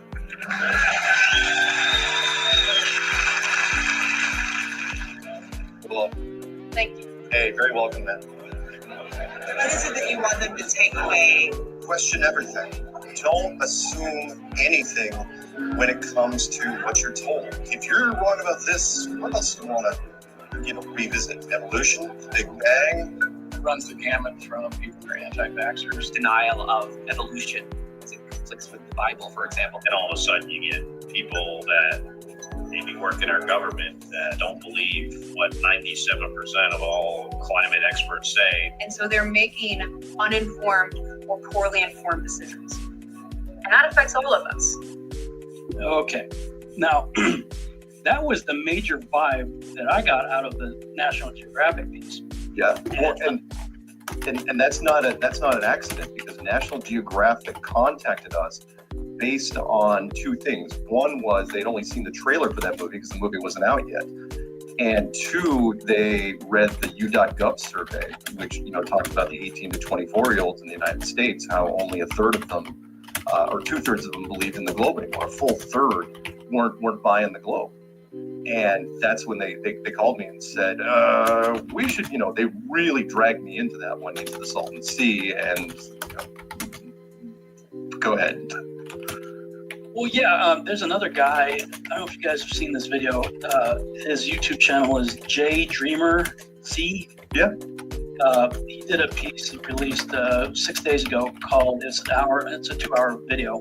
Nat Geo, Flat Earth is dangerous, all caps, exclamation point. Did you guys see that video? Yep, I did. Yeah, I thought he did a really good breakdown of that. And here's the thing: these guys, climate change, that's always associated with flat Earth. I mean, if you go back and look at the days when Obama was talking about it, it was always in the context of, we don't have a time for a meeting with the Flat Earth Society with regard to climate change. And so they are afraid that people like us are going to somehow dictate policy that will affect everybody, when they are the ones who they're convinced that the Earth is headed for some kind of extinction level event due to climate change. So what's their solution? Poisoning every living thing on Earth with chemtrails. Brilliant. Yeah, I mean, they are literally causing mass extinction already. So it's their worldview that is having a very negative effect on everybody right now, from the smallest insect to plants to, of course, human beings as well. Like, that just infuriated me watching them say that with the arrogance they said, that we got to shut these people up because, if one of their people gets in power, their thinking is going to affect all of us, when in fact we are being affected by their thinking. Like, what kind of genius wakes up in the morning and says, let's spray the sky full of metal particulates? Yeah. We're absolutely a threat to National Geographic. No question. I mean, we're a threat to their content. And I mean, there were questions, they only showed, I think, 30 seconds of me sitting with the on-air host at that picnic table. It was just her and I, and the questions she was asking me, I've never got those questions before. 3. I think one of the things that Jaron has been bringing up a lot lately has been, what has Flat Earth done? What productive things has it done? And I think that's a great question. And for me, it's given me a huge education. I'll tell you that much. What has Flat Earth done for me? And so I think about just when it comes to learning about geology and geography and so much of the world around me, I have learned way more concerning that stuff after becoming a flat earther than I ever knew before I was a flat earther.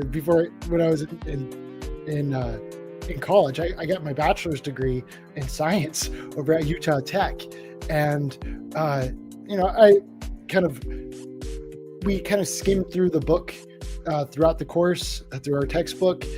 But have I ever really, after graduating, like, who cares about the book anymore? You sell the book and it's gone. But all of a sudden now I'm spending way more time actually studying the textbooks and pulling out the magnifying glass on those things than I ever did before Flat Earth. I've studied the globe model way more. All of a sudden I'm watching like all this stuff from Neil Tyson, and I never cared about that stuff before this. And the little things end up mattering. You know, I start looking into, you know, the lethal injections and stuff. That stuff matters. That's totally changed. You know, I didn't really look into that stuff before Flat Earth, and all of a sudden Flat Earth comes along, and my eyes start becoming open to everything, like everything. And yeah, when it comes to just kind of putting your trust in government, and you become aware of way more conspiracies than just Flat Earth. Flat Earth is just kind of the tip of the iceberg when it comes to all this other stuff, but it really does open up so many doors to so much more. So the other thing that you got to remember is when it comes to, it's called the scientific revolution. And that was one of the philosophers, mainstream science philosophers, I'm trying to remember his name. It's not Karl Popper, it's Karl Popper was the other guy. I made a video about it a while back to my board somewhere, but he talked about scientific revolutions and how during a scientific revolution, you don't expect progress to happen. Scientific progress doesn't take place in a scientific revolution. After that whole, once it becomes mainstream, then scientific progress can start to happen. And so, yeah, that's kind of a big thing. But on a personal level, I've seen a lot of personal progress in my life that's kind of come as a result of Flat Earth. But when it comes to like new big inventions or anything like that, I don't think we should be kind of looking for something like that in the midst of a scientific revolution. Right now, what we got to focus on is just kind of changing the textbooks and kind of bringing them up to date. And then once we kind of fill in the holes that were left by the generations behind us, then we can, you know, build up and move forward. But we got a lot of tearing down before we can start building up. You know, that's kind of how it comes to that's what you got to think about when building house. When do you, you got some structural problems with that house. Sometimes it takes a demolition before you can actually start to build a new house, right? You don't start, sometimes you have to get rid of the old thing before you can build the new thing, and trying to fix the old thing can be problematic at times, depending on how many errors are in there. And this is one of those things that, yeah, there's so many errors that they need to be addressed. Fill in the holes, get that solid foundation, and build your way up. Sorry, I'm kind of rambling there.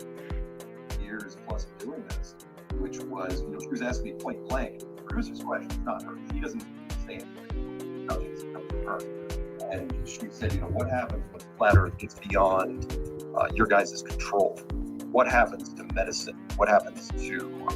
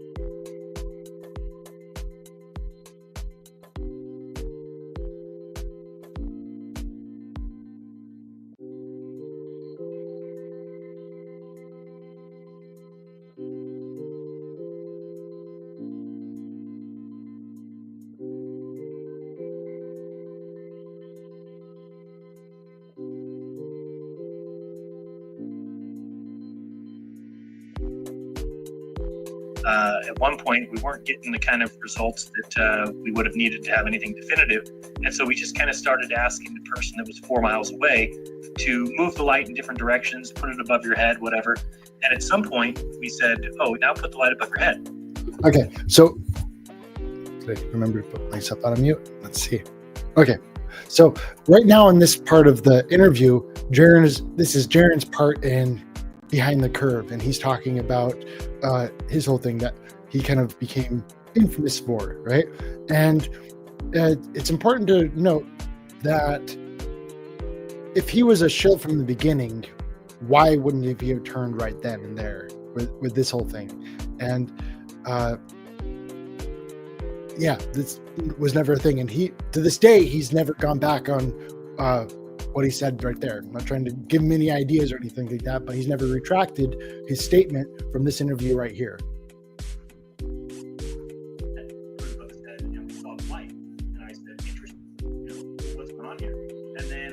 Step to the side, step back, and then we saw a result eventually that would have been flat Earth proof. But there was globe earthers there was flat earthers there, and we all walked away from those experiments saying nothing was proven here tonight. We saw evidence of both. There was equally evidence of both. It was not a good test, not a successful test. The laser beam didn't stay at the size that we would have needed it to have any kind of definitive proof anyway. That's why the test was changed kind of last minute, just to say, okay, let's see if we can just see this light, when originally the test was to send a laser beam through each of those cutout holes. So it was kind of like a little added thing. And the first night that we went out there and did the test too, they were there as well. And that's when we had to shut it down because I had a focuser beam on my laser, and we had the laser on for too long, and it actually melted the focuser beam onto my laser, and I couldn't get it off, and wasn't getting the size of the beam diameter that we needed. So all in all, it was just kind of a failed test, and I was upset about myself. I really didn't think they would actually put it in the movie because it was nothing definitive. And he was there, I'm talking about Daniel, the entire time for both experiments. So he clearly knew what the outcome was, which was nothing. The test proved nothing. We had to walk away from that and say, well, we saw nothing tonight that is any kind of proof.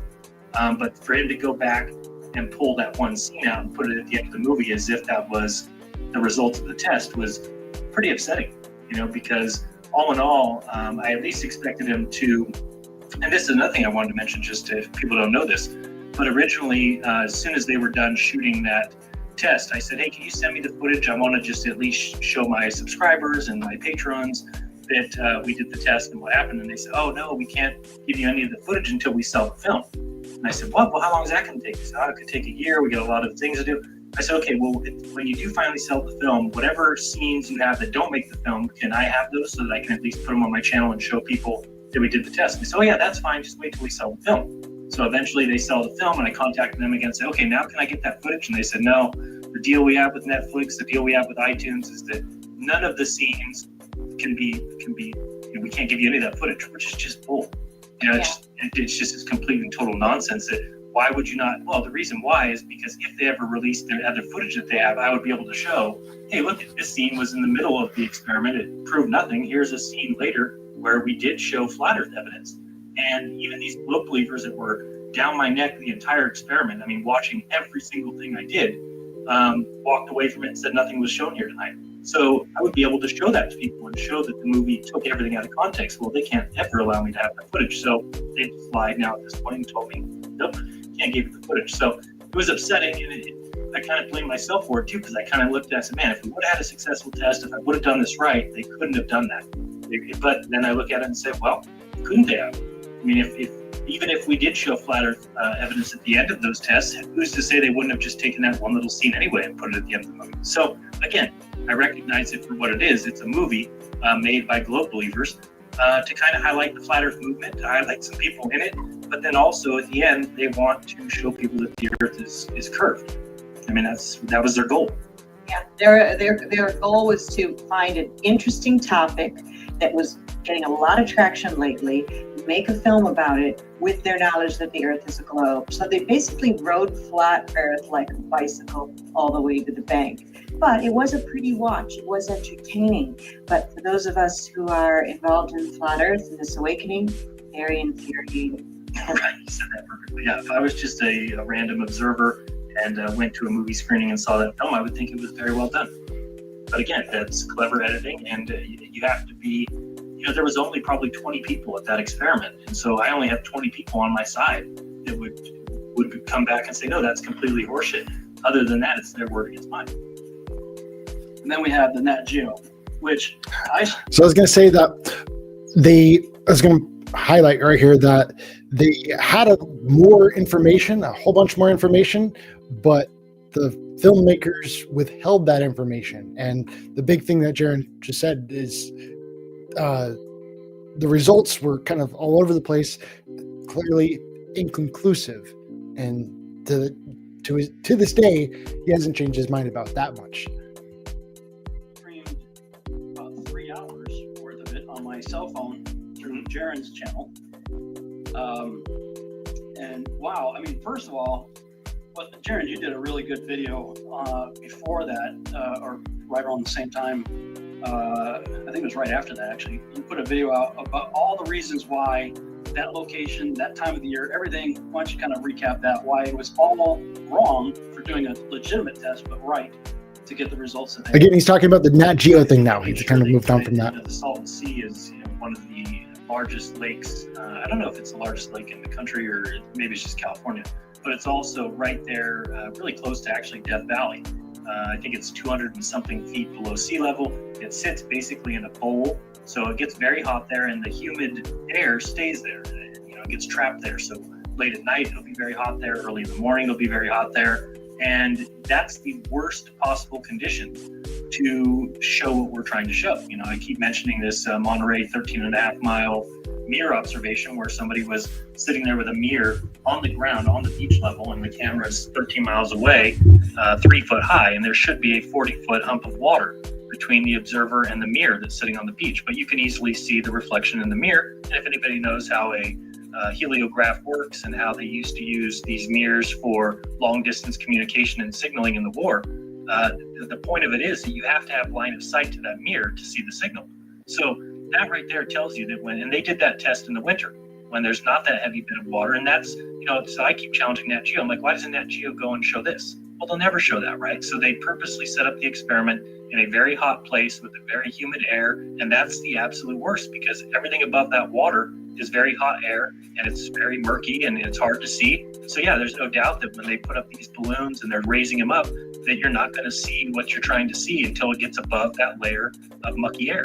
So it just was kind of what we expected. And thank you for your comment on that video, because I had to go back and say, man, we have to show what they're doing here, and then to see the Nat Geo piece. And by the way, for people who don't know, National Geographic is now a part of Disney, so shouldn't expect anything else.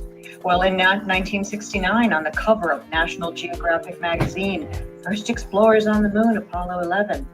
Yep, they've been with the whole moon thing and all of space since 1969, and they're not going anywhere. They're not going with us, that's for sure. Right, what would happen? Kind of gets me thinking about all those big webs that you see when you kind of follow the name brand foods like Nabisco and all these other things, Kraft, and about how so many of the different foods out there, the food brands, all like link back to like 4 companies, and that was a mind-blowing thing. But I've known about that one since like college and stuff like that, maybe even high school. I've known about that one for a long time. But yeah, it's interesting how the whole web, it all kind of comes together, and it's eye-opening. Channels like Discovery Channel, History Channel, Nat Geo, if the flat Earth became mainstream, these places would be gone. People would not respect channels like that anymore that have spent 30 years putting up CGI images of mysterious planets in the sky. It's just, that's the way that they're going to be, and we should expect that and not be surprised by it. But again, now we should challenge them to, go to a place like, the Monterey Bay, where we can actually look further, even 25 miles across the bay from Monterey to Santa Cruz, and do it during the winter, but they'll never do that. And that's what I hope people recognize, is that if this was a real documentary crew or National Geographic really cared about the truth, then they would go to a flat Earth experiment that we've devised, not the IIG, the international group or whatever that group is that, did that test at the Salton Sea. But they're the ones that set that up, and their goal also, that organization would be gone the second flat Earth came out. And also, real quick, was the experiment that was done there, the raft test is shown. And by the way, anyone can watch this. It's called Flat Earth versus Round Earth on the National Geographic Channel. It's already got like 400,000 hits in a week. But the balloon test was completely cut out, completely removed from the. I mean, that obviously that says something. It's like the raft test, that was their backup test. And that one initially failed. It took forever. If you go back and watch the live stream, Jaren and I are I'm sitting on a picnic table just chatting with him for like, it had to be close to a half hour, 45 minutes. while they're trying to, get that thing going. But that was like, I want to say 10 o'clock in the morning. Yeah. I mean, we got there like, 5:30, something like that? Oh yeah. We were there at 5 a.m. It was like Field of Dreams. National Geographic was begging me at the meetup 2 days earlier, going, "Can we get people to the to this thing?" And I go, 5 a.m. on a Sunday out at that place? Are you kidding? I'll be darned if they didn't show up. Flat Earthers just driving in from all over the place. It's like right on. But yeah, by the time they were shooting, because they shot so late, the temperature had gone up, and I'm screaming at them. I'm going, "Look, the mountains off in the distance, they're disappearing every 15 minutes." And, people are giving me hell. It's like, "Why aren't you giving more rebuttals?" I'm going, "Are you kidding? This piece is only 10 minutes long." I was with them for 3 days. My voice was getting hoarse by the time I was done, yelling at these guys. And hell, Rob, you were there. I mean, we shot so much footage of this, and then they released this little snippet with no details at all. They didn't even say how far the raft was. Yeah, there was no. Well, if I remember right, they did manage to recruit one of our guys or gals, somebody. They were looking for a short, lightweight person from our camp to go with them to verify that they didn't dip it into the water or cheat.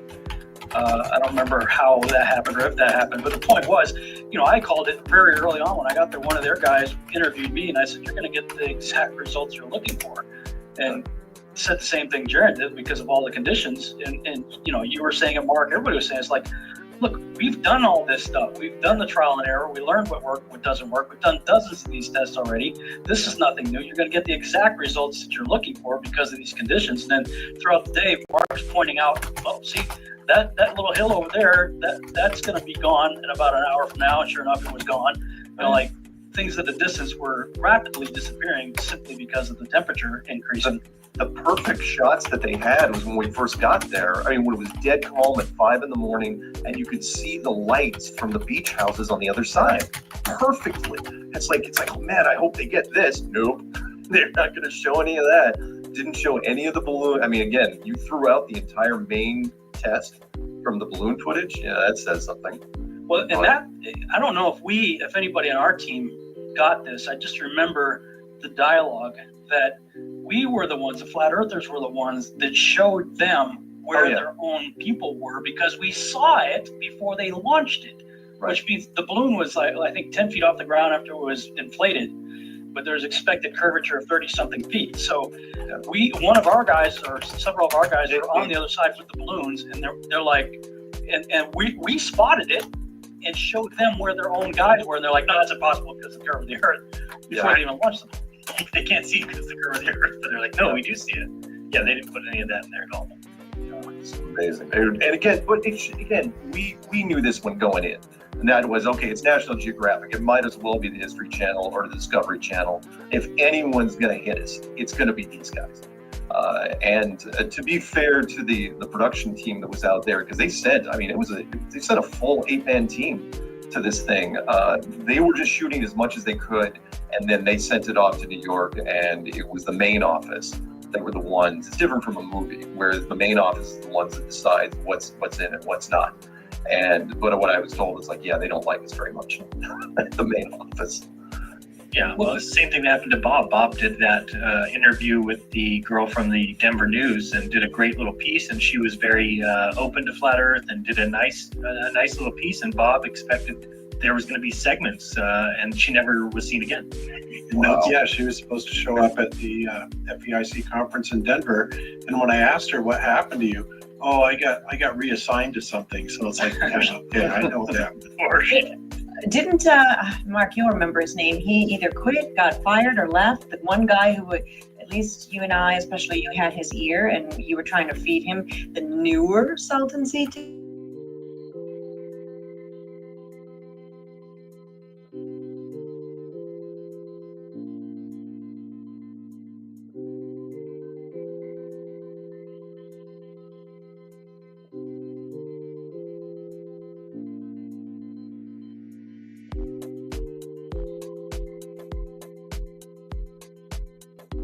Business like that. So he left before the segment was even finished.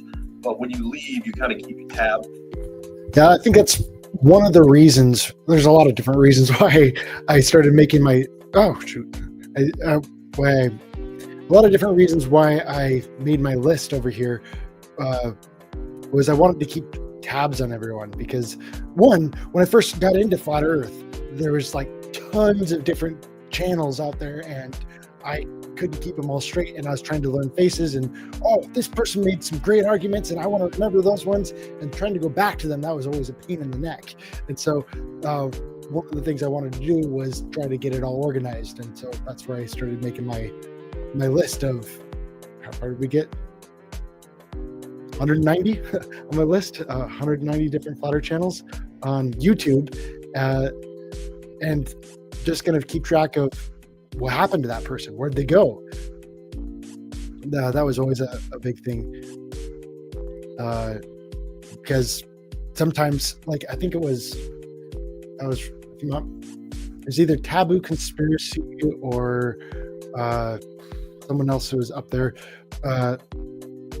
who talked about how he was just at work one day and all of a sudden the guy walks in and stabs him for being a flat earther and stuff. And I was like, what? That was just a wild claim. And yeah, I was like, what's up with that? And so stuff happens to us out there, and you kind of put your neck on the line when you get out there and start, talking about this stuff.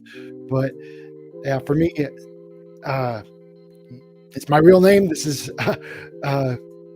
all in this, and that's what I really respect also about Mark there, is he uses his real name, real address, and just go out there and talk to people. And it's the whole thing of being real with people. You got to be real with people. It's, as Christ said, take up my cross and follow me. And it's how much persecution that you endure for the thing. That's how you test your mettle. That's how you show how sincere you are. If you're willing to walk the line and endure all of the persecution, that's the mark of sincerity. Because people who aren't sincere about this stuff, they just give up and they end up leaving. Don't be a fair weather flat earther. That's kind of fair weather friends. Is someone who's only there on days where it's good, and then all of a sudden, there's a lot more persecution out there. I'm out of here. Bye. And so I'm not going to point any fingers there, but I can think of some people over there who are doing that. But I'm not really in a place to really judge exactly how much persecution they're going through. But yeah, I got to respect the people who really stay in. And that's why I'm really loving Austin right now, is he's holding on there, and he's looking really beat up right now after Antarctica and all these people who are being so mean to him, but he's hanging on there. And so I'm hanging on with him, just cheering him on, saying, hey, endure the flames. It'll make you stronger. So where we go. Sorry about my cold.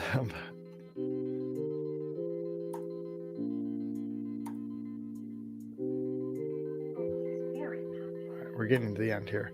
Very hot there, and the humid air stays there. It gets trapped there. So wait, it might be gone in about an hour from now. And sure enough, it was gone. Where we get very much the main office. Yeah, well, it's the same thing that happened to Bob. Bob did that interview with the girl from the Denver News and did a great little piece, and she knew the field producer. And he was gone before the thing was even released. And again, also, remember, this thing was shot in August, and they didn't even release it until, on YouTube, until just a week ago. It's close enough.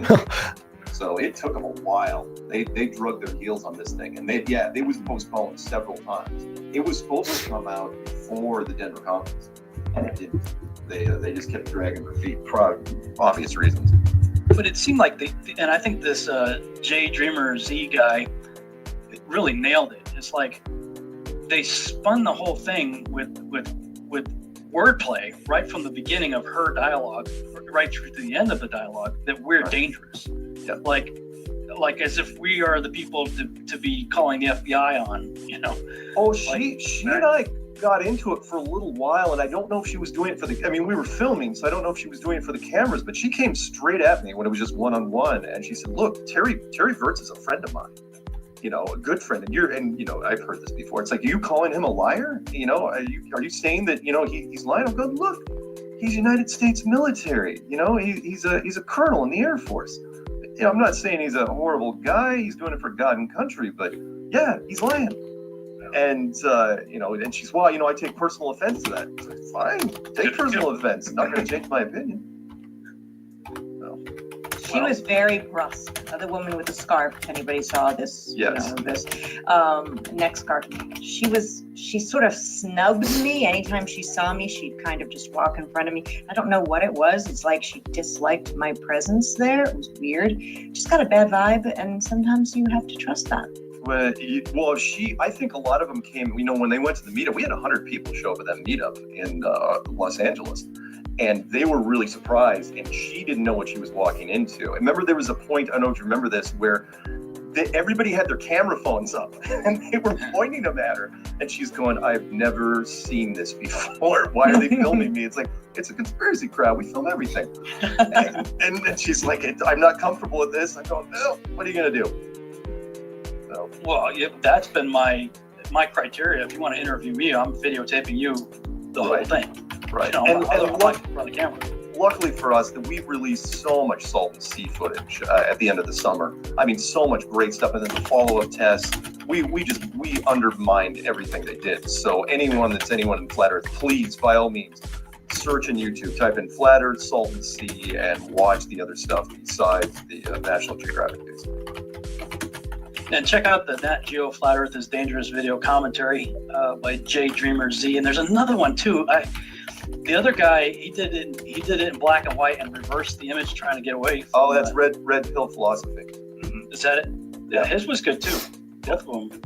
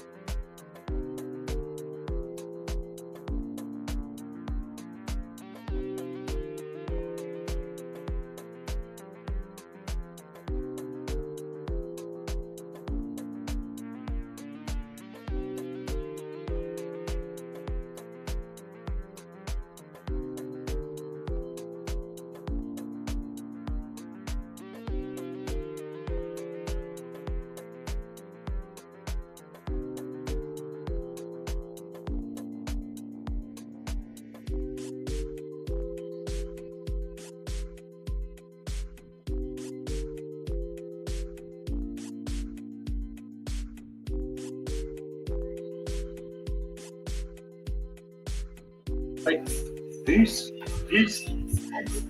Okay, so that was the whole interview. Wow, we made it through the whole interview with where Rob Skiba interviews the cast on Behind the Curve, and you got to hear it from them, kind of what their thoughts are on the whole thing. And yeah, there's a lot of dog ears in that one for me when it comes to doing that further investigation, when it comes to what they're talking about, the details on Bob's response. And that one has been one of the more interesting ones for me to really dive deep into that one, because he's got a lot more like peer-reviewed papers and stuff that he's been reading on that, talking about the Michelson-Morley experiment and Michelson-Gale and LIGO and all this other stuff. Ares failure. Those are the big ones that he really brings up with that I'm really been interested in diving deep with that. So someone in the chat there was talking about he was talking about a drone and how he put up a drone and saying, oh, I've gone up way up high and used my camera, and Earth is definitely a globe because of what I've seen with my drone. And I've got to think a bit about Neil Tyson over here, and about how Neil Tyson was how he made his big statement saying that you can't see the curvature of the Earth from 2 millimeters above this beach ball. You just can't. That stuff is flat. And that's been classic. That's to anyone who says anything like from plane or below or something like that. It's one of those classic moments of common ground that stuff is flat. And love gathering those priceless moments. So heading back to my main debate board.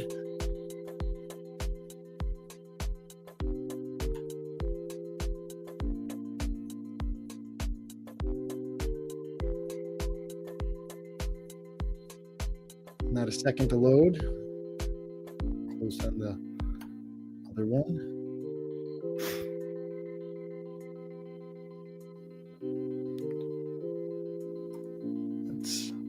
See the comments while it's loading.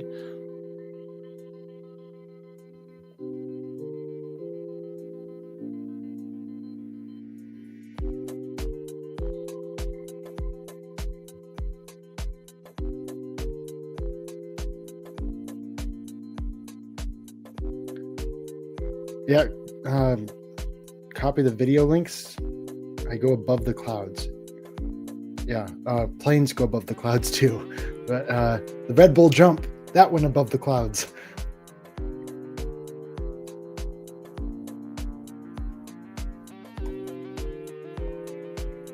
Okay, there we go.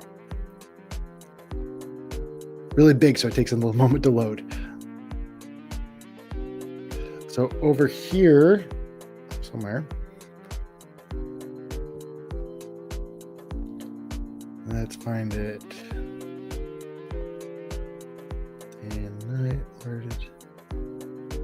Okay, disconfirming evidence. There we go. So this was my big response to.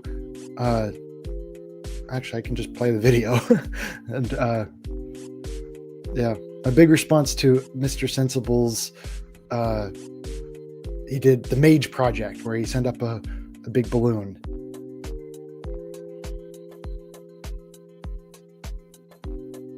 And this time I'm just gonna go.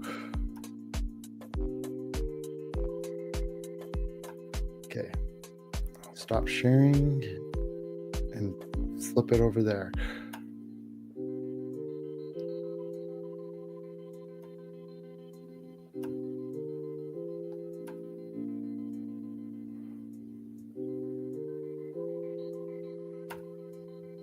Present, share screen.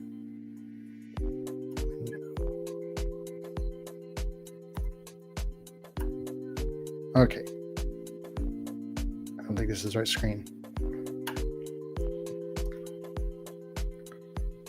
Present, share screen. Okay, there we go. There we go.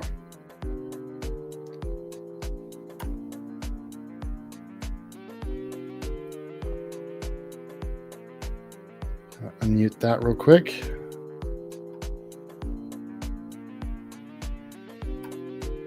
And I'll kill the music real quick.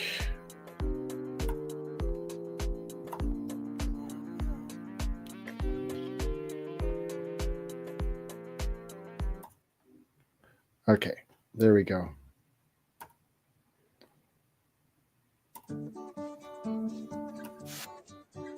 In lesson 1.1, based on evidence, we formed the hypothesis that the Earth is flat. In lesson 1 part 2, we acknowledged that sometimes the horizon does appear to curve. However, we pointed out that just because we can sometimes see curvature, that doesn't automatically mean the Earth is a globe. With that, our hypothesis still stands, and now it has been expanded, acknowledging that different factors can sometimes cause the flat Earth to appear to curve. Now, as many already know, a frequent factor that causes horizons to appear to curve is a camera's lens distortion. When someone shows you a picture of a curved horizon, this is something important that should be taken into consideration. Neil Tyson was smart enough to acknowledge this when he spoke of this Red Bull drop photo. Show us where the International Space Station is, Hubble, etc. Okay. So if the Earth were actually this size, the International Space Station would be orbiting about a half an inch above the surface. And that dude who jumped out of a perfectly good balloon, what's his name? Felix Baumgartner. He would have been about 2 millimeters above the surface of this globe. That's his edge of space jump.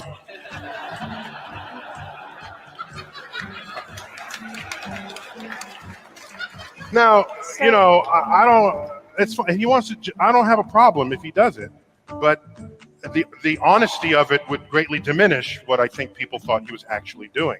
And not only that, they made sure to photograph him standing there with a really wide-angle lens, which curves horizontal lines.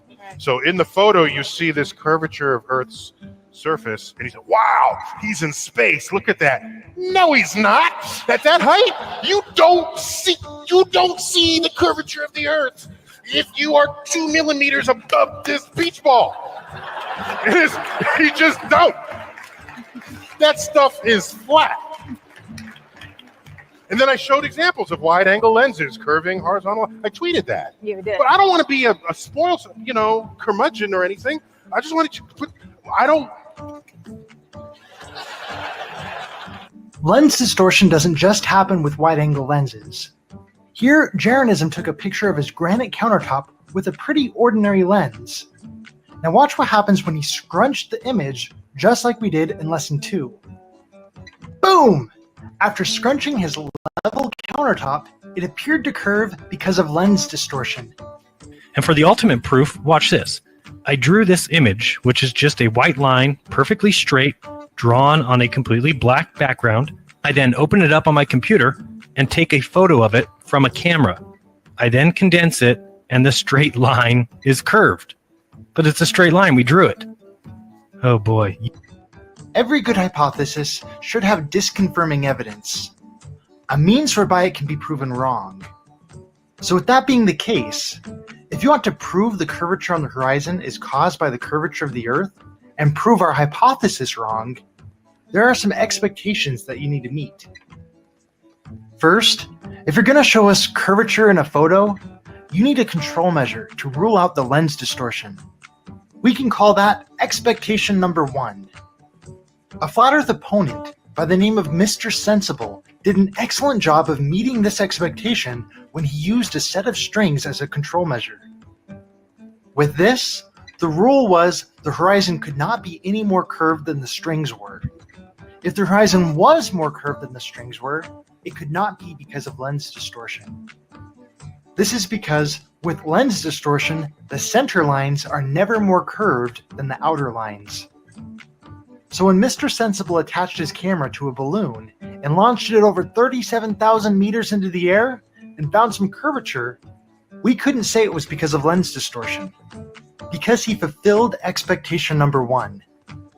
With that, he thought curvature equals globe, therefore he wins. Now this drop-dead gorgeous image is at 35,160 odd meters. It is stunning. There is no doubt that there is curve there. That horizon line is across the middle of the field of view. So barrel distortion up or down is not going to be taking effect. That is a smoking gun. But let's have a look at it compressed. And I'll add a horizontal yellow line again for completeness. Oh look, we done got curve. I'd say it's game over for flat Earth.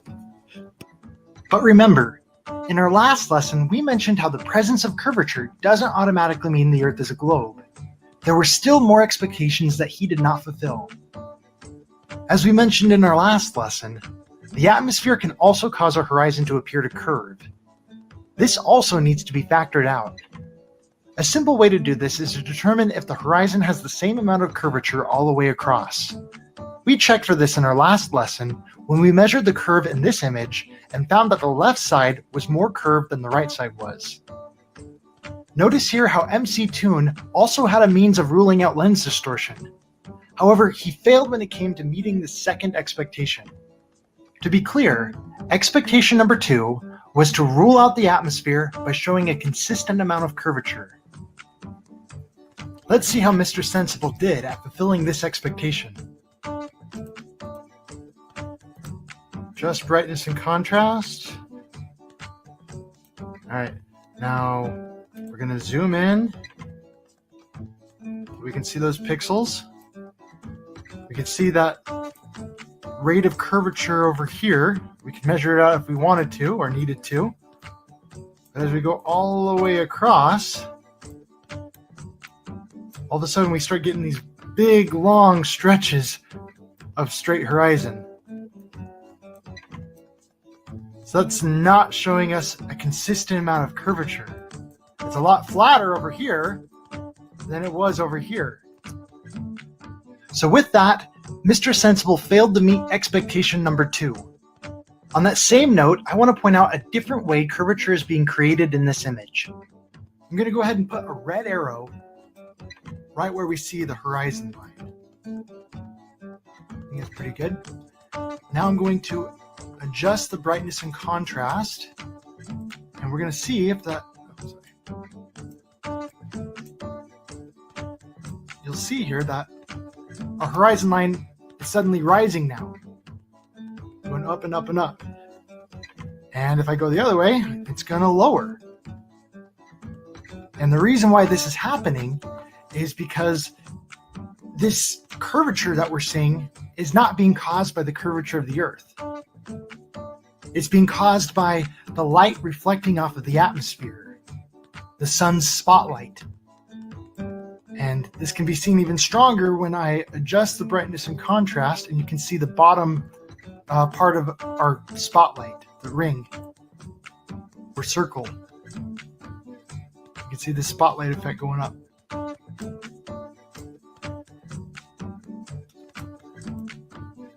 There you go on the bottom there. I guess that's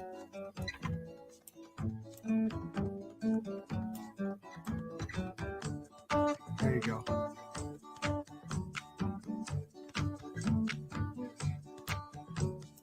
Here I'm trying to point out the bottom curve of the sun's spotlight. Now let's compare that to the horizon we see on this ball. I'm going to go ahead and adjust the brightness and contrast on that. Black and white. Notice how our horizon line doesn't appear to move around. It's staying in the exact same spot. And that is because our horizon is being created by the curvature of the ball. So here Mr. Sensible failed expectation number 3, ruling out the atmosphere by showing us a hard horizon line that doesn't move when you adjust the brightness and contrast. Although, you should also keep this in mind. Please notice how this flat stage appears to curve when you shine a circular spotlight on it. Now watch what happens when we adjust that brightness and contrast. This is a really big point that I can't emphasize enough. I've been trying to bring it a lot more attention more recently. I call this the spotlight effect.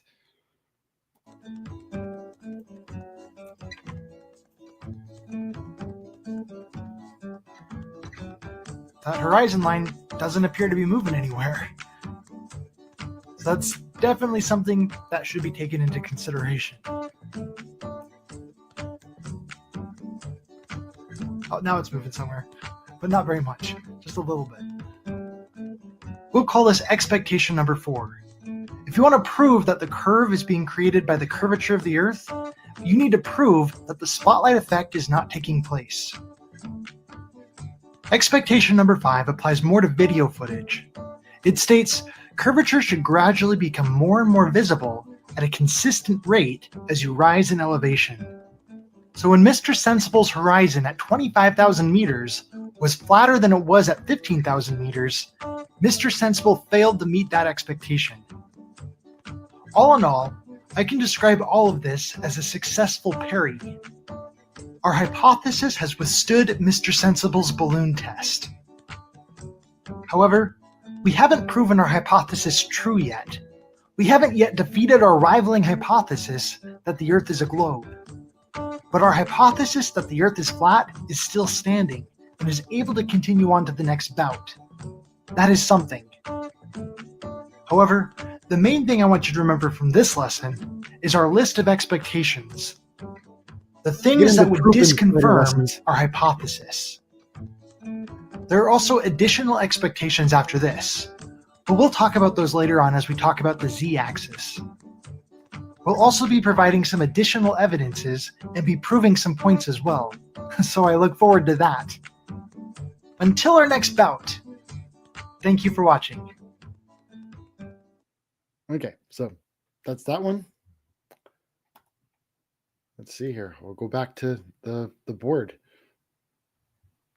Is X862 Go? You still there? You end up freaking out and leaving? It's funny how I kind of presented that stuff as, you want to say that your drone footage proves that the Earth is a globe? These are kind of my expectations to try to prove that to me. This is what you got to do to convince me that that's actual globe footage. But if you can't meet these expectations, we're going to have some communication problems here. Why this ISS video where everybody fall down, left in station? Where should we be weightless? Where should be weightless? Why this?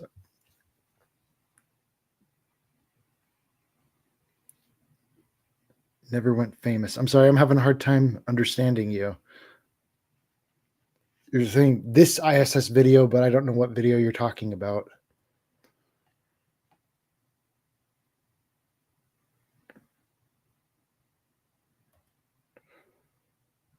All right.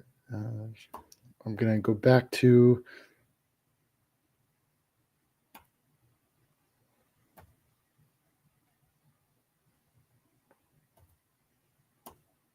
okay, going back to over here.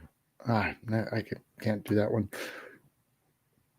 Okay, try that again. Present, share screen, window. That's why I was doing that. Share.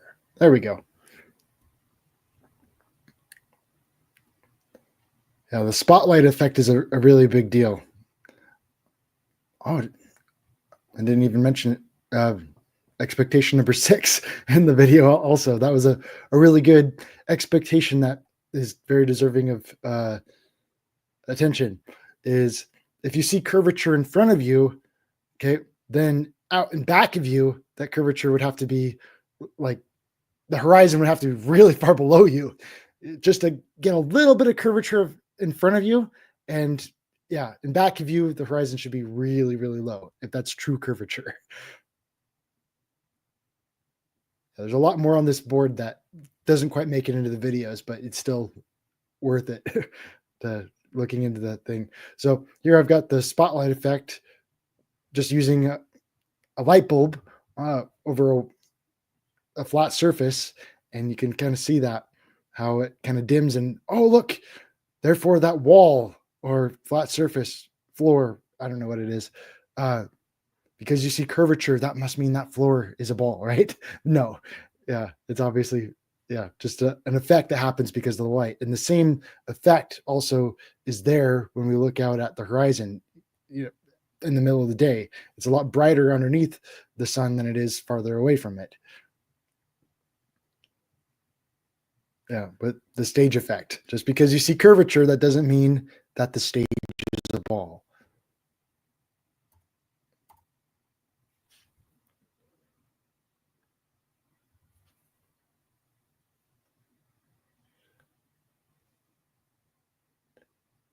They went the vomit comet.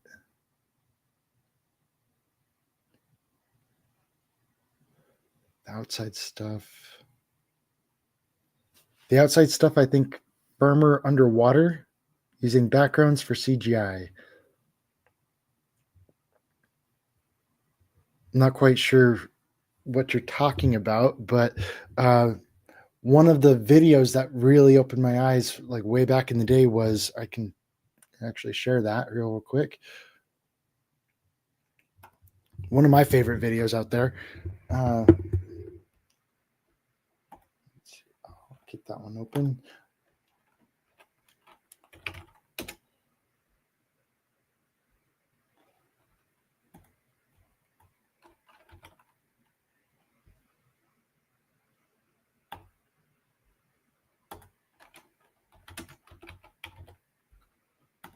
the Potter's Clay. The Potter's Clay was one of those really influential people who first got me into Flat Earth.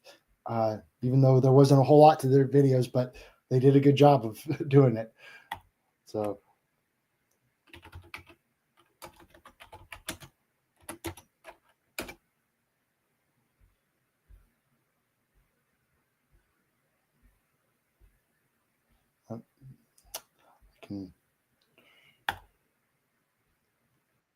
Here real quick in just a moment.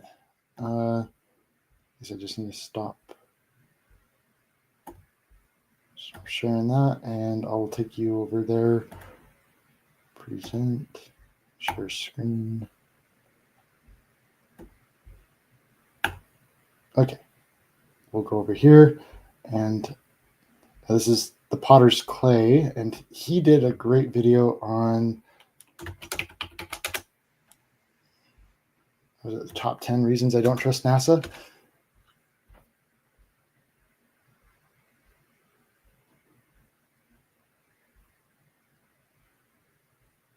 Where did it go? Thought I had it saved, but when my channel got nuked, I lost a lot of my stuff in my saved playlists.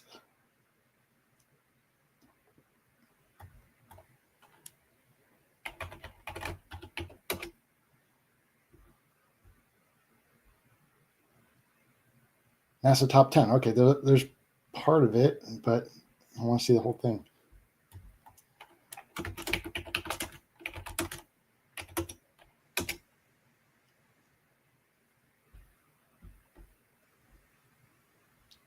Come on.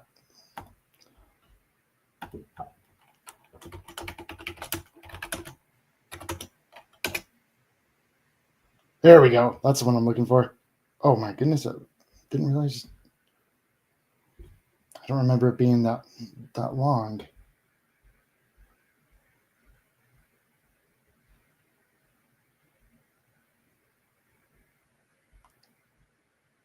Isn't there a shorter version? I don't remember it. Let's see if it's still there, though.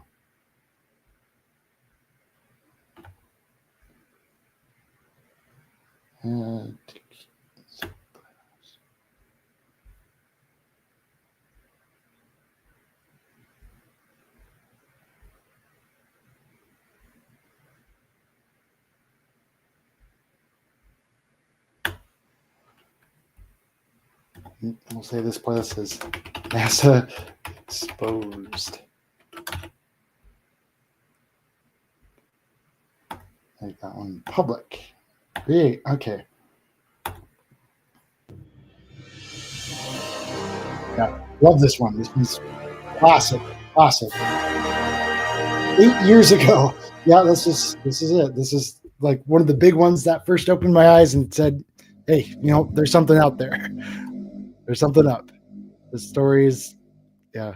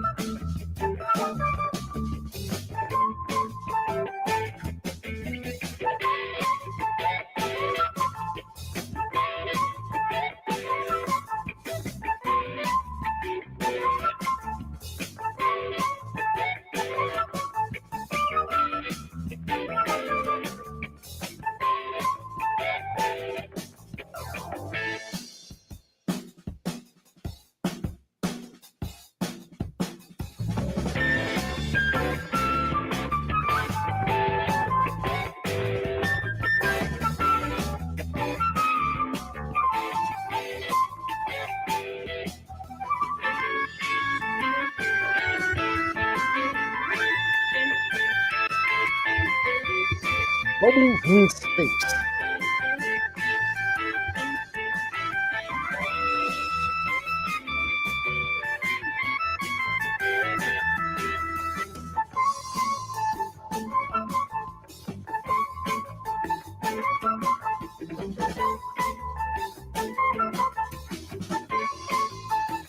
And I really miss the days when this stuff was just like really available. It's easy to find. But yeah, one more thing I'm grateful for the clock app. When it comes to, it makes it a little bit easier. But I really wish Dave would do this whole thing with the channels. Just share the whole list of the different flat Earth channels, like I've got with the shuttle whole Challenger 180 different flat Earth exploded about channels. 74 seconds after Dave takeoff, really needs to killing implement that. all 7 astronauts inside. Or did it? It turns out that 6 of the 7 are still alive and kicking today. Ellison Onizuka claims to be his identical twin brother, Claude. Yeah, I've got an identical twin brother, Claude, too. The Challenger pilot, Mickey Smith, hasn't even bothered changing his name. Guy who went He's out now and actually Professor Michael interviewed K. these Smith people. He went and of talked to them on the University street. of Wisconsin. Hey, you look a lot like this person. And it's like, oh yeah, I get that all the Krista time. McAuliffe Really? was a bit of a sneaky one. She was the Challenger payload specialist, quite famous for being a teacher. It turns out during her astronaut days, she was using her middle name, Krista. And now she goes by her first name, Sharon. And she's a Syracuse law professor. The Challenger commander, Francis Richard Scobie, is now Dick Scobie, which sounds like a rather unpleasant disease, CEO of Cows in Trees Limited. Judith Resnick, the Challenger mission specialist, again hasn't even bothered changing her name. She's a professor at Yale Law. And finally, Ronald McNair, another Challenger mission specialist, claims to be his identical twin brother, Carl McNair. What are the odds? Yeah, when it comes to some people, you really do have to just go over NASA first and point out their lies, and then after that, it's so much easier to come into fodder after that.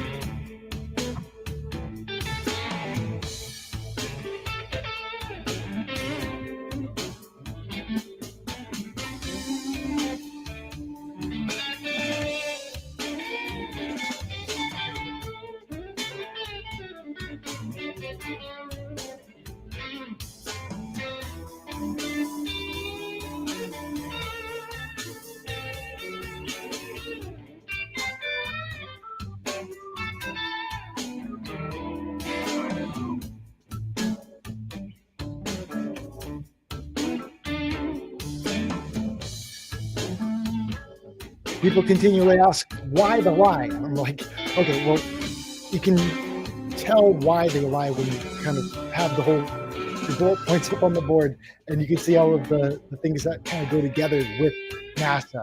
They'll say the Big Bang, and the Big Bang itself comes with a whole lot of luggage when it comes to trying to erase God and push evolution. Big Bang evolution, kind of creationism itself, that all gets thrown into one thing. They're fighting against it, and yeah, huge thing right there.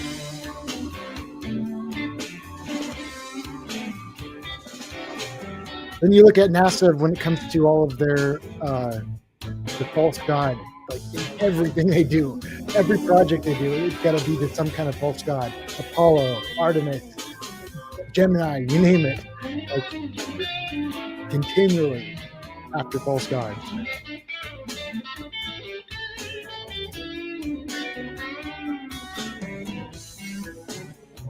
Yeah, that's my commitment. Is anytime I refer to the moon landing, I've got to call it the false god moon landing, because it really helps expose things. I think, at least for me, it helps me get in the right mindset of things.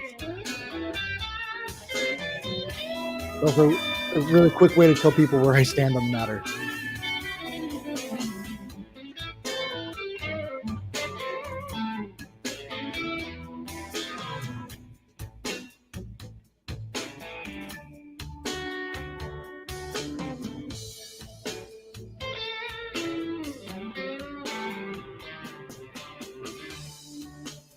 The hands end up like passing through things randomly. There's been some great videos done on this in the past that actually show kind of the kind of stuff they do to kind of do this with CGI.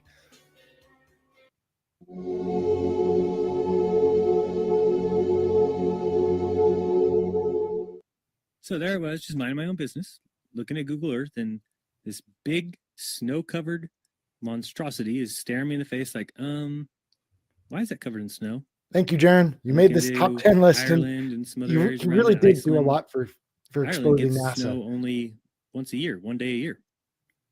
So I keep digging a little bit deeper, and I finally get underneath this cloud cover here, and a few images pop up. And I say, oh, images, what are they? Well, this is what you got, which I'm sure that looks familiar to you, right? Looks just like the pictures they give us of Mars. So I'm just kind of creeping around here and definitely noticing the same kind of undulation changes and same kind of rock, same kind of dirt. Only thing that's missing is that nice little red tint that they pay somebody $150,000 a year to put on there. But those mountains, those rocks, definitely exactly like we see on Mars. So I said, I wonder what they're doing out here. What is all this equipment? Be right back. I'm sure it can't be NASA, right? Whose orange Hummer is this? Okay, that looks like a NASA symbol. Well, let's dig a little further because I can't really see anything on here other than certainly looks like a NASA symbol. And I can't read that. Tried. So this one here said roving the Arctic. So what is that? Doesn't make any sense. Pop in here. See if we can find anything. Again, same kind of mountains. That looks like the same kind of water I've seen before that I thought was water on Mars. Who knows? Zoom in. What's that? Oh, nothing. Just looked like it was funny. So I'll keep kind of going through here and see if it. What the?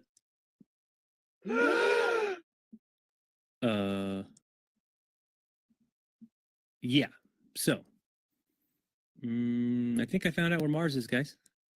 It's just about 1,000 miles north of me. Not quite the distance that NASA says, but I can't find anybody who's in charge of this. They must be hiding behind these rocks. Oh no, there they are out in front of everybody, just standing there. Lovely. Cloud number 1, cloud number 2, and cloud number 3. Yeah, this is very empty here. Oh, there's one of those ATVs. All right, now we're on something. Oh, I got another truck. Oh yeah, it says NASA. What's that say? Mars Project.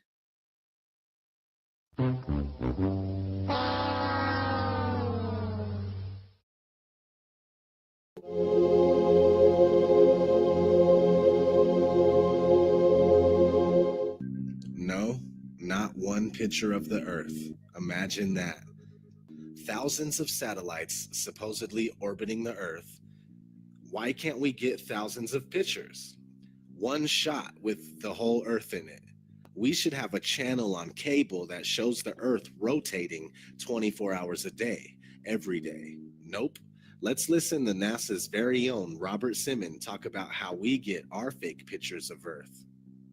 Last week, scientists at NASA released this. The shot is compiled from data from NASA's VIIRS instrument, which orbits the Earth about every 100 minutes, taking measurements of light coming off the planet. That can be translated into ribbons of imagery like this, and then into one of these. And this is just the latest in NASA's Earth from Space album, which may be one of the most mind-expanding collections of images in human history. And then in 2002, Blue Marble 2.0, NASA's Rob Simon made this. Simon's job is... It's primarily taking data and making pictures out of it. That's what this is, a composite of data sets from several different instruments translated into a picture. So we actually had to take clouds out. They stashed the clouds for later, went onto the ocean. That came from an instrument that measures phytoplankton in the sea. Where it was low, I colored it dark blue because they're low mostly in mid-oceans. And then where it's a little bit higher, it was like a little bit brighter green. Then add the clouds back in. There's a small problem with it because there's a very slight gap in between each orbit. So some of those are painted on. It is photoshopped, but it's has to be. Then there was another layer to sort of simulate the atmosphere. And then there's this little bright spot. It's called the specular highlight. So it's the reflection of sunlight off of water. Those are the pieces, but you can't just slap them all together. It just didn't look realistic. It looks kind of flat, or the clouds are sort of too see-through. So I just hit Command Z a lot. There's artistry to creating the world. What I imagine it to be. Unfortunately, I'm not an astronaut. I've never been to space, but I've looked at these images over and over again, trying to sort of get the essence of it. It is photoshopped, but it's has to be. It is photoshopped, but it's has to be. It is photoshopped, but it's has to be. It is photoshopped, but it's has to be.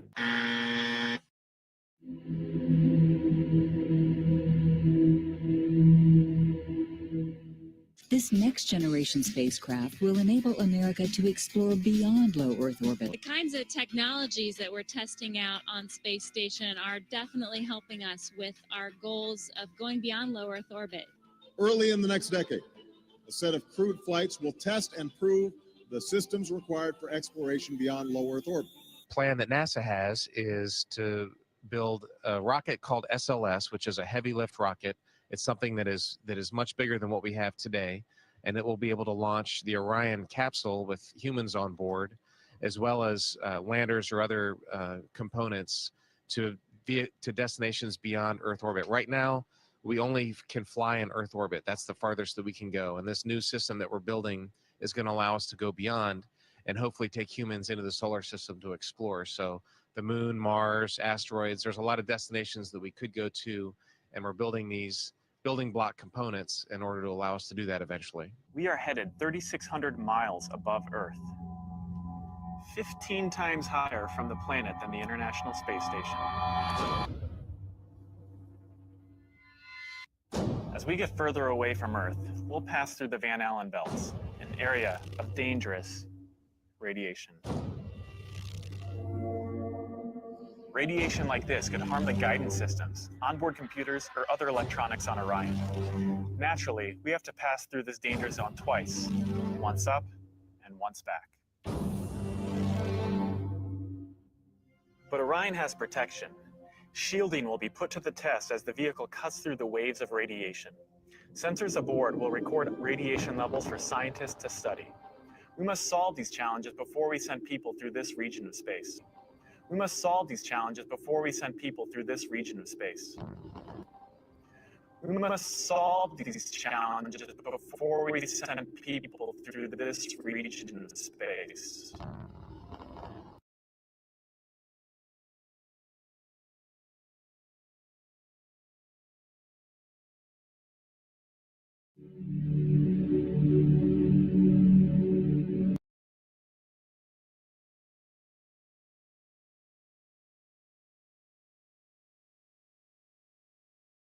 Sorry, I'm going to pause that real quick, and so I can switch you over and share something else with you real quick. We can come back to that, but present, stop screen share, present, share screen, window. Okay. So this is one of the things on the board that I really like doing. This is one of the videos that didn't survive when my channel got nuked. It's gone, unfortunately, but I have all the information that was in that video, which makes it so I can easily remake it. And this is the important stuff that I tried to do. It's important to not just preserve the videos that you make, but it's also important to preserve the information that went into those videos. That's the more important stuff, I think, if anything. And so this is, Jaron a long time ago told me about the images that they're finding on Mars. And so I went and actually found like the actual website from like NASA and the actual images, and you zoom in on them and you're finding this little animal right over there on Mars. And that really stood out to me. I was like, what? But there's a lot of people out there who will say, oh, it's pareidolia. It's your mind playing tricks on you. It's not, it's not really a thing. That's just nothing. Yeah, this one you might be able to write that off as pareidolia a little bit more. It's not quite as clear, but it does kind of look like that. And so I could see that, but it's not as convincing as maybe this one. But the one that really gets to me is the crab on Mars. Okay, if you look into the rocks over here, you can see the little crab. I've got an enhanced version of that.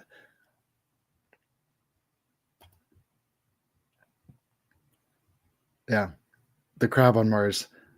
And that right there doesn't quite fit with me. That was a big thing.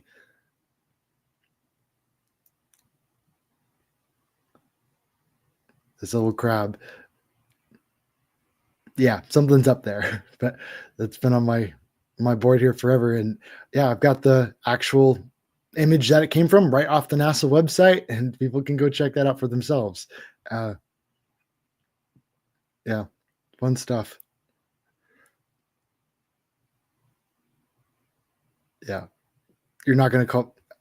I won't buy pareidolia on that one at all. Not for a second. That one's the strongest one for me. But yeah, I just had to share that with you real quick.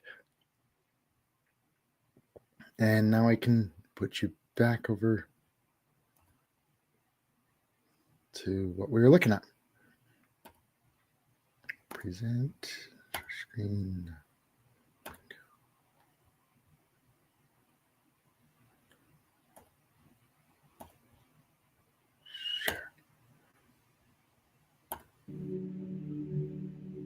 NASA admitted that it had lost the original footage of man's first steps on the moon.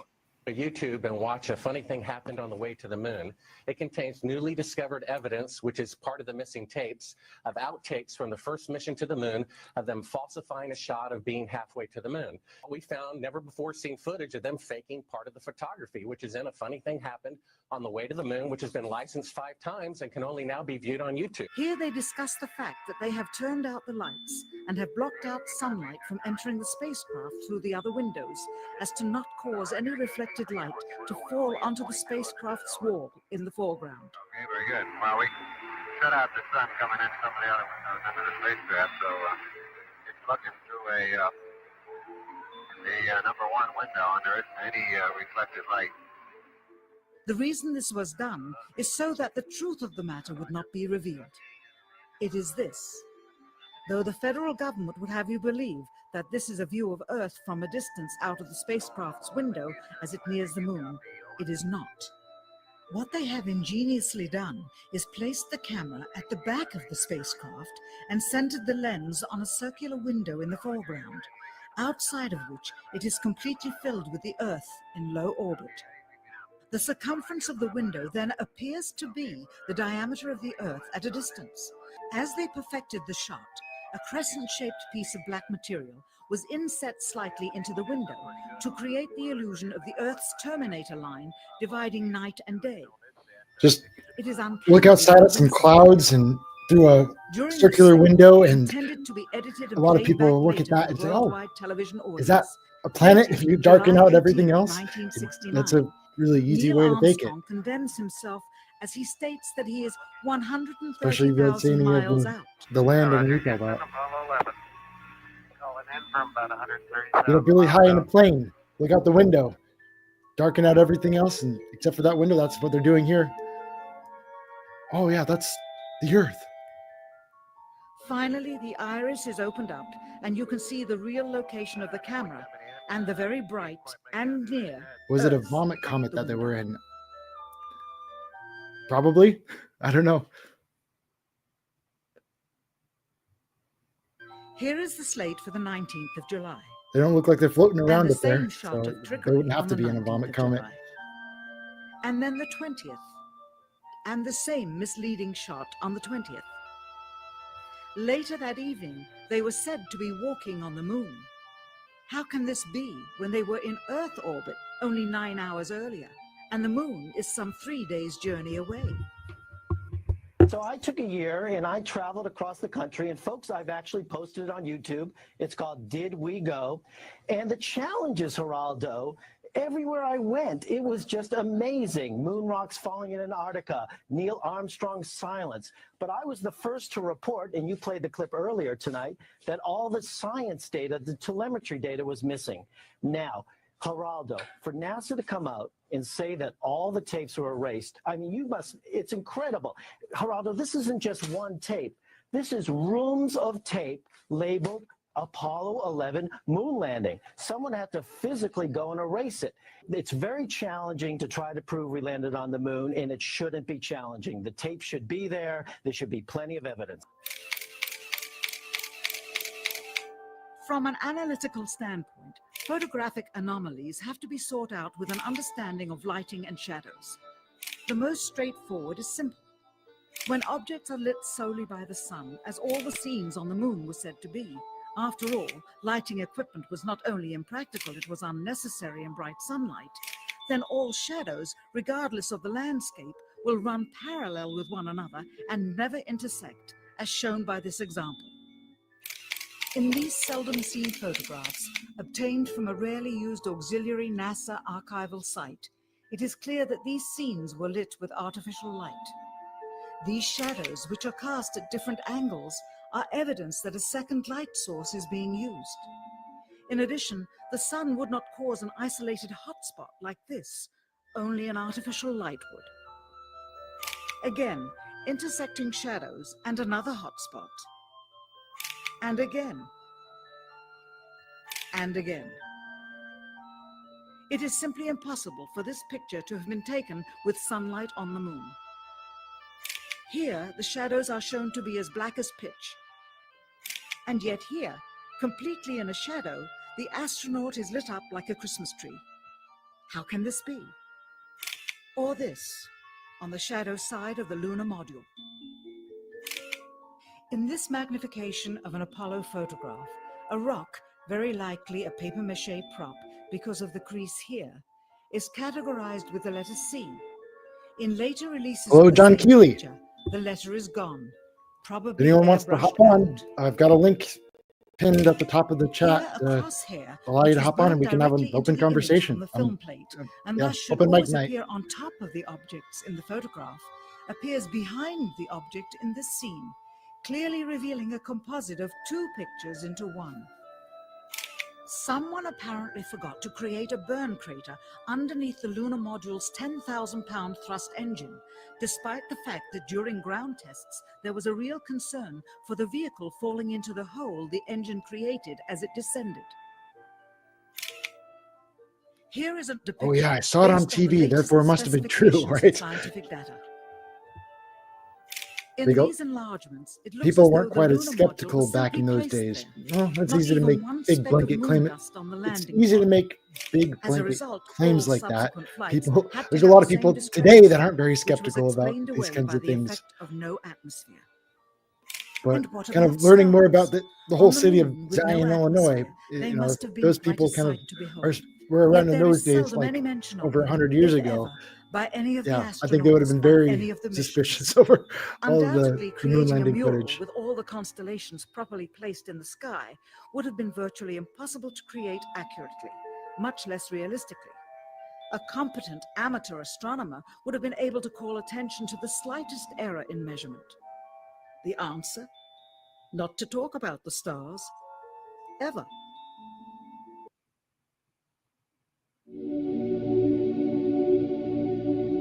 Contradicting stories. We were never able to see stars from the lunar surface or on the daylight side of the moon by eye without looking through the optics. I don't recall during the period of time that we were photographing the Sona Corolla what stars we could see.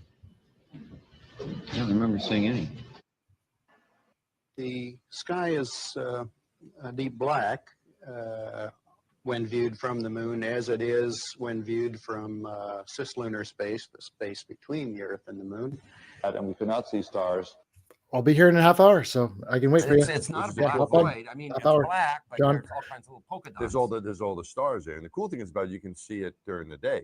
And when you're in space and you're looking into deep space and you're on the sun side of the orbit, the sunlight washes out all the starlight, so you can't see any stars, just like here on Earth. There's all the stars there, and the cool thing is about it, you can see it during the day. Yeah, you can, and there's more than stars. You can see planets. You can Right. see moons. You Is see scamming the sports the also? gas, There's a lot of times clouds of Yeah, the you see the galaxy. Magellanic. Utah Hockey's been a sunlight big washes thing out all around the here. starlight, so They you just can't see any continually stars, just like like here on pass Earth. to the other team. Like, why are you passing to the other team? That Pretty like, much all the seems time, so you can see obvious. the though. stars. Then when Yeah, you look but- out into deep space yeah. away from the sun, There's it's the a darkest lot of black you can evidence there imagine. for, Pretty much all the for time, you can see the sports stars. being scammed also.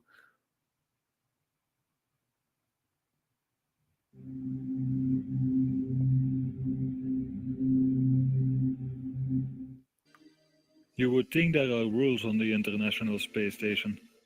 For example, be careful with water next to electric devices. Their life depends on it. And I thought I'd show you how I do it. Let's see. To get started, these are the things I need. A bag of warm water, a little no-rinse shampoo, towel, and my I comb. think one of my favorite What I like to do is start by anti-NASA just using videos hot water, is squirting it onto my where scalp. the astronaut brushes his teeth and I have a mirror here he so I goes can kinda watch fast what I'm forward, doing. but the stuff in the background are moving at the same speed. That was Sometimes pretty the funny water to me. gets away Hey, we from got you. someone. I don't And you at try the and stage. catch I'll as much as you pause this can. and we can talk. Here I am, and I got my. Okay. Move that and we got you. They can't hear you yet. Hey, can you hear me now? I can hear you now. All right. I apologize for my appearance. It's early in my morning. Yeah, it's early for me too. My voice is shot. I'm sorry about that. Yeah. Well, Kyle, first off, I want to say thank you for all you do. Hey, thank you. You're a real inspiration for a whole bunch of people, and certainly me and mine. And I often share not just flat Earth stuff that you provide, but the spiritual and encouraging things. And I know, just to let you know, and you probably already do know this, you've got a lot of fans, and you demonstrate a spirit of kindness. And in our world today, I think that's very important. Thank you. Yeah. Yeah. But yeah, I remember so much. Looking back now, and in that spirit of kindness, I'm going to have to say the beliefs of the entire space narrative. As a young boy, I was very hopeful about what I was witnessing on the black and white television, the spirit of adventure, all of that NASA stuff, right? Wrapped up in Star Trek and Star Wars and thinking we can go out and conquer the universe. Now as an old man, I don't discount those general ideas. I think we are, and I'm going to try not to get too religious. You're but fine. I You're think- fine. I think- I embrace it. Yeah, but I do think we are, creations of a creator, and no matter what it's really hard to say. I say if you have a positive faith belief, you know that we are all endowed with special abilities. From the least of us, especially the least of us, that we are special and have gifts to give, right? And I really hear you on that. Like, yeah, that's a big belief of mine is God likes to take the weak things of this world and use them to confound the wise, right? yeah. So for instance, I'm hooking up to you through an Obama phone, right? Completely tracked, traced, and database provided by our evil government, right? And so many of us have a daily struggle of existence, just staying alive. And quick example, it's not flat Earth. I'm so sorry. You're fine. You're fine. We have a 78-year-old neighbor lady who's schizophrenic for 30 years. She's gone blind, and the best thing our local government can come up with to help her is to evict her on the streets. So, the missus and I, in our own meager circumstance, try to help this poor old lady, try to keep her fed. She can't punch a button on a microwave to warm a meal. She can't make a pot of coffee. And she can have absolutely lucid, deep conversations and then immediately slip into the demons that surround her. And I'm not even kidding. If there was a classic idea of somebody that was demon possessed, it's this gal, right? And yet an entire community knows her story, wants to help her, and the barriers that are in place to protect her so-called independence prevent her from getting any help. And it's just whack, man.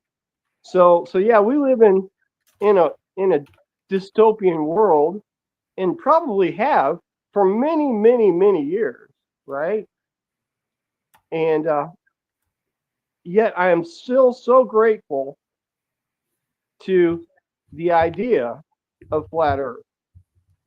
And I'm one that believes that the shape of our world doesn't really matter. It's the understanding of the deceptions that we've all been exposed to through our education and early indoctrination. And it's my deep held commitment now, and I'm not always good at it because I can't always discern truth from fiction, and we were trained that way. That our job is to try to help people do good and be kind.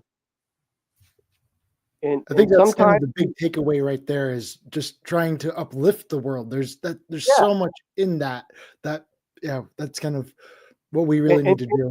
and try to be a builder. Okay, now there's a lot of connotations associated with that word, right? Yeah. Be a builder. But there is good in that as well, right? Try to I was thinking yesterday, I live in a very old town. The infrastructure's crumbling. Over the winter, in front of our old building, the sewers had collapsed, and these guys were out in it was actually the time it was like 0 outside. The city workers were trying to repair this big hole in the ground from sewers, that were bricked in at the turn of the 1900, right? And nobody had the ability to do the brickwork that they did back then. And, there's so much that we've lost over time. There's so much that we've lost over time when it comes to like our ability. Like, how many people even know how to garden anymore and be good at it? Like, do a successful garden. Like right now, I'm lucky just growing onions. Okay, onions are super easy to grow. That's what I really recommend for anyone who's trying to start a garden. That's actually my verse of the day picture today, right? So, anyway, yeah. I just got lost in my train of thought. But yeah, to be a builder, so anyways, so I was wondering how one is driving, how one builds something, right? And we start from nothing, and then you have to put some kind of flimsy layer of something down, and like we're little kids. First we learn to say mama and daddy. Then we learn to babble. then we learn rudimentary language and ABCs. So all of our education is layering, and we need that support and encouragement to keep building up our levels of understanding and trust. Yeah, And it's then what you do in child raising. girders and reinforcement, and ultimately we end up with a bridge that supports the travels and destination achievement for these future generations, right? Yeah, that's what you do in child raising. It's all about uplifting them and encouraging them. You know, Yeah. if you're continually like, you know, kicking them down and you know, abusing your children, like that's not encouraging education. You know, that's No. kind of stifling it. That's how you end up, you know, with mentally challenged children, is by Yeah. that kind of abuse. And so why should we ever try to do that towards anyone else?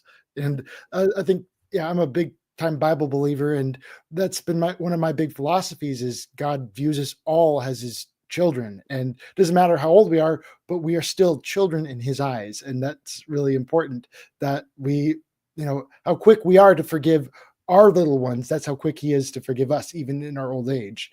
Yeah. Oh, If okay. we have a 2-year-old, oh, I'm sorry, daddy. Yeah. Yeah. All right. So we're on that same wavelength. However, I know a lot of people, this is offensive talk to a lot of people, which is sad. I guess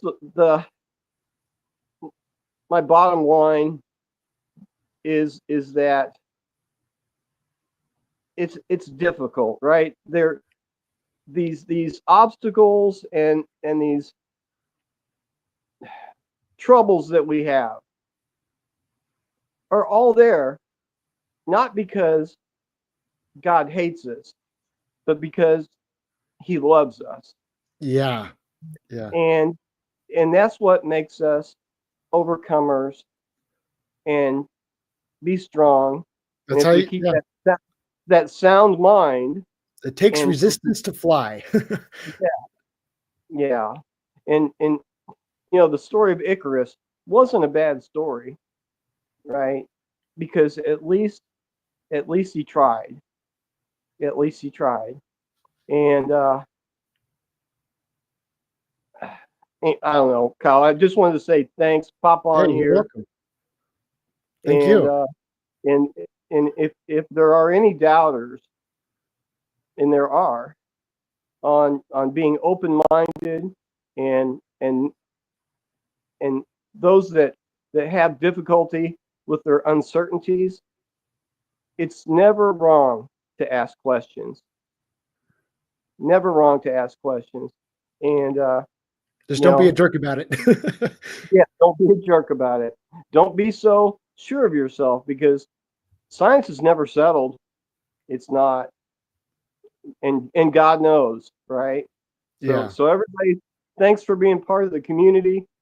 And I certainly pray for those that have been in our community and for whatever horrible reasons have had to change their tune. And just everybody, please remember, we're all made of the same stuff. So I'm gonna jump off here, Kyle. Thank you so much. There's so much more I'm really, like, wanting to talk to you more about. I've got all these questions of like, how long have you been a flat earther for? Are you even a flat earther? And like, are you religiously inclined, and all these other details? I can say it was 2017. The 2017, old timer. Yeah. Yeah. And I was being real scientific, and I had a brother 1,000 miles away chasing towards the diamond ring of the solar eclipse. And I was looking at the shadow of my boot on the ground, because at the time I was using a pinhole piece of paper camera, and I had some old guys around me, and we were all, another guy had a welding helmet, and we were all standing around. I was looking at the shadow. I thought, there is no way the shadow can be bigger than the size of the object, right? And then you get into all the sigils of Google and everything else, and you realize that if light travels in straight lines, that just wasn't true. And I know you've done a lot of videos on this, Kyle, and thank you for all those too. Yeah. So you became a flat earther in 2017, and that's how what would you say called it changed your life? Excuse me? How would you say flat earth has really changed your life? Well, I've always been a questioner, Mhm. right? So I was what would be considered a conspiracy theorist long before I was a flat earther. I remember watching and listening to our skies go silent on a September afternoon when I lived next to a international airport.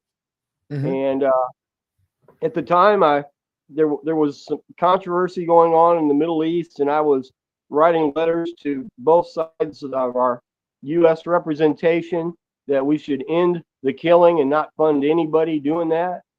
And all my responses that came back from both sides were, "We have to." And it gets back to that military-industrial complex and money being the root of the love of money being the root of all evil. And I've got good friends who were actually a good friend who was an officer, military combat officer in Vietnam, and still cries to this day, knowing how few of his charges came back alive. I have another friend who was what am I trying to say? Military intelligence over the entire program of the SR-71 Blackbird, and he was in the room with presidents and generals making decisions. And matter of fact, I still visit with him, and we discuss. He's sworn to secrecy, right? But he has never once denied to me my question of the shape of the earth. Never once. Interesting. A great guy. He happens to be also very faithful. And but to know somebody who knows without a doubt the shape of our realm, it's quite an honor. Yeah. So, but cool. Thank you again, Kyle. Yeah, thank you. I guess I can end that. And you can leave or stay, or I don't know, it's up to you. But yeah, I don't see anyone else in the waiting room. All right, thank you. So yeah, fun stuff. I love asking those questions. For me, it's all about, I love building the relationship with people and hearing their stories about how the flat earth has changed their life, what other things the flat earth has opened their eyes to. And I really like to ask the questions about how people's family has been affected by it. Like, I love asking that question. How has your family responded to all this and received you? And how are you enduring the flames that end up coming along? Because yeah, the flames are definitely going to be there. And yeah, but everyone has a different story on that. For me and my family, all of my immediate, like my wife and kids, they're totally cool with it. Very, very supportive of all this. But when it comes to like my siblings and my extended family, it's a different story. Yeah, they don't really like to talk about that stuff. That's kind of the taboo topic. And yeah, so it's a hard one to work with around on that one. And it's hard because these are like my greatest treasures, that I really hold on to, especially like religion and when it comes to like the Bible and doing the biblical studies and I do kind of include flat earth in the Bible because it's a biblical concept, but yeah, it all kind of comes into there. And so the things that I like to research at night, when I find out about the city of Zion, Illinois, wow, that's treasure to me. And I just got to get out there and share it and talk about it.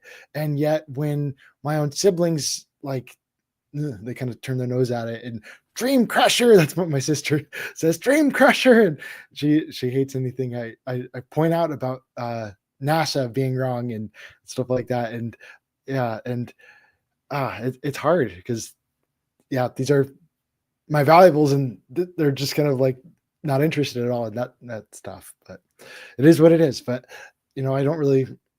Maybe they'll come around someday. But yeah, at least my kids, they're interested, and you kind of start young with them, and kind of that's kind of a cool thing with my kids is, I was raised with the globe above my cradle practically, and my kids don't have to deal with that. I get to do the opposite of that and say, okay, teach them flat Earth right from when they're born, literally with my newest edition over here, who's just turned 7 months, I think. Yeah. Okay, so Shane St. Pierre says, I made my family truthers and flat earthers, but it took 3 years. That's awesome. Except my sister, I failed with her by going too hard. Now she thinks I'm a nutter and won't listen to anything I say. Yeah, that's hard. The whole family, brothers, whole family truthers. That's awesome. Yeah, I'm really fortunate with that, with my wife and kids. It's been a big experience for us all. And I'm a big advocate for prayer, and that's kind of what I told my wife and say, hey, guys, we can go to God and pray about anything and ask him to reveal the truth of it unto you. And miracles happen. I've really witnessed them, actual witness, big miracles happen.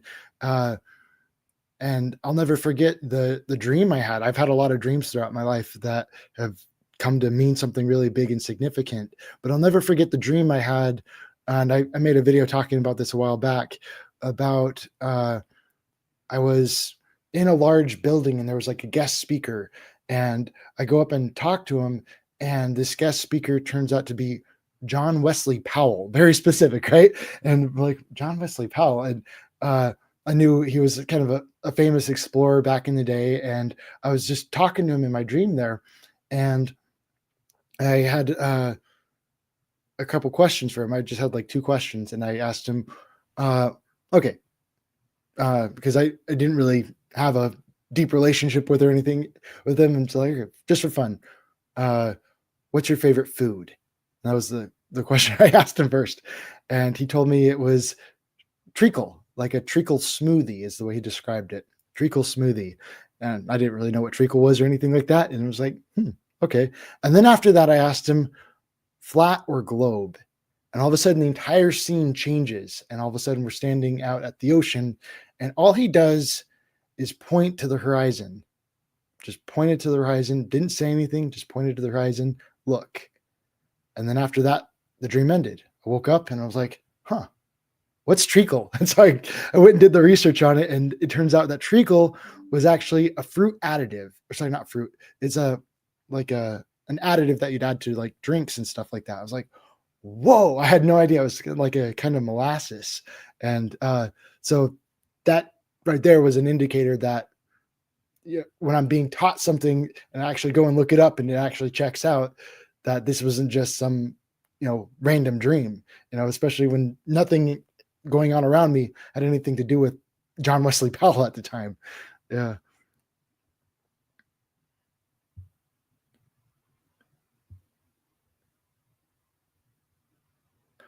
Your aunt, mom, and grandma are flat earthers too, Jane. That's awesome.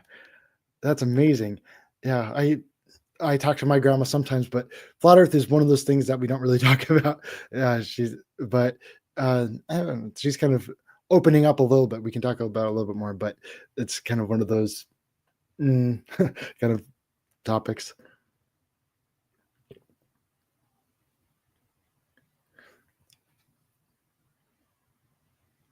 Okay, Chillster. Let's try and go full screen. My family know I'm no dafty, so when I come out with it, they said probably right. Well, I'm always right, and they know it. Okay, so let's see what else I got. I can share with you over here on my board.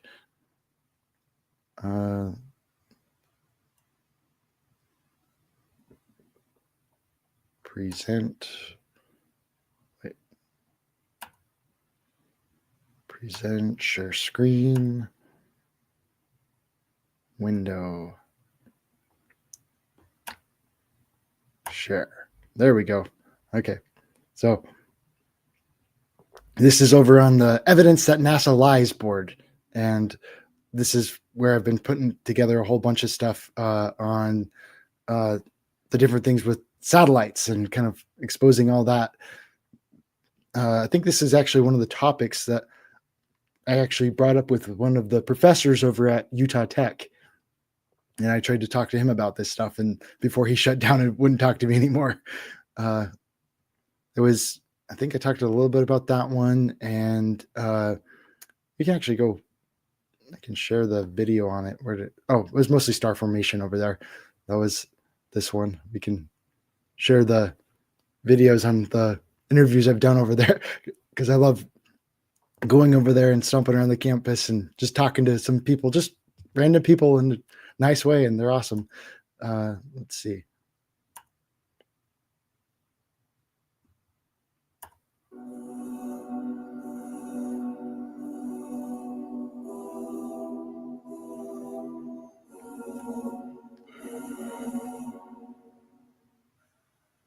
If you say something that you don't believe in, would you consider that to be a lie? Yeah. Yes, I do. Okay.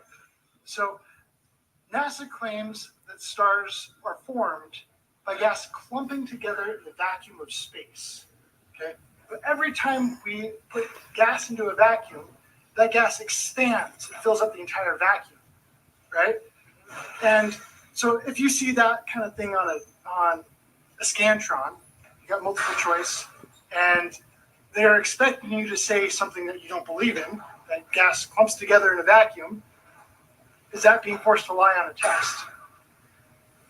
Maybe so.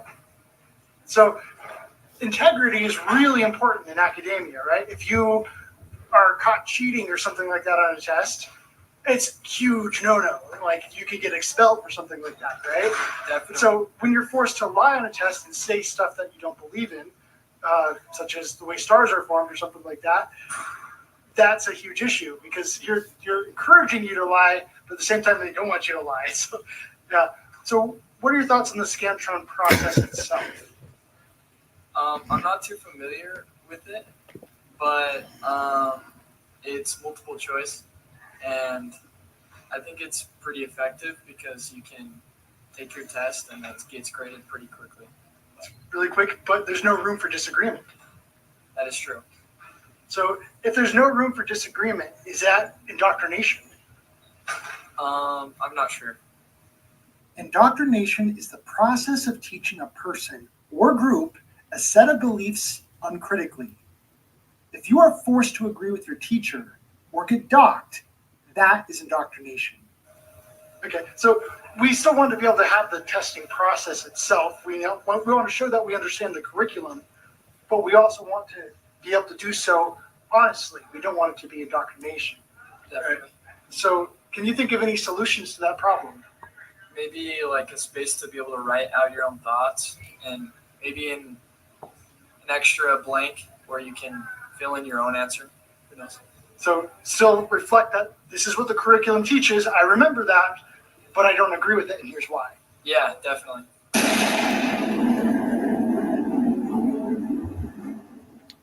Join me. Yeah, so I'd go do tons of these. Actually getting up and doing something. Okay. I've got Yeah, I did a ton of these interviews with a bunch of students, and yeah, you could just really see their eyes open when it came to this stuff. So this one is my interview with the professor. That was a fun one.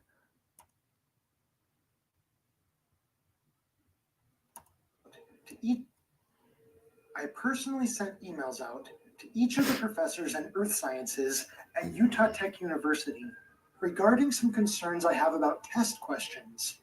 And so far, only one has responded to my emails. And that was Professor Vandermery, the department chair. Here's how our conversation went. Professor Vandermery, if I were to take your class and disagree with a test answer, would I be required to lie in order to pass your class? Am I required to answer test questions as if I agreed with the answers? Or do you give students room to disagree? NASA claims stars are formed by gas molecules clumping together in the vacuum of space. I don't agree with that. Gas doesn't clump together in a vacuum. It expands and fills the vacuum. If I am doing a Scantron test and am expected to say that is how stars are formed, I would feel required to lie by saying something I don't believe in.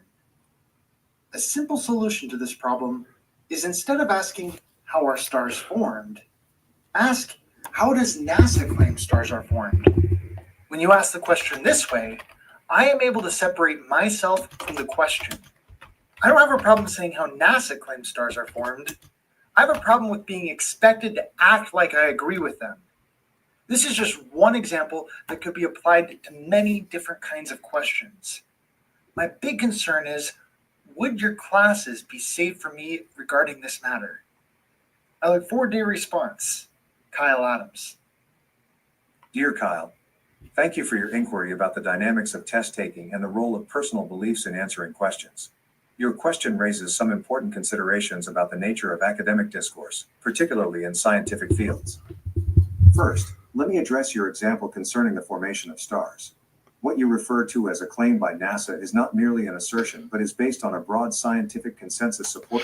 The way this professor goes about in responding, it really just sounds like it was something that has gone through an AI. He had an AI greatly assist him in writing this response, and I thought that was just hilarious. Supported by observational data and theoretical models. While it is true that gas in a vacuum generally expands, this behavior is context dependent. In celestial formations of significant scale, gravitational forces come into play, allowing for the clumping of gas and matter. Hence, your understanding of how gases behave in a vacuum is correct but limited to specific conditions, often those we encounter at a local or smaller scale. The behavior of gas in the formation of stars is a different scenario entirely and is a subject of rigorous scientific scrutiny, not just a viewpoint espoused by NASA. As for the wording of test questions in my courses, it's crucial to note that the primary objective is to evaluate students based on the most accurate and current scientific understanding of a given topic. The questions are framed to assess whether students have grasped these accepted theories and can apply them appropriately. In that regard, the course does not provide a platform for disputing well-established scientific theories during examinations. However, classrooms are forums for intellectual discussion, and differing opinions are encouraged during classroom debates, provided they are supported by evidence and logical reasoning. I appreciate your suggestion to phrase questions in a way that indicates their source or the prevailing scientific view.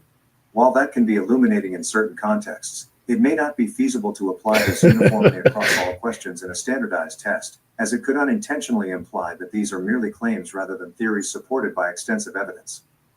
In summary, my courses are designed to be rigorous and to adhere to the best current scientific understanding of the subjects we cover. While I value open discourse, examinations— Tony Coriolis, I love you.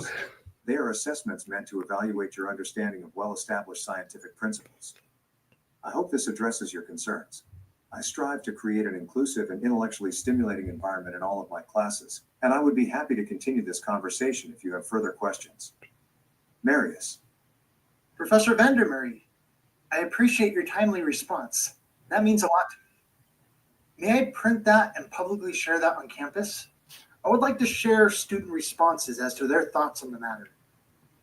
Concerning star formation, you said NASA is not merely an assertion, but is based on a broad scientific consensus supported by observational data and theoretical models. What consensus are you referring to? When or where was that poll cast to establish said consensus? Even if it is the consensus, that just appears to be an ad populum argument to me. What observations show us gas clumps together in a vacuum? You said in celestial formations of significant scale, gravitational forces come into play, allowing for the clumping of gas and matter. The gravity that causes the gas to clump together has to come from somewhere, and NASA simply claims it comes from the collapse of other stars. I'm sorry, their answer does not satisfy me. I see that as circular reasoning. The domino chain has to start somewhere. Holding his feet to the fire here. I understand that it isn't just NASA saying this, but various textbooks also. When NASA speaks, the textbooks and media outlets echo their remarks. I also understand the importance of a student's ability to show that they listened in class and remember the curriculum. I'm not against that at all. My concern, and the concern of many other students at Utah Tech, is whether or not we are forced to speak and act as if we agreed with your curriculum in order to pass your class. It is your class, and you can feel free to list all the sources you want during class. But during a test, if you ask how stars are formed and expect a student to say, stars are formed by gas molecules clumping together in the vacuum of space, and a student doesn't actually believe that, you are requiring a student to lie in order to pass your class. That is really concerning. I don't see how just that little change, according to X, how are stars formed, just naming one of the many sources you talked about in class, is so infeasible. Is it just infeasible for you because you are not the one writing the tests? Is this a matter for the Utah State Board of Education? I'm more than willing to talk to them. Your help is greatly appreciated. Kyle Adams. Dear Kyle, regarding your inquiry about broad scientific consensus, the term doesn't refer to a poll but to the collective interpretation of empirical data by experts in the field. This consensus emerges over time through rigorous peer review, independent validation, and the accumulation of evidence from multiple lines of inquiry. In the realm of astrophysics, and specifically in star formation, this consensus has been shaped by decades of observational data and mathematical models. I'd like to clarify that this consensus is not synonymous with an ad populum argument. Rather, it's based on an extensive body of evidence that has been thoroughly examined and tested for validity. This sounds so much like an AI. Well-established theories, like star formation, have withstood considerable scrutiny. You raise an interesting point about the origins of the gravitational forces that allow for the aggregation of gas and matter in space. It's a complex topic and one that science is continually investigating. However, the prevailing scientific understanding does not resort to circular reasoning. Instead, it relies on a variety of astrophysical phenomena and processes that have been carefully modeled and observed. Regarding your concerns about academic integrity in the curriculum, I fully recognize the importance of respecting individual perspectives. That said, the objective of exams and coursework is to evaluate your understanding of the scientific theories and principles as they are generally accepted by the scientific community, not necessarily to measure personal beliefs. Nevertheless, I understand your suggestion about framing questions in terms of specific sources and will give it due consideration. Is this a matter for the Utah State Board of Education? I believe this issue primarily concerns pedagogical choices at the classroom level.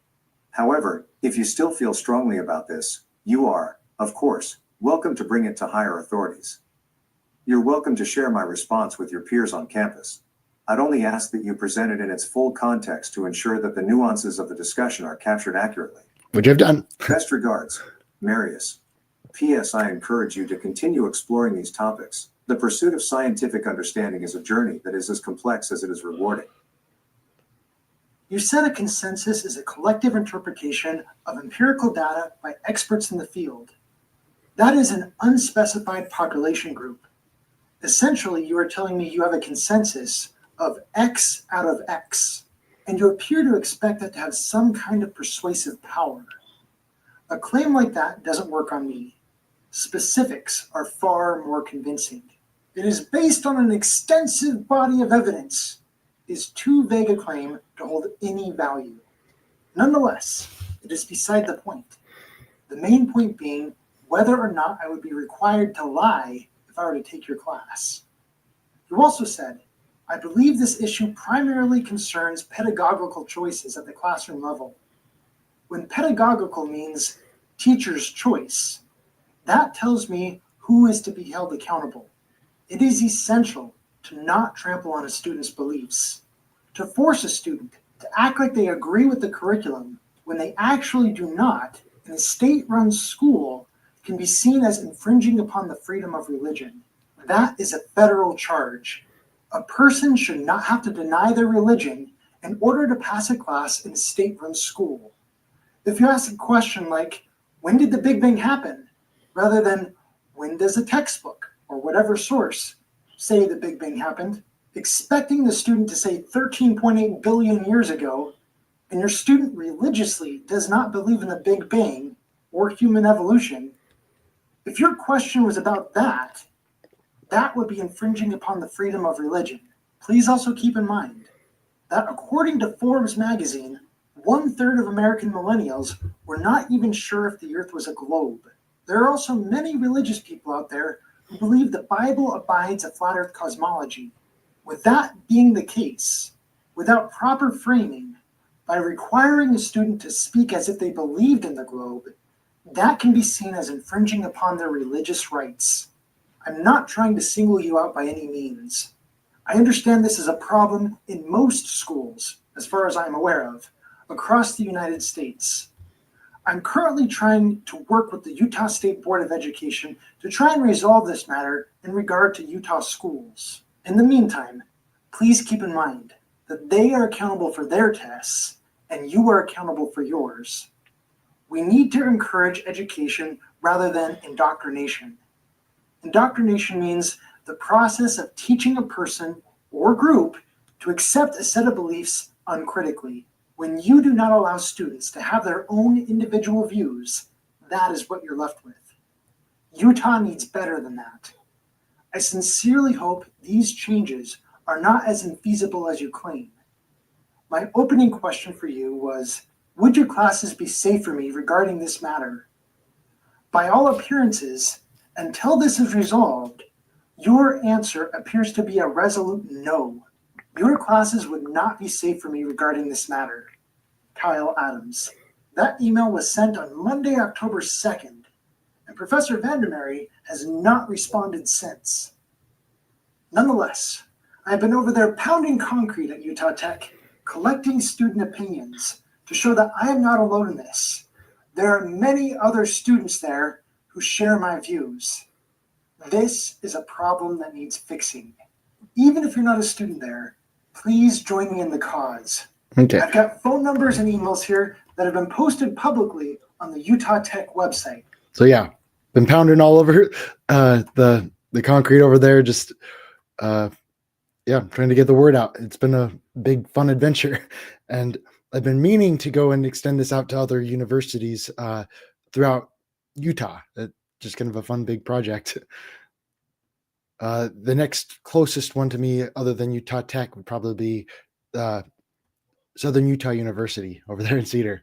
The meeting get over there. It's not that far from me, so shouldn't take too much.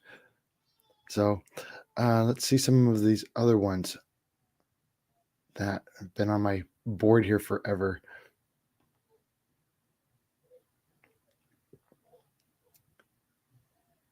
That one's old classic.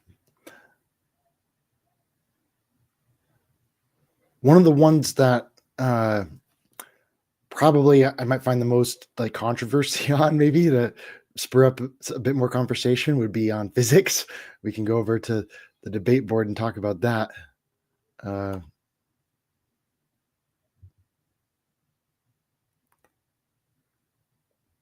We'll see if that loads. I have to reload it. Debate board. This is kind of like the main board. I've got a bunch of other boards that are kind of more for more specifics, but the main board is just called my debate board, my main workshop that talk about more things just in general. Things might start out over here, and then after a while, I'll just kind of move it over to the Evidence That NASA Lies board or the Flat Earth Biology board or something like that.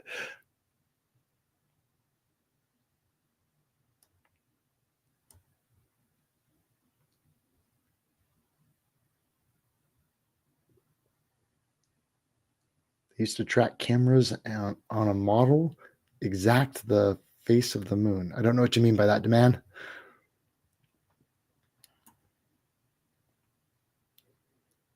Okay, we're back over here.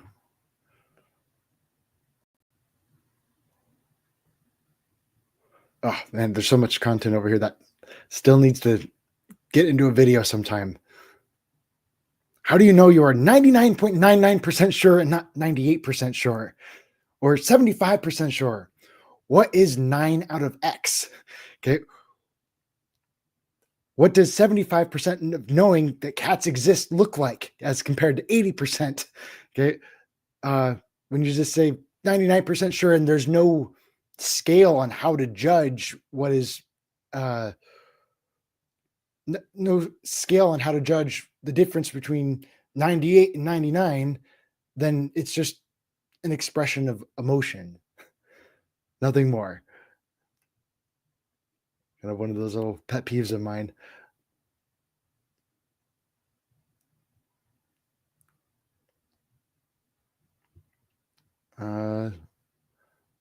This is one I've been really wanting to, just dying to talk to with Shane and Alan about. They seem to be more physics oriented, and I just had a lot of fun with kind of holding up the magnifying glass and scrutinizing Newton's laws of physics.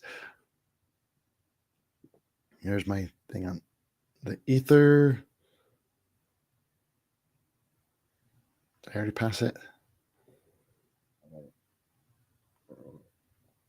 Okay, Newton's second law.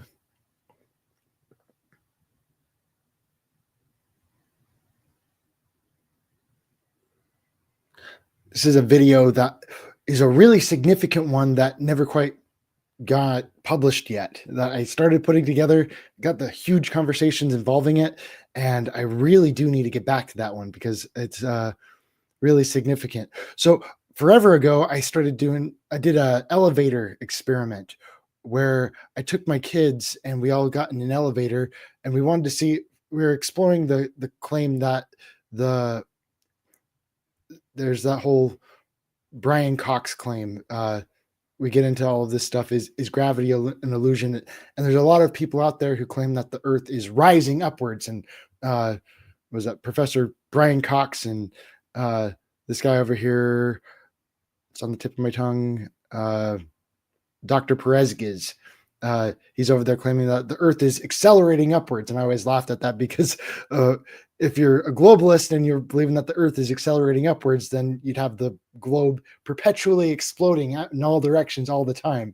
And yeah, it just definitely doesn't work for a globe to claim that. But you get Brian Cox and Dr. Perezguez and Albert Einstein. That's his brainchild over there.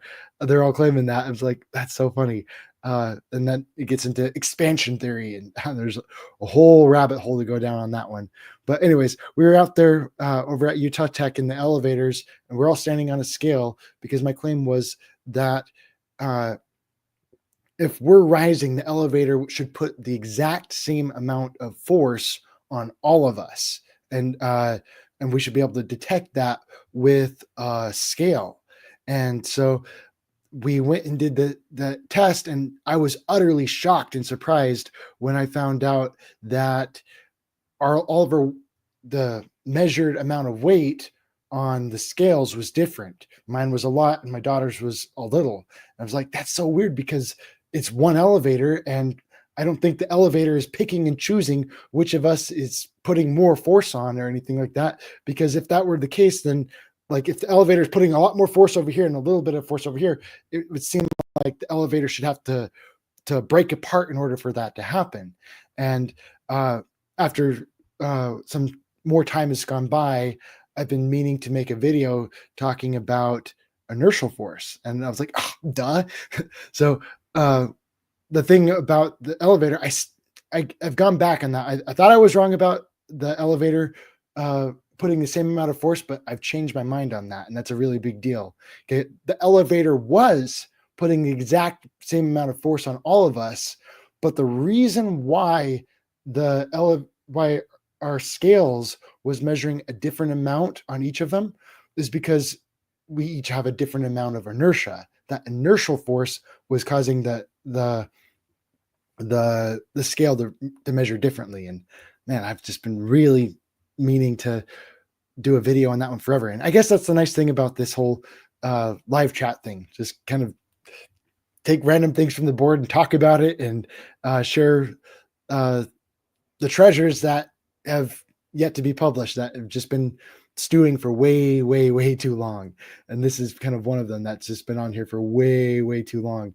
And one of the really cool things and that I learned about was looking into this whole inertia, and how a lot of people don't claim, oh, inertia is not a force, it's a fictitious force and stuff like that. And it's not treated as one. But if, I'm trying to find my conversation I was having here, but it turns out in Newton's book Principia, Newton directly called inertia a force. Okay. Upon which account vis inertia, or that was his term for inertia back in those days, may be a most significant name, called vis inertia, or force of inactivity. Okay. The force of inactivity.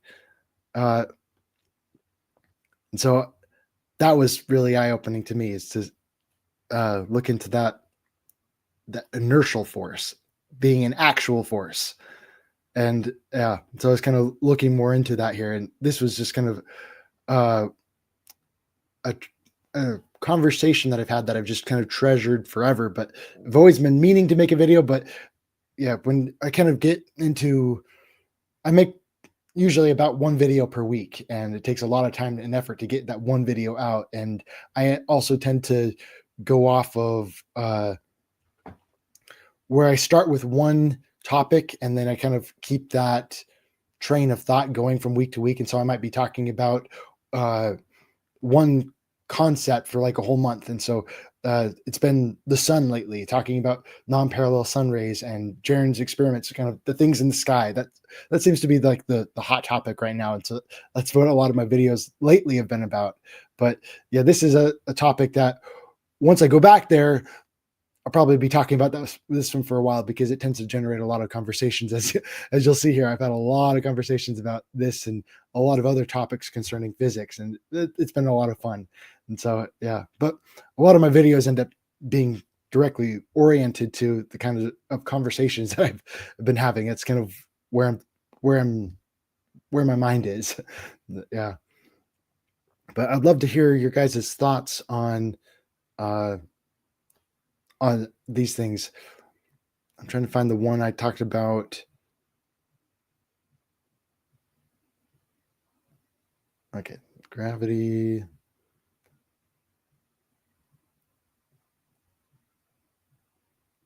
I think that's where I started it. F0, Newton's second law. Well, that's good enough. We could start there. I wonder which way.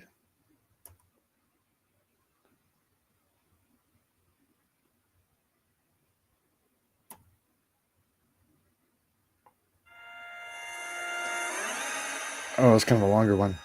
Oh, well.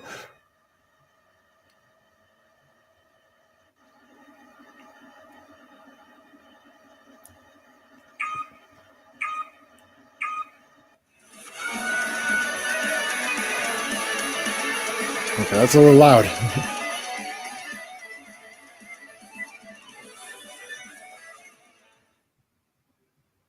Net force is defined as the combination or sum of all the forces that act on an object. For a long while now, I've been debating this out with the members of my debate board as to what the net force of this dumbbell is that is just simply laying on my floor. Many claim it has a net force of 0, since they believe in Newton's second law, which states the net force acting on an object is equal to the mass of the object times the acceleration of the object. F equals ma. I reject that notion, though, since it should be obvious that that dumbbell is not weightless, making it apparent that there are forces acting on that dumbbell. I firmly stand in my position that F equals ma is wrong, and I'm not the only one. So I'll try Link calling it. on some additional LBC. sources to see What do you mean by LBC? if the members of my debate board won't believe me, perhaps they will believe someone else. First, allow me to introduce you to Clifford Johnson. Yeah, this one's on University Odyssey of or Southern Odyssey, California. whatever you want to say it. Gravity is acceleration. It's not just like acceleration, it's the same thing. If gravity is in fact the same thing as acceleration, you should be able to swap the A and F equals ma with G. And for those who are interested, this formula comes from Georgia State University. I didn't make it up. Oh, Which link my means, Odyssey channel. So Okay. long as gravity is not zero, my opponents should agree with me that F should not be zero. Let's check with them, shall we?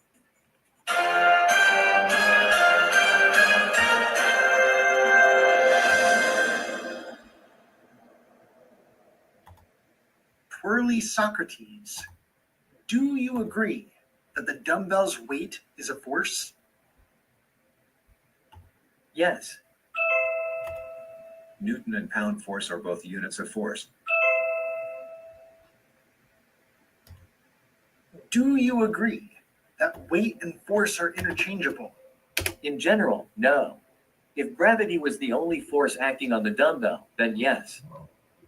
Okay, we agree that the weight of an object is the net force of an object, so long as it is the only force present.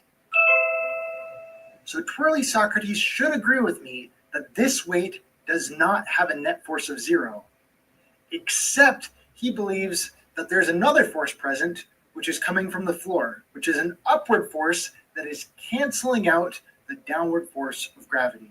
The weight of the dumbbell is only the net force of the dumbbell when the dumbbell is in free fall. No, weight and force are not interchangeable. Weight is the force on an object due to gravity, or at least that's one definition. All definitions include gravity. Forces unrelated to gravity also exist, like the normal force or magnetism. If I push an object, the force I exert on it is not weight. If you push on an object, the force might come from a different source, but it is still considered weight. This is why the amount of force of a boxer's punch is measured in pounds. That's not just a pun there. One estimate puts Tyson's punching power at 1,178 pounds of force, which is the equivalent of having a 221-pound anvil dropped on your face from 5 feet. His punches were so strong, they lifted his opponent's feet off the ground. And these are 200-plus-pound professional heavyweight fighters I'm talking about. There's even a popular myth going around to this day that Tyson had to register his fists as lethal weapons in the state of Ohio due to the potentially deadly power of his punches. That's quite the pounding that guy can dish out. How is that related to your argument? Pounds are used to measure any force, not just weight. That is my argument. Force and weight are interchangeable terms. Weight is a description of how much force is present. Yes, I understand that.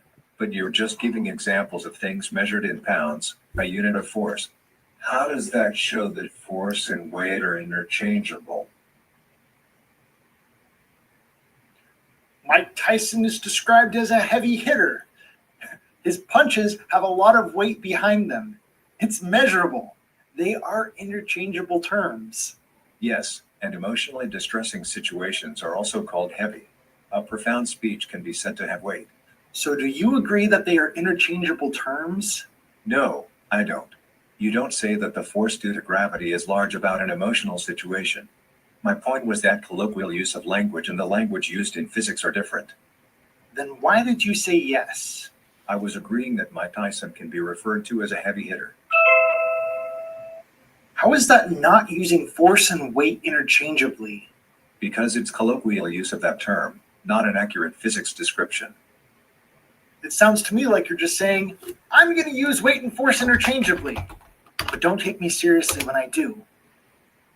It sounds a lot like those people who claim Science never proves anything, but I'm going to act like it does. I'm sorry. I'm going to have to call an impasse on this one.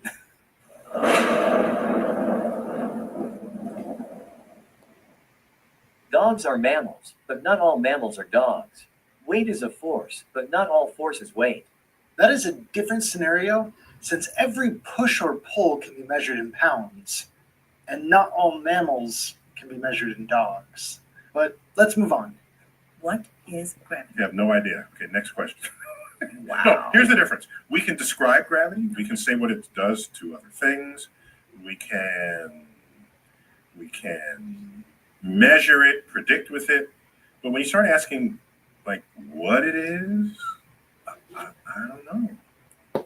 So based on that, gravity is a placeholding term for the force, wherever it comes from, that causes us to fall. I'm an electrostatics guy, but we won't be getting into that right now.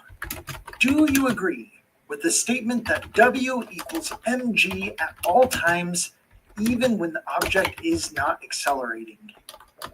If they agree to this, they should agree that so long as the object has weight, it should never have zero forces acting on it.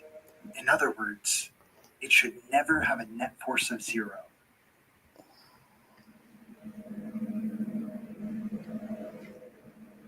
In a uniform gravitational field, yes.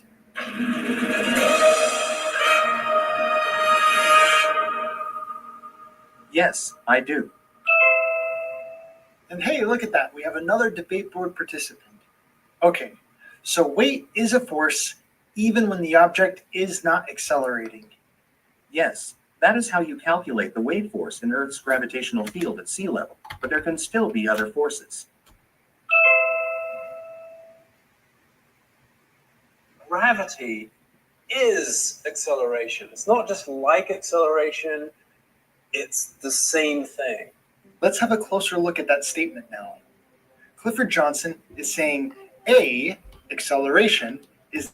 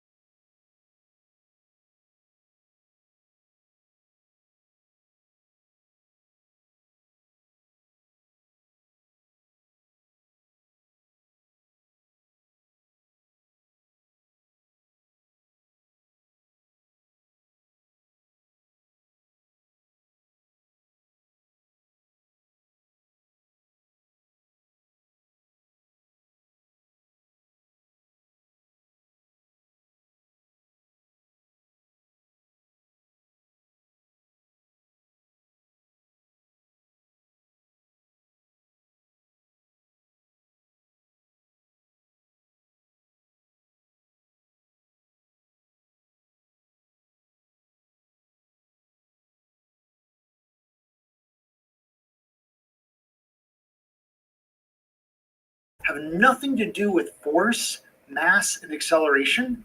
Sort of, yes. When Newtonian mechanics and GR talk about mass, they're talking about different concepts. GR doesn't really use the word force anywhere. Even acceleration are represented very differently. Gravity is acceleration. It's not just like acceleration, it's the same thing.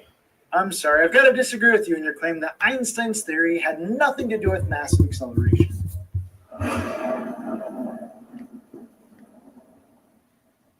Do you agree with Clifford Johnson's statement, though?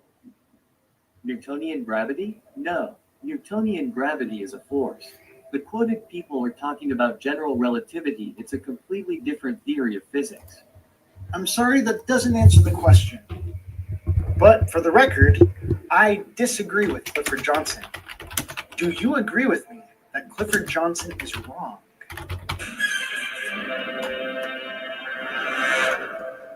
Poorly Socrates has chosen not to answer.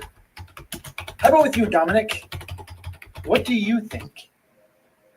I agree with Einstein, who originally did this thought experiment.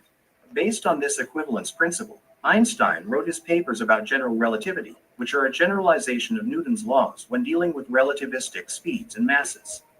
For non-relativistic scenarios, like your dumbbell, general relativity can be simplified to Newtonian physics. There, gravity and acceleration are slightly different things. So, I agree that gravity and acceleration are the same, but only if calculated with Einstein's formulas from his theory on general relativity on the curvature of spacetime. You believe gravity and acceleration are slightly different things, but you believe they're the same thing. According to physicsoftheuniverse.com, Einstein's groundbreaking realization, which he called the happiest thought of his life, was that gravity is in reality not a force at all, but is indistinguishable from, and in fact, the same thing as acceleration. I should have seen it before. This is so simple, so beautiful. Acceleration and gravity are the same thing. This may just be one of the happiest thoughts of my life. There are some pretty severe consequences that come from a claim like that, and no one explains them better than Professor Brian Cox from the University of Manchester. Brian Cox came over to NASA's biggest vacuum chamber in Cleveland, Ohio, to drop a bowling ball and a feather to show us how, without air resistance, they fall at the same rate. Sharing his footage and the footage before, those two videos were really hard to be able to share. Brian Cox says next. Isaac Newton would say that the ball and the feather fall because there's a force pulling them down, gravity. But Einstein imagined the scene very differently. The reason the bowling ball and feather fall together Pay attention to this because I'm going to quiz you on it. is because they're not falling. They're standing still. There is no force acting on them at all.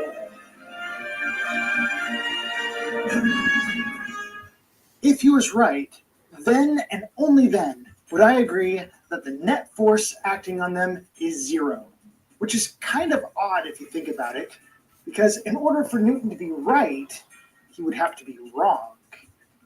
F equals zero if there are no forces acting on them. Yet Newton claims that there are forces acting on them, which is why they fall. It's all kinds of crazy here. Dominic says he agrees with Einstein on this matter. So let's ask Ben. Ben, do you agree with Brian Cox's claim here, that there are no forces acting on them at all?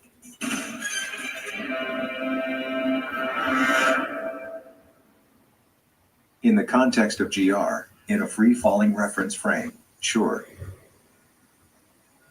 Do you agree that a reference frame can't cause the bowling ball to fall faster or slower than the feather? If they're close to each other, sure. Do you agree that even if the bowling ball and the feather were on opposite sides of the room, the reference frame would not affect the duration of how long it takes for them to reach the floor? Sure.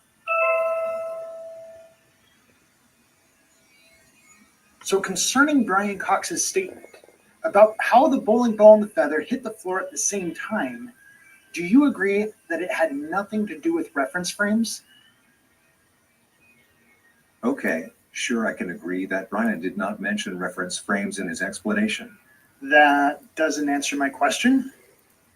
Do you agree that the reason why this happened in this instance means the thing that caused this to happen? Sure, but different reasons aren't mutually exclusive. Do you agree that Brian was saying the bowling ball and the feather hit the ground at the same time because there was no force acting on them at all? This whole this whole video here, anytime I bring that up, it's a major wiggle video, just talking to people about their reactions to it, and they just kind of go all over the place on it. No. The reason why is because the Earth was accelerating towards them. The lack of force is not the reason for their motion. Do you agree that Brian Cox claimed the ball and feather were more?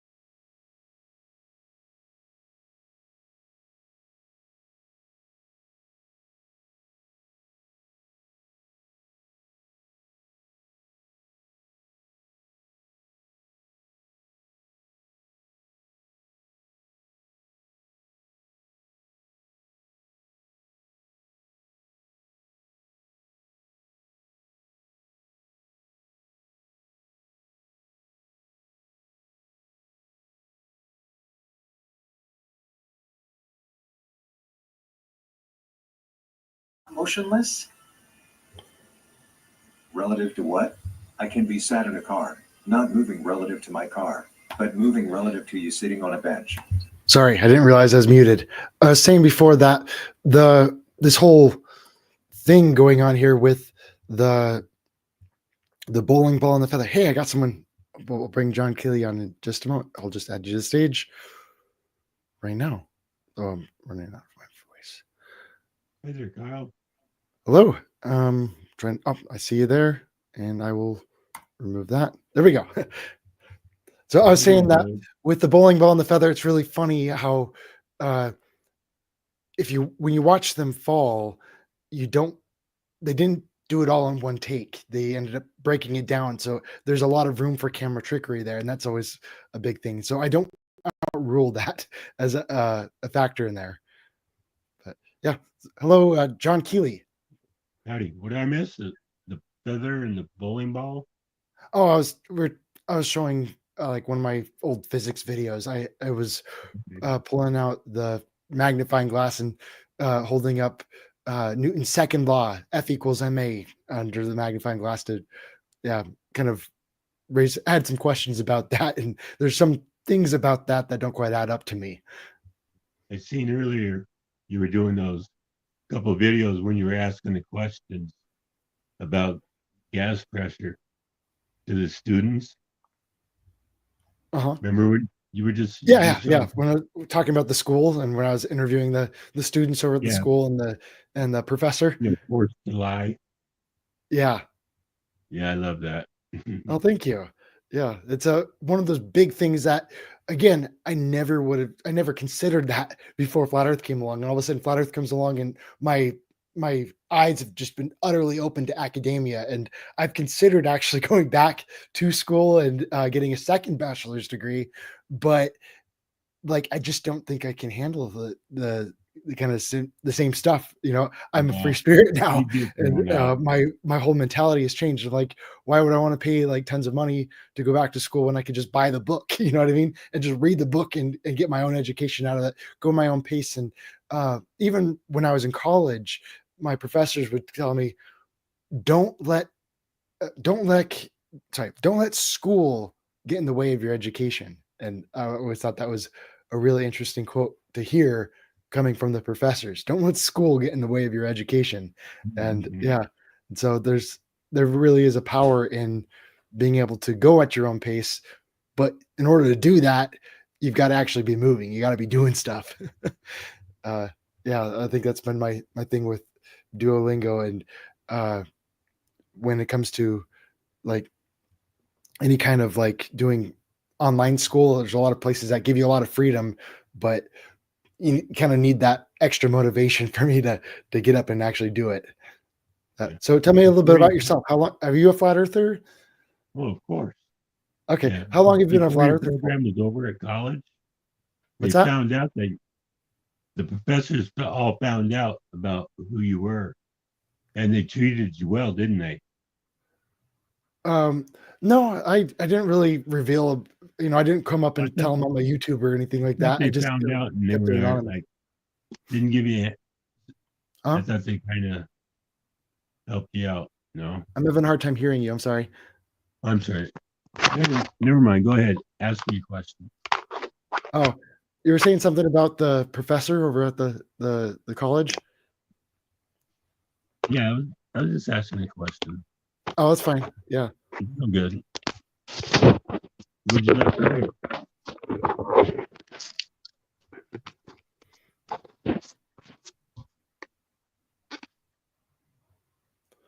So, yeah, Yes. I don't remember what you're I asking think me. it's about 215 or 16. I can't remember. Am I muted? No, I can hear you. Okay. So yes, when or Oh, how long have you been a flat earther for? since 15 or 16. Okay, yeah, you've been right there from the beginning. Wow, or at least with Pretty this much. wave of, the YouTube movement. Took me about 3 months. 3 months, and just you and your family. You got other people in the family who've kind of woken Yeah, up to it too. My wife and I. Your And wife she is didn't too. really hear about it for the longest time. Oh yeah, yeah. Unfortunately, that can be a big factor. I've been really blessed with my wife being so supportive of all of that, but unfortunately, I've heard of other people who have not had that same blessing. She's cool now, but for the first couple of years, I was like most people. My free time, I was soaking up information. So Yeah. that's all she heard was flat Earth for a couple of years. But she knows. Yeah, that's awesome. Yeah. Do you remember kind of how you approached her with it? Well, actually, how it all started, computer was on and some woman talking about flat Earth, and I'm all. She says, I could sum it up in 15 minutes. And I said, no, you won't. And I was getting ready to turn it off, and my wife says, no, listen to her. See what she's got to say. And I did. And I said, no way. So your wife is the one that got you into this. No, well, we were both watching the same show. Oh, okay. And I thought it was absurd, and she said, no, let's give it a look. And then after that, she said, that's interesting, but I don't think so. And it sparked my curiosity. I mean, you could see facts easily. And, Yeah. You could tell someone's discernment. I'm like, well, I don't think this girl was lying. Yeah. So next time a flat Earth video came up, I watched it, and it wasn't long till I was seeing Mark Sargent and Rob Skiba. And I was when I saw Rob Skiba, he was fully had the Lord. He was already doing Nephilim and stuff. So if I got a brother in Christ behind it, I'm watching them. So yeah, Rob Skiba. Did a Yeah, lot. he is legendary. He really helped me out a lot when it comes to really. He's the one who pointed out a lot of stuff about the Bible for me when it comes to that stuff. But I also really enjoyed like the way he approached the moon landing and the way he kind of pointed out a lot of things with NASA. Man, there's so many like classic episodes of his, but with a lot of his stuff, he didn't do a whole lot of shorts. And so you got to go through like a 3-hour video to look for like the good stuff. I'm like, oh, wow, that's a really good point right there. And I got to go and segment that out and just talk about that. And yeah, he left a lot of great things behind to really treasure. Yeah. Well, I'm sure the Lord was happy with all his work that he did. Yeah, absolutely. Yeah, he's one who He's a great man. Yeah, he bore the flames pretty well. Fought the good fight. So, after about a year, I mentioned it to my pastor. Maybe it could have been before a year was over, and it didn't go over so well. And I told him, "Well, give me a chance." And I'm really lucky. I belong to a small congregation, like under 50 people. My pastor's the best pastor in the world. He knows his job, and he'll meet with anybody in the congregation for an hour. you know, every week, if not, every other week. And that's dedication. That's even when he was working as a teacher. But anyways, so that being said, I had 10 a.m. Saturday morning, and I lived on his property on a rental. So I was right there in his face. And he got red in the face several times, triggered hard. And then I'd get triggered back, and we had to drop the subject. Yeah. Yes. Your pastor's kind of one of those people that you just naturally you want them to like you. Well, then after about a year, once I thought I could present myself better, I brung it up again with a plan. It worked for a couple months until the triggering started happening. Oh, yeah. And cognitive dissonance. Yeah, cognitive dissonance. Yeah. I got a fake my two front teeth. I got a partial, so I don't talk so well all the time. You're fine. Okay, so he didn't start taking me seriously and listening to me till a couple of years ago, because you see what you seeing, something's there. And I was telling him, look at right there, it's in the Bible. It's in the Bible, right there, there. And he'd explain it away, but from a global view. And he's always pounding square pegs into a round hole. And then, it saddened me, and he's all about truth. And the way he presents the Bible, nothing more, nothing less. And he knows it. I mean, you can ask him a verse. He's gone over it several times somewhere. He knows about it. And he's a teacher. He's a smart man. He's gifted. That's why he's a pastor. He never wanted to be. But yeah. I got called into the bishop's office once over where I go to church, and they talked to me about flat earth and my flat earthing stuff. And the first time I talked to him, I was just like incredibly nervous and worried about like what's going to happen. Am I crossing some boundaries I'm not supposed to be crossing? And so it was interesting the way that whole conversation went when I was really nervous. And then after coming home, I had some time to think about it, and I relaxed. And after giving it our conversation a bunch of thought, I went back and I talked to him again, and I just had this full confidence of where I stand, and if I'm wrong, you got to come right up and tell me exactly when and where I'm wrong. And he wouldn't do that. And so I'm like, okay. But it was interesting, just that change, kind of the change in the way I felt, kind of, and the way I talked to him, and how big of a difference that made between both instances. I'm like, I wasn't going in all cocky or anything like that when I went and talked to him, with the full confidence, but it was more like I'm talking to you right now. You know what I mean? And because I talked to him that way, yeah, it just kind of let me go, and no problems after that. And he never called me back, or no one else has called me back to give me any issues at church anyway, about flat earthing. And that was a kind of a unique experience. I'm thankful I had, yeah, but yeah, because once you get that out of the way, then you kind of know where your boundaries are, and you don't have to worry about that kind of stuff in the future anymore. You know what I mean? Yeah, well, I never talked about it with our congregation.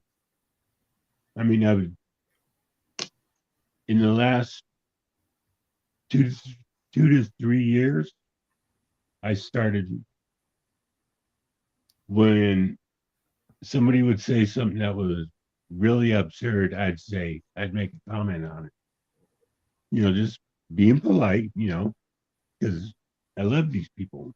I love everybody. Yeah. And so, and usually I didn't expect an answer, I just wanted to drop an egg, plant a seed, just like when you're witnessing almost. And they knew it. And so they wouldn't say nothing because they didn't want to talk about it. But I never had no problems, about, me being a nut or thinking way out there. But in the last 6 months, one of our elders, we have 4 elders, pretty much the guys who started our church. Mm-hmm. And I gave the one girl, Mary or whatever, that writes the children books. Yeah. I gave one of our elders' wives a book on God's, on how the 4 seasons work from a child's point of view. I said I would teach this to a child. I told her. Sylvia Halpert. It sounds like knowing that what you're referring to. If I would give teaching something bad, that I would have a millstone put around my neck and put in the water. That's how confident I am. I would give this to a child. Yeah. So she said, okay, I'll read it. And as it worked out, it took a couple months for her to get that book back. And that was cool, because that means it was in their house and people were looking at it. All right. And then Don Bowles, our assistant pastor, I gave him the guy from Alabama, the pastor, the one that hates Karen B. Oh, I don't remember. Oh. The pastor, I can think of Duffy, but he's the main. No, this guy's legit. He's the only pastor that speaks. He was the one that battled that one guy last year. Dean Odell he battled someone else. I don't remember who he went up against though. Anyhow, he wrote a Dean book. Odell was the pastor who stood up and Dean Odell's book. Oh, okay. I gave it to our assistant pastor. And I told him you didn't have to give it back. And I gave the same book to my pastor when I got it. And I said, "Hey, you can put this on your bookshelf." And he said, "I probably won't read it." He says, "Except for a couple of those things in there." where it talked about like some files or something. But he said, probably won't go beyond that. And I'm like, whatever. So I gave it to him. So long story short, I gave the assistant pastor, Dean Odell's book about 6 months ago. And he had a broken leg, so he had time to read it. Mm-hmm. If he did, we never talked about it. Maybe it's 4 months ago. And so, like I told you, the other elder had a child's book. And then the old man, the elder, found out that I was a flat earther. And I'm not allowed to speak at church no more. Oh dear. Until I get vetted. Uh-huh. Well, because they're concerned. Yeah. And that really hurts. Yeah, it's like right there in the beginning, in the beginning, the earth was flat. That's kind of how it goes with just Genesis chapter 1. And I really appreciate my friend Missing the Mark of Truth, Mark. He went and talked about Mark Barnum, that's his name. He went and talked about the fields, the beasts of the field. I'm like, oh wow, he really opened my eyes to that. The beasts of the field can literally be interpreted as the beasts of the flat earth. And it's like, wow. Because it talks about the fields all the time. It's like, well, that doesn't ever talk about the mountains or anything like that in the beginning. But, the plains and the animals of the field and the crops and but that's one of the big hot words every time I noticed in the scriptures to look for that, because field can literally be interpreted as flat earth. I was like, wow, one of those things that never noticed before, but makes a big difference. There's, there's people out there, they got the 200 Bible proofs, and they say the ends of the earth, and it's in the Bible several spots. Well, that one I have to give in for, because the end can mean anything, so it doesn't have to mean there's a literal end. And unless there's one of them that you see that could actually describe the end of the earth. When they say, ends of the earth, that's the only Bible verse that I found that actually could be debunked. Yeah. The rest are solid. And I love Isaiah, how he just, describes the earth. A couple chapters earlier, he's talking about a ball and uses two different words. That one. Yeah. The sitting on the circle of the earth. A circle is a two-dimensional object. Okay. He said, it does not say he sits on the ball of the earth. Yeah. And if he was talking about the ball of the earth, he would have used the same word when he used ball. When he was exactly. Exactly. Yeah. I love it. So you're next. Oh, about what? Do you have a question? Anything. What do you want to talk about? Oh, I don't know. I was there at Las Vegas. Oh, you were? I was Cool. the guy in the wheelchair. Oh, okay. I was over by Singerman. Up front. Yeah, I was kind of bouncing around all over the place over in Vegas.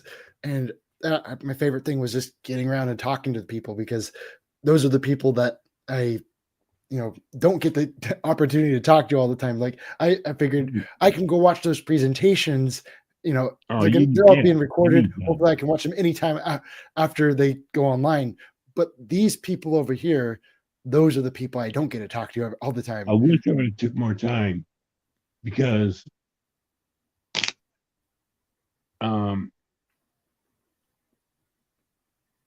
I don't want to, go into it too much, but I had to pull a few teeth to get to go there, and by the time I did, I had to get a room somewhere else, and I wasn't able to stay at the Sam's. Yeah, yeah. So that meant, I wasn't able to mingle as much. Yeah. So I wish I wouldn't have listened to the presentation either, because a couple of new things that I learned I would have got in a couple of weeks when they did the playback. Uh-huh. I'll learn next time. But yeah. There were so many people that I did not know yet that I wanted to meet.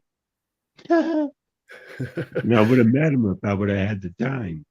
Yeah, I hear you. Yeah, there's a lot of people that I just wish I had a little bit more time to talk to. But you only have a limited amount of time in the day to get around and talk to everyone. But yeah, the kind of building relationships is huge. It's huge. Welcome, say hi. Welcome, say hi. Come sit down. You got a little bit of time.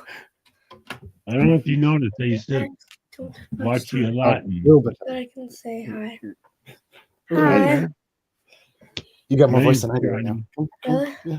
What? But I gotta brush my teeth. Okay. And then I gotta go to school. All right. Love you. Love you too. Don't get to see you enough on here. So. I love how you do hands-on work with children. Huh? How you do experiments with your children. Not often enough, I'll say that, but I do when I can. Yeah, I do. Yeah, I was telling you about the elevator experiment. They were all with me when we went and did the elevator experiment over at the college to find out our weights and to see if our weight changed in the elevator and how much it changed. Because my big claim that I was experimenting on was I was under the impression that when the elevator goes up, it's going to put the exact same amount of force on each of us. And so we all stood on a scale to measure the change in our weight as we go up. And I was shocked at the time when I found out that my weight changed a lot more than my daughter's weight. Her weight just changed a little bit. And so I was trying to piece that together, and that just blew my mind. And kind of doing more research and looking into it now, I look back at it and it's like, oh, well, the elevator itself, it put the same amount of force on all of us, but the difference was the amount of inertia that was put back on the scale, because each of us weighed a different amount, and so we had a different amount. You had more I had a more inertia in my body than my daughter did, because my mass was different. And so that was kind of a big thing right there. But I wasn't thinking about that. Your charge before. might have been more because you're a bigger mass too. Yeah.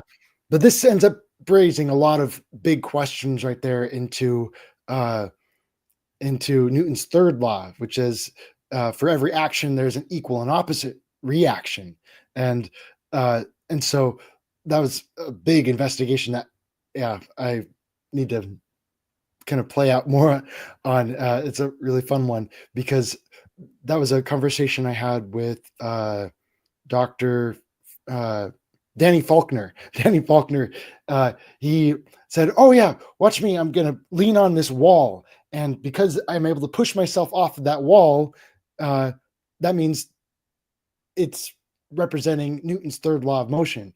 For every action, there's an equal and opposite reaction. And so I'm like, okay, Danny, I made a wall of toilet paper. And it's like, if I push myself off that wall of toilet paper and it falls through, does that mean Newton's third law fails?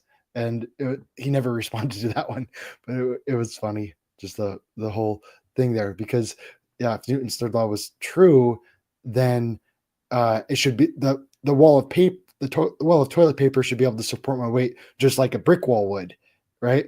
But because it was the inertia that was pushing back on me when I pushed on the paper, that's why my force was able to overcome that toilet paper's inertia and end up breaking it, and it did not support my weight. So inertia makes so much more sense than Newton's third law does. The first experiment, were you going up? Uh-huh. And what happened when you went down? we just focused on the upward rising elevator. We didn't really focus on the downward rising elevator. But when we all went down, I guess that's a good question. I think there's some other videos out there that talk about that, but maybe that's one I could look at when we go back and try and do it again in the future. The focus on that. But yeah, I should think that we would all lose the same amount of weight as we're going down. I didn't quite think about that comparison at the time when I did the elevator experiment. Yeah, good question. Really good question. Well, if you're doing up, you gotta do the opposite. Yeah. Look at it both ways. Yeah. But yeah, I'm sure you were busy with plenty of other things on your mind. Yeah, kind of focusing on that, and yeah, it took me a while to figure out the whole thing with the Newton's third law. That one just bonkers for me until I put the inertia together, and that was actually part of my debate board when I started to see that thing come together. And mostly it's just me on my debate board versus a few like anti-flat earthers that will come and try to troll me and stuff like that, and I'll get into these conversations with them. And so they've been kind of like a big motivator for me to help kind of see the opposing view side a little bit, which has been fuel for my fire, you know what I mean? But it's been pretty cool. But they're the ones who actually showed me about Newton in his book Principia talking about inertia as a force. I was like, what? And yeah, blew my mind. So that was twirly Socrates back in the day. Oh, Aristotle. That's the made up guy, right? We're thinking twirly Socrates was just his screen name. That was what the person. I don't know about Aristotle. Kind of verifying his stuff. But Eratosthenes is the kind of made up guy. Eratosthenes, he's famous for doing the experiments and claiming to know the exact radius of the globe, or kind of thing. Nobody ever talked about it until the mid-1800s. There was no writings about him until then. What's that? I heard there was no writings about that guy until the mid-1800s. Yeah, that's kind of the interesting thing. I was pointing out about how he's been removed from the textbooks, and how there are no firsthand accounts of the guy. He has no personal things. It's always just other people who are kind of referring to him. And so there's that question is, did Eratosthenes ever even exist? Or is he just kind of a fable? Well, it's amazing how many books did exist. I don't believe that burning of Alexandria. That's such a contrived story. And that's just my opinion, And, there's been some cataclysms that have happened in the last few years, or couple thousand years. And they're always lying to us. But, we do have the Bible, and I know that book, God made sure that it survived. Thank God. But the other books, anything past 1400s, really suspicious stuff. Yeah. I've had a lot of fun. When the Jehovah's Witnesses knock on my door, my excuse is always, any excuse to study the Bible is a good excuse in my home. And so I just welcome him in with open arms, and we talk about all kinds of stuff. And one of the big things that have really stood out to me lately is just been the King James Bible itself, and how King James, it's a big label on it saying government Bible. And so it's kind of been looking at pulling out the magnifying glass on that and saying, okay, these are all the different books, but where are the texts that these books actually come from? And so why are we trusting so much, putting so much trust in King James, and for saying that these books are, these are the canon, when there's other manuscripts that are out there. And so I kind of looking into the Dead Sea Scrolls, for example. They've got several books in the Dead Sea Scrolls that aren't included in the King James Bible. It's not quite considered canon according to them. So it's kind of like, okay, what makes this canon and this not canon is the big question right there. And looking into the different manuscripts themselves from the Bible, like who knows like what books came from what manuscripts in there. Understand there's like the Masoretic text, and we get a whole bunch of the Old Testament from the Masoretic texts, but there's a whole bunch there that in our Old Testament that aren't included in the Masoretic text, and they end up going to other sources, other manuscripts. And so we've got the King James Bible, which is like a whole collection of different manuscripts. Man, this whole topic deserves a video unto itself. I'm telling you, I call it my log jam, where I've got so many different ideas out there for videos, but only a limited amount of time to get one video out a week if I'm lucky. I wasn't aware of that. Yeah, it's a fun thing. But yeah, pulling out the magnifying glass, it's really fun. It's 6:58. Yeah, running out of time. Don't be late. Might have to take her to school. We'll see. When did you start doing early morning shows? Yeah, well, I finished my video yesterday, and so I had all night tonight. Normally I work nights, and so I don't normally have this luxury. I'm like, you know what? Normally I'm just out there. I'm working on my debate board, doing some research on this or that. And you've been out for 6.5 hours? Yeah, 6.5 hours. And so I've been up all night doing this, just kind of showing people around my debate board and kind of shooting the breeze and saying, hey, let's see who's up available to talk in the middle of the night. And so, I just knocked you off the screen. I mean, my face. I might lose you, bud. Huh? There you are. I'm back. Okay. Yeah, sorry, my daughter talking in the background. background. Well, if you're getting ready to go.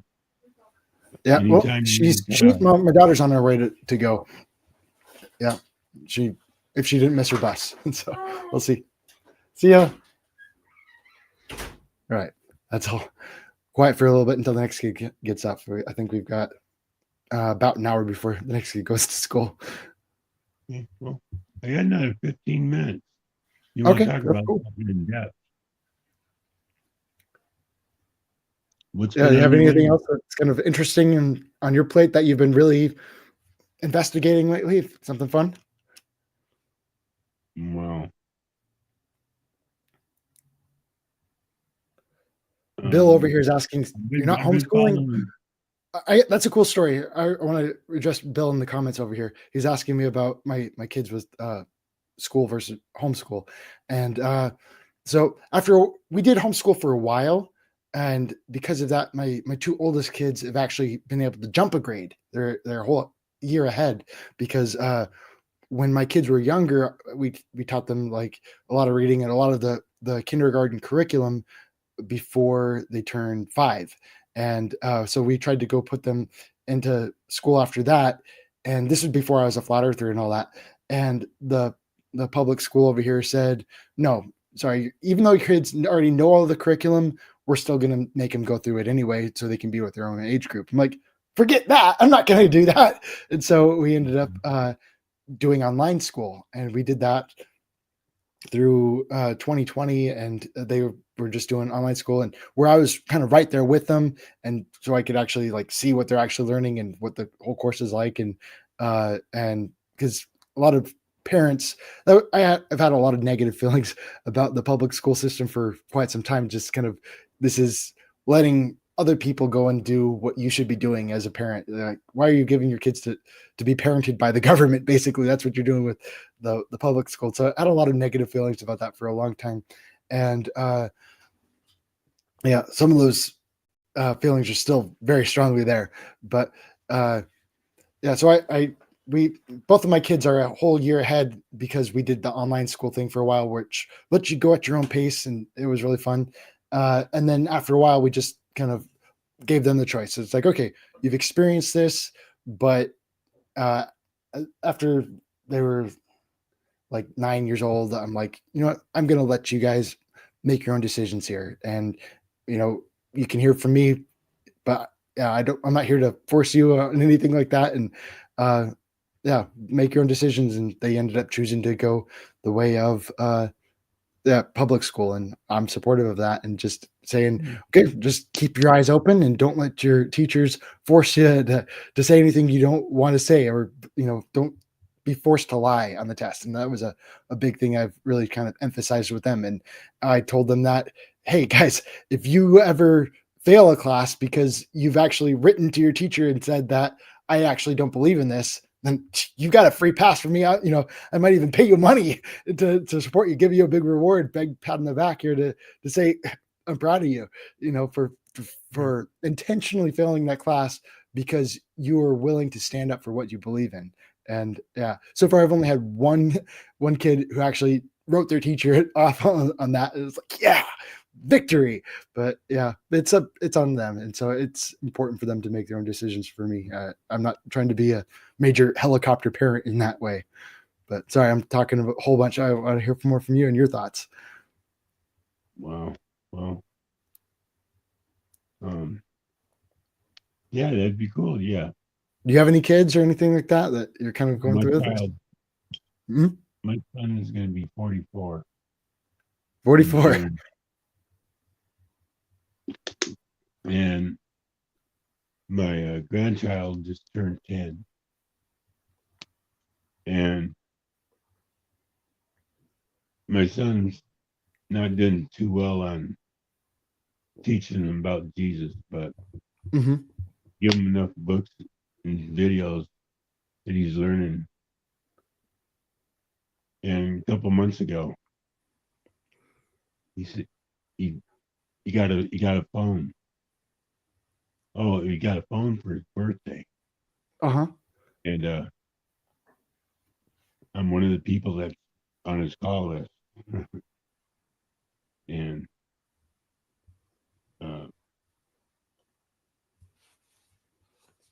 he was telling me, my dad says that Grandpa Keeley, when somebody's sick or something or not well, he prays for him to get better, and he prays to God. So Daniel prayed for his grandma. He texted me first, he told me, and then I called him and we talked about it. And he said, yeah, I prayed for my grandma, and it's real. Prayer is real. You can pray to God. I did it. Yeah. And I got a big testimony on that. I'm telling you. Leaving. Already.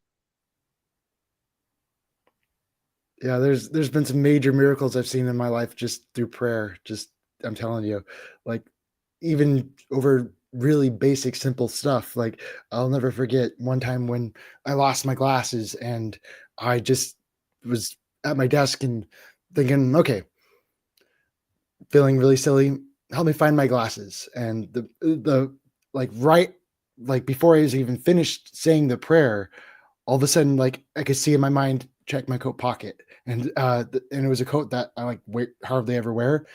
Get up, go check my coat pocket, and there they are. I'm like, thank you, Heavenly Father, for that little miracle. And yeah, it's those little things like that shouldn't ever be taken for granted. Those are the things that we need to write down and share. And so, as I was kind of thinking about all these different manuscripts and exactly what qualifies as doctrine and canon, why not that one little experience with me? Why not that one little miracle? I witnessed, I said a prayer, I saw a miracle. Why can't I write that down and pass a collection of these little miracles that I've witnessed onto my children and onto my children's children? And imagine if I did that and my kids also did that with their own experiences and their own miracles. Wouldn't that be considered something really significant? Because these are like modern days, you know what I mean? Well, and yeah, hopefully it shouldn't be like contradicting anything that, any sacred scriptures that were in the past, but it's really cool how these experiences can often complement those ones right there in the Bible, and they can be a testimony of them, of the living God, not just the dead God. Yeah, that's the big thing for me. I started Yeah, following the go ahead. congregation that I go to Mhm. 20 years ago when I was living in Michigan. I was born and raised in San Diego. And anyways, long story short, when I moved back 20 years ago in 2004,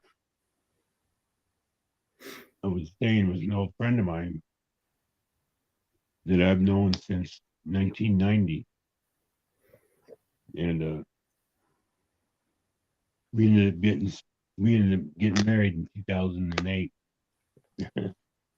And she got baptized a year before, and I got baptized February 2nd of 2008.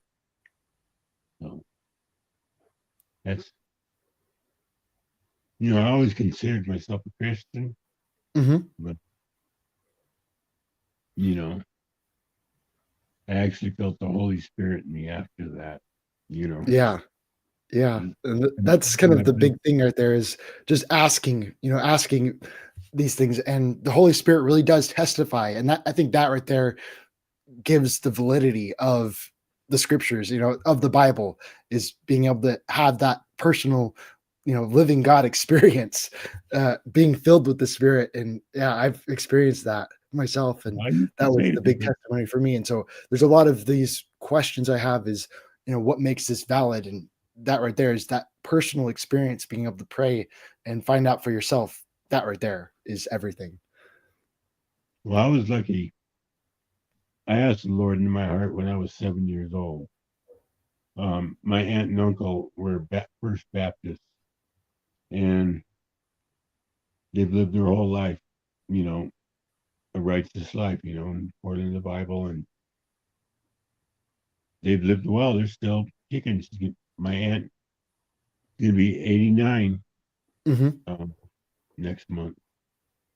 So that shows you. Yeah. Anyways, I've always had the Lord in my heart. I went to Sunday school till I was 6 years old. I mean, sixth grade. Yeah. Then I was given the freedom to, you still want to do this? And I'm like, no, I love my Sunday. So I quit going to church when I was 12. Yeah. 11, 12. And went to church, Easter and Sunday with my mom. That's when she went to church. On Sunday and Christmas, that's what I meant to say the first time. Twice a year. And when I got married, and then besides that, I didn't go to church until 2004 again. Marriage really does bring out the best in us. Well, anyways, I was always been a believer my whole life. I've never denied God. But I used to say, the Holy Spirit you talk about, I don't feel I got the Holy Spirit in me. When you've never been baptized. And I go, yeah, well, we'll see. And sure enough, like my grandson saying prayers are real, baptisms are real. You obey and makes the Father happy. Yeah, buddy. Yeah. Yeah. So, with that being said, when it comes to prayer and like material things, asking for your glasses, when my wife would start praying for a parking spot, and in the big city, especially if we're in San Diego, let alone one of the suburbs, try and find parking. She'd pray and there'd be our spot every time. So I started praying for things, just the little things. And like I'm in a wheelchair. I got shot in the neck 30 years ago, and I'm quadriplegic, but incomplete. Still got use of my arms and legs. Mhm. They just don't work properly. And so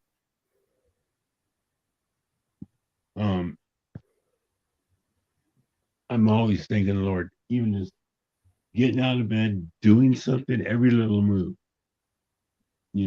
Thank the Lord and thank the Holy Spirit. I'm like, I couldn't have did that without you. And Yeah. I'll ask for help at first. So if I ask for help, I gotta say thank you. Yeah. And it happens. That's So, yeah. important. That's important. And Like that. I really do see, like, in those moments where we are feeling the most heat, where we're feeling the most trials like that, you know what I mean? I feel like the term mediator has come to mean so much to me as uh when it comes to like the savior kind of he's able to take it. He take my yoke upon you and kind of a thing. But mediator as in like I can give him my hard things and just say, okay, Heavenly Father, there's a lot going on here and this is really hard for me. Make it worth it for me, and that's the whole thing is I don't have to be mad over something like that, and I can actually kind of like compensate her. I think that's a really good way of saying it is, life is really tough right now and I'm just going to give this one to you. And yeah, and I've actually witnessed compensation in my life happen because of it, and it's been kind of amazing. I've watched miracles with that one. And there's a dream I had forever ago that really stood out to me where I was sitting at a table with Steve Carell from The Office, and he was over there, and him of all people. Yeah. And there was me and my brother. We were sitting at the table talking to him, and Steve goes and puts some money down on the table and says, okay, here's $5 if you will let your brother punch you in the chest. $5. Will you take it? And I was like, sure. Yeah, let's do it. And so, yeah. Okay. Here's $10 if you let your brother punch you in the shoulder. I'm like, yeah, sure. Let's do it. Okay. Here's $100 to let your brother punch you in the nose. I was like, is that worth $100 to me? But that was the dream here. And like, as I was thinking about like how much money I would accept to have my brother punch me in the nose, it was after that I woke up and I went and wrote my dream down because it was so significant to me. It's just like, that's such a weird dream to have just randomly that, about how much money I'd take to take a beating, in different places, for my brother to punch me in the nose. And that kind of, there was a revelation that kind of came after that about, the Savior and about how he's willing to take our burdens and compensate us for that kind of stuff. And that's something that I've actually been able to like put to the test. And I've worked in schools for a long time now when working with troubled youth. And there have been times where people are, going to punch you in the face for that. And I don't have to worry about like, if you get punched in the face, I've never had any kind of like work compensation for that or anything like that. My work doesn't pay me for that. But I have been able to witness other miracles come out in other ways. And it was interesting because I did have that experience where someone punched me in the nose and then I said, okay, I'm giving this one to you. And that miracle actually happened. I got $100 seemingly out of nowhere. I was just like, what? Thank you. Thank you for accepting that, for compensating me for that problem. And yeah, that's kind of a big, huge testimony builder for me. And it's not always exactly monetarily, but there are big blessings that end up coming into our life after we kind of give them to God and say, okay, I'm willing to take it. I'll take it for you, but yeah, just help me make it worth it to me. And yeah, the miracles happen. They do. I mean, no prayers are too small. Yeah. So yeah, when you see the small ones getting answered, you're like, if he can take care of that, imagine what he can do for the serious stuff. You know, Yeah. especially when we pray as a collective. That's prayers get answered. We could get all America praying at once on a lot of stuff. Wouldn't that be beautiful?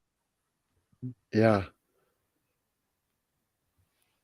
We had to a few times, otherwise things wouldn't be the way they are. We'd probably be in a mess by now. Mm-hmm. So you could blame it on the Christians. Yeah. And yeah, I'm like I said, I'm just don't really matter kind of where you're from or what religion you are, but like I said, any excuse to study the Bible is a good excuse in my home. And so yeah, whatever, even if you're an atheist and want to talk about total stuff and have questions for it, it's an excuse to get into this stuff. And I've had conversations like that with other people where people invite me to go do a debate and I end up walking away from that debate. Wow, I'm thankful I talked to that person and have been able to look at these things with a different set of eyes. And like I was given answers there that I'd never even thought about before. And so I'm able to be given the things that I need when I need them, when it comes to like talking to different people, different phase. And it's going back to my whole thing on the stronger wind, the stronger trees kind of a thing. Good timber does not grow with ease. The stronger wind, the stronger trees. And that's why I'm always getting out there trying to look for people who disagree with me. I'm totally inviting them to come on and talk to me, and even those who agree with me. But with people who agree with me, I want to really rub shoulders with and work together, collaborate with them, and so we can build something together. I don't want to be alone in all my research. Speaking of a tree, you gotta get out there and sway back and forth a little bit if you want to get strong. Yeah, exactly. In what you're doing. Yeah. And you can't do it without getting into it. I mean, yeah, love it. Yeah, I gotta dig deep roots. Make sure you got a strong foundation for that kind of stuff, and because that wind will test your roots for sure. Yeah. Well, I'm ready to talk to anybody about the Lord, cosmology, I welcome it. Yeah. Any two, but as long as you're willing. Yeah. I finally learned belief is, you can't make somebody believe what you believe. Yeah.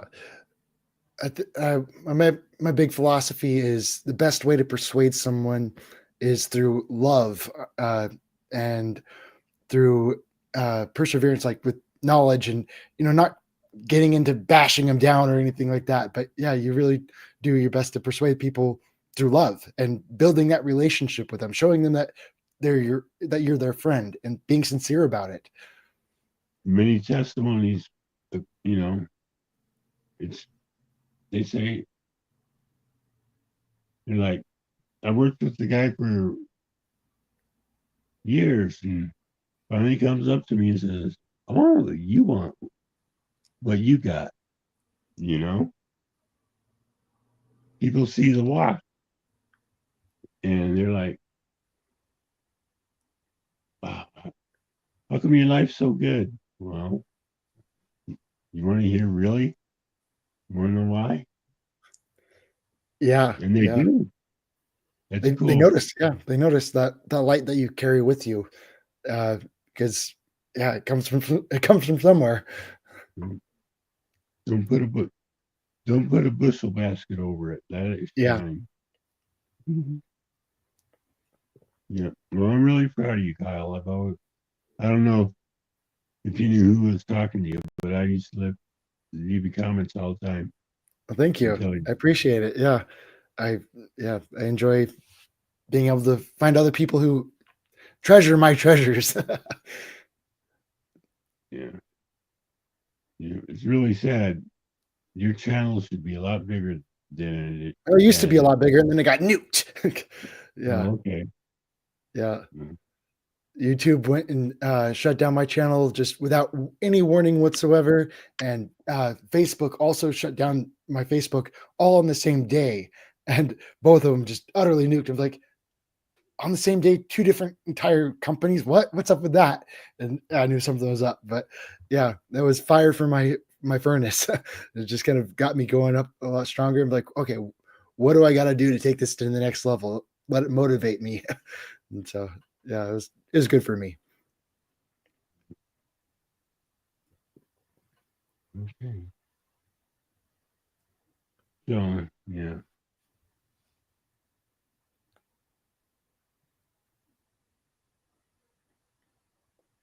I don't know. Anything else that you're like really fascinated by when it comes to study?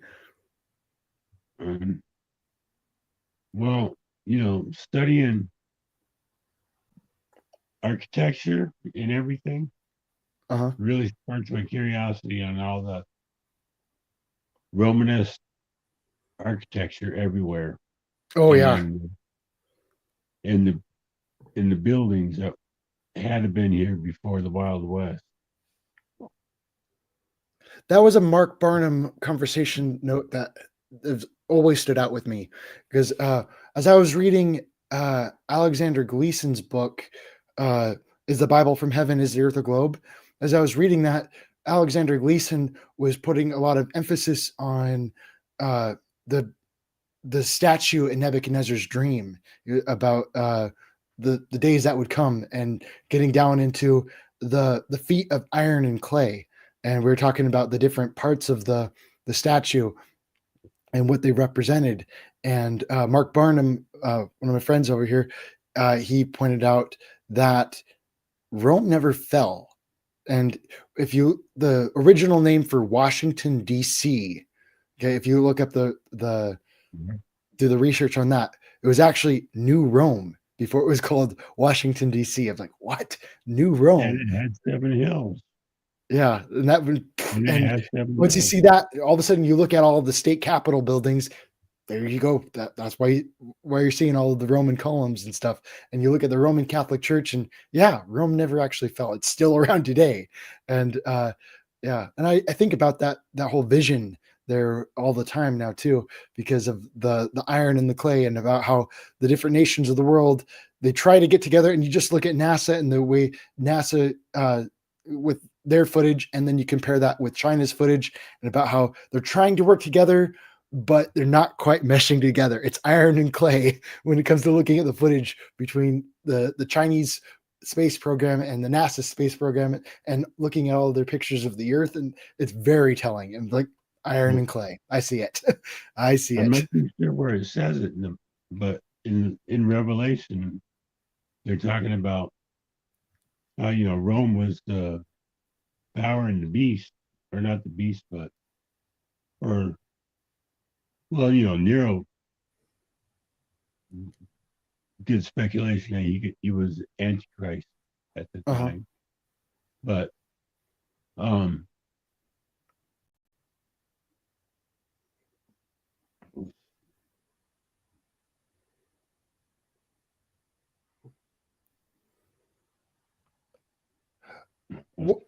there's so many things on that whole statue that really stood out to me. So one of the other things that I noticed was, I was really scratching my head on, was the whole head of gold for King Nebuchadnezzar. It's like, way back in the day, what's going on? That why was the head of gold way back in the day, when we were driving around in cars today and flying around in airplanes, and yet Nebuchadnezzar's day was the head of gold, like the best of all the nations to come. What's up with that? And then I started looking at more of the vision and the things that stood out to me, such as when the rock comes, that's when Nebuchadnezzar's kingdom fell. Okay. And so when the stone cut out of the mountain comes and knocks down the statue, it takes the entire statue down together.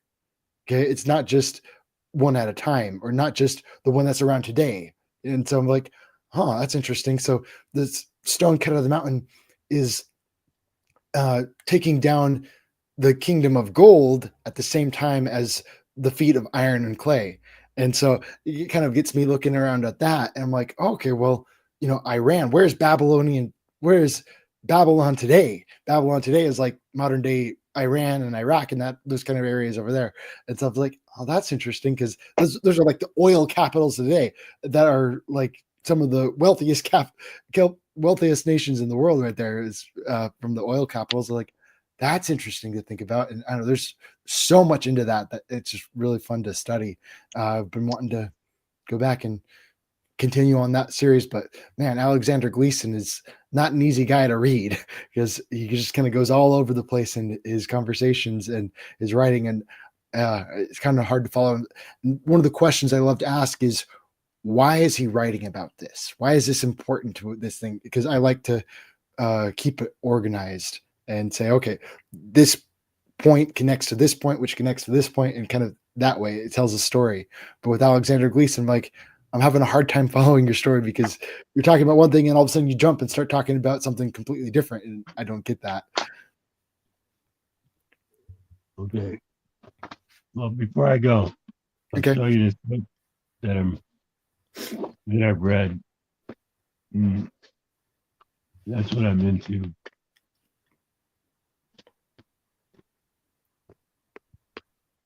What I'm studying, that is.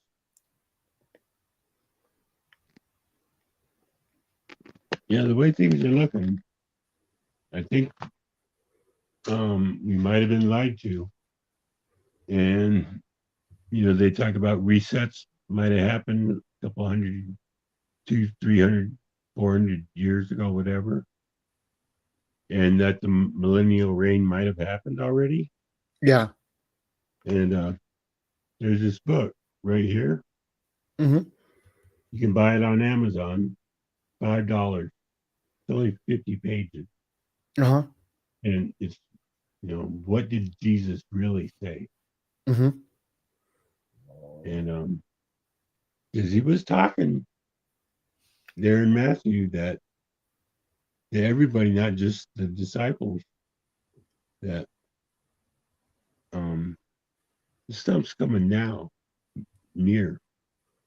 And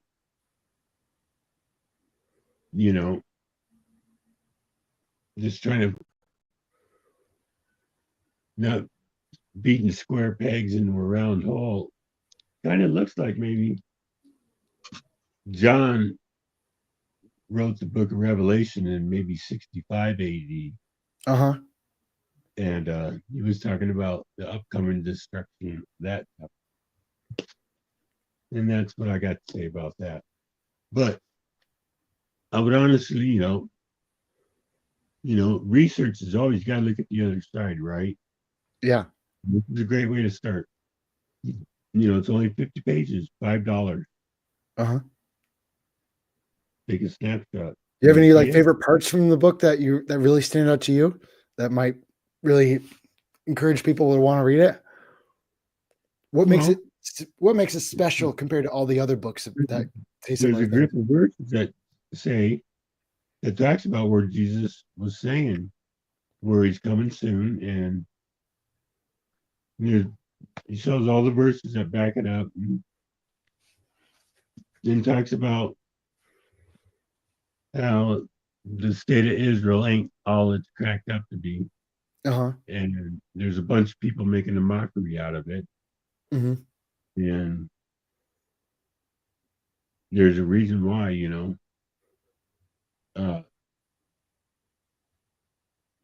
and I'm kind of like on that time thought process that no, there's no need for no more third temple. They're not. No, the Bible says. But they're not Christians. But they already seen what God did to them before. Why are they going to build a third temple? Because maybe they want to bring him in. Mm-hmm.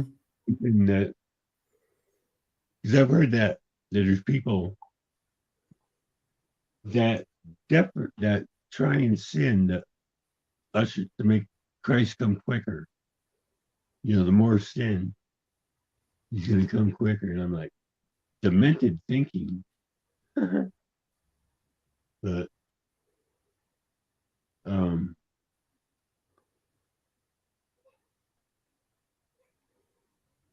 Yeah. Well, thanks for joining me here. It's been fun talking to you. I've had good conversations, and I felt I know it was inspired far out. just talking to you. That's It's why been I great. saved it to the end Huh? to mention post-millennial. But it makes sense. I think Jesus talked about what he was saying, and it's something to think about, brother. Yeah. Doesn't matter though. You know, it's Well, his gift that you have Jesus to said matters. accept it. So, yeah. They're just using an old playbook on us to control us. Uh-huh. And I blame that on the Jesuits and the Masons. Yeah. And whoever's controlling all this other stuff, which is, you know, the deceiver himself. Mm-hmm. He's been let loose for a short while. They call Yeah. it a short season. Never says season in the Bible. Yeah. All right. Thank you. Hey, thank Love you. brother. Great talking to you. Yeah. Bye.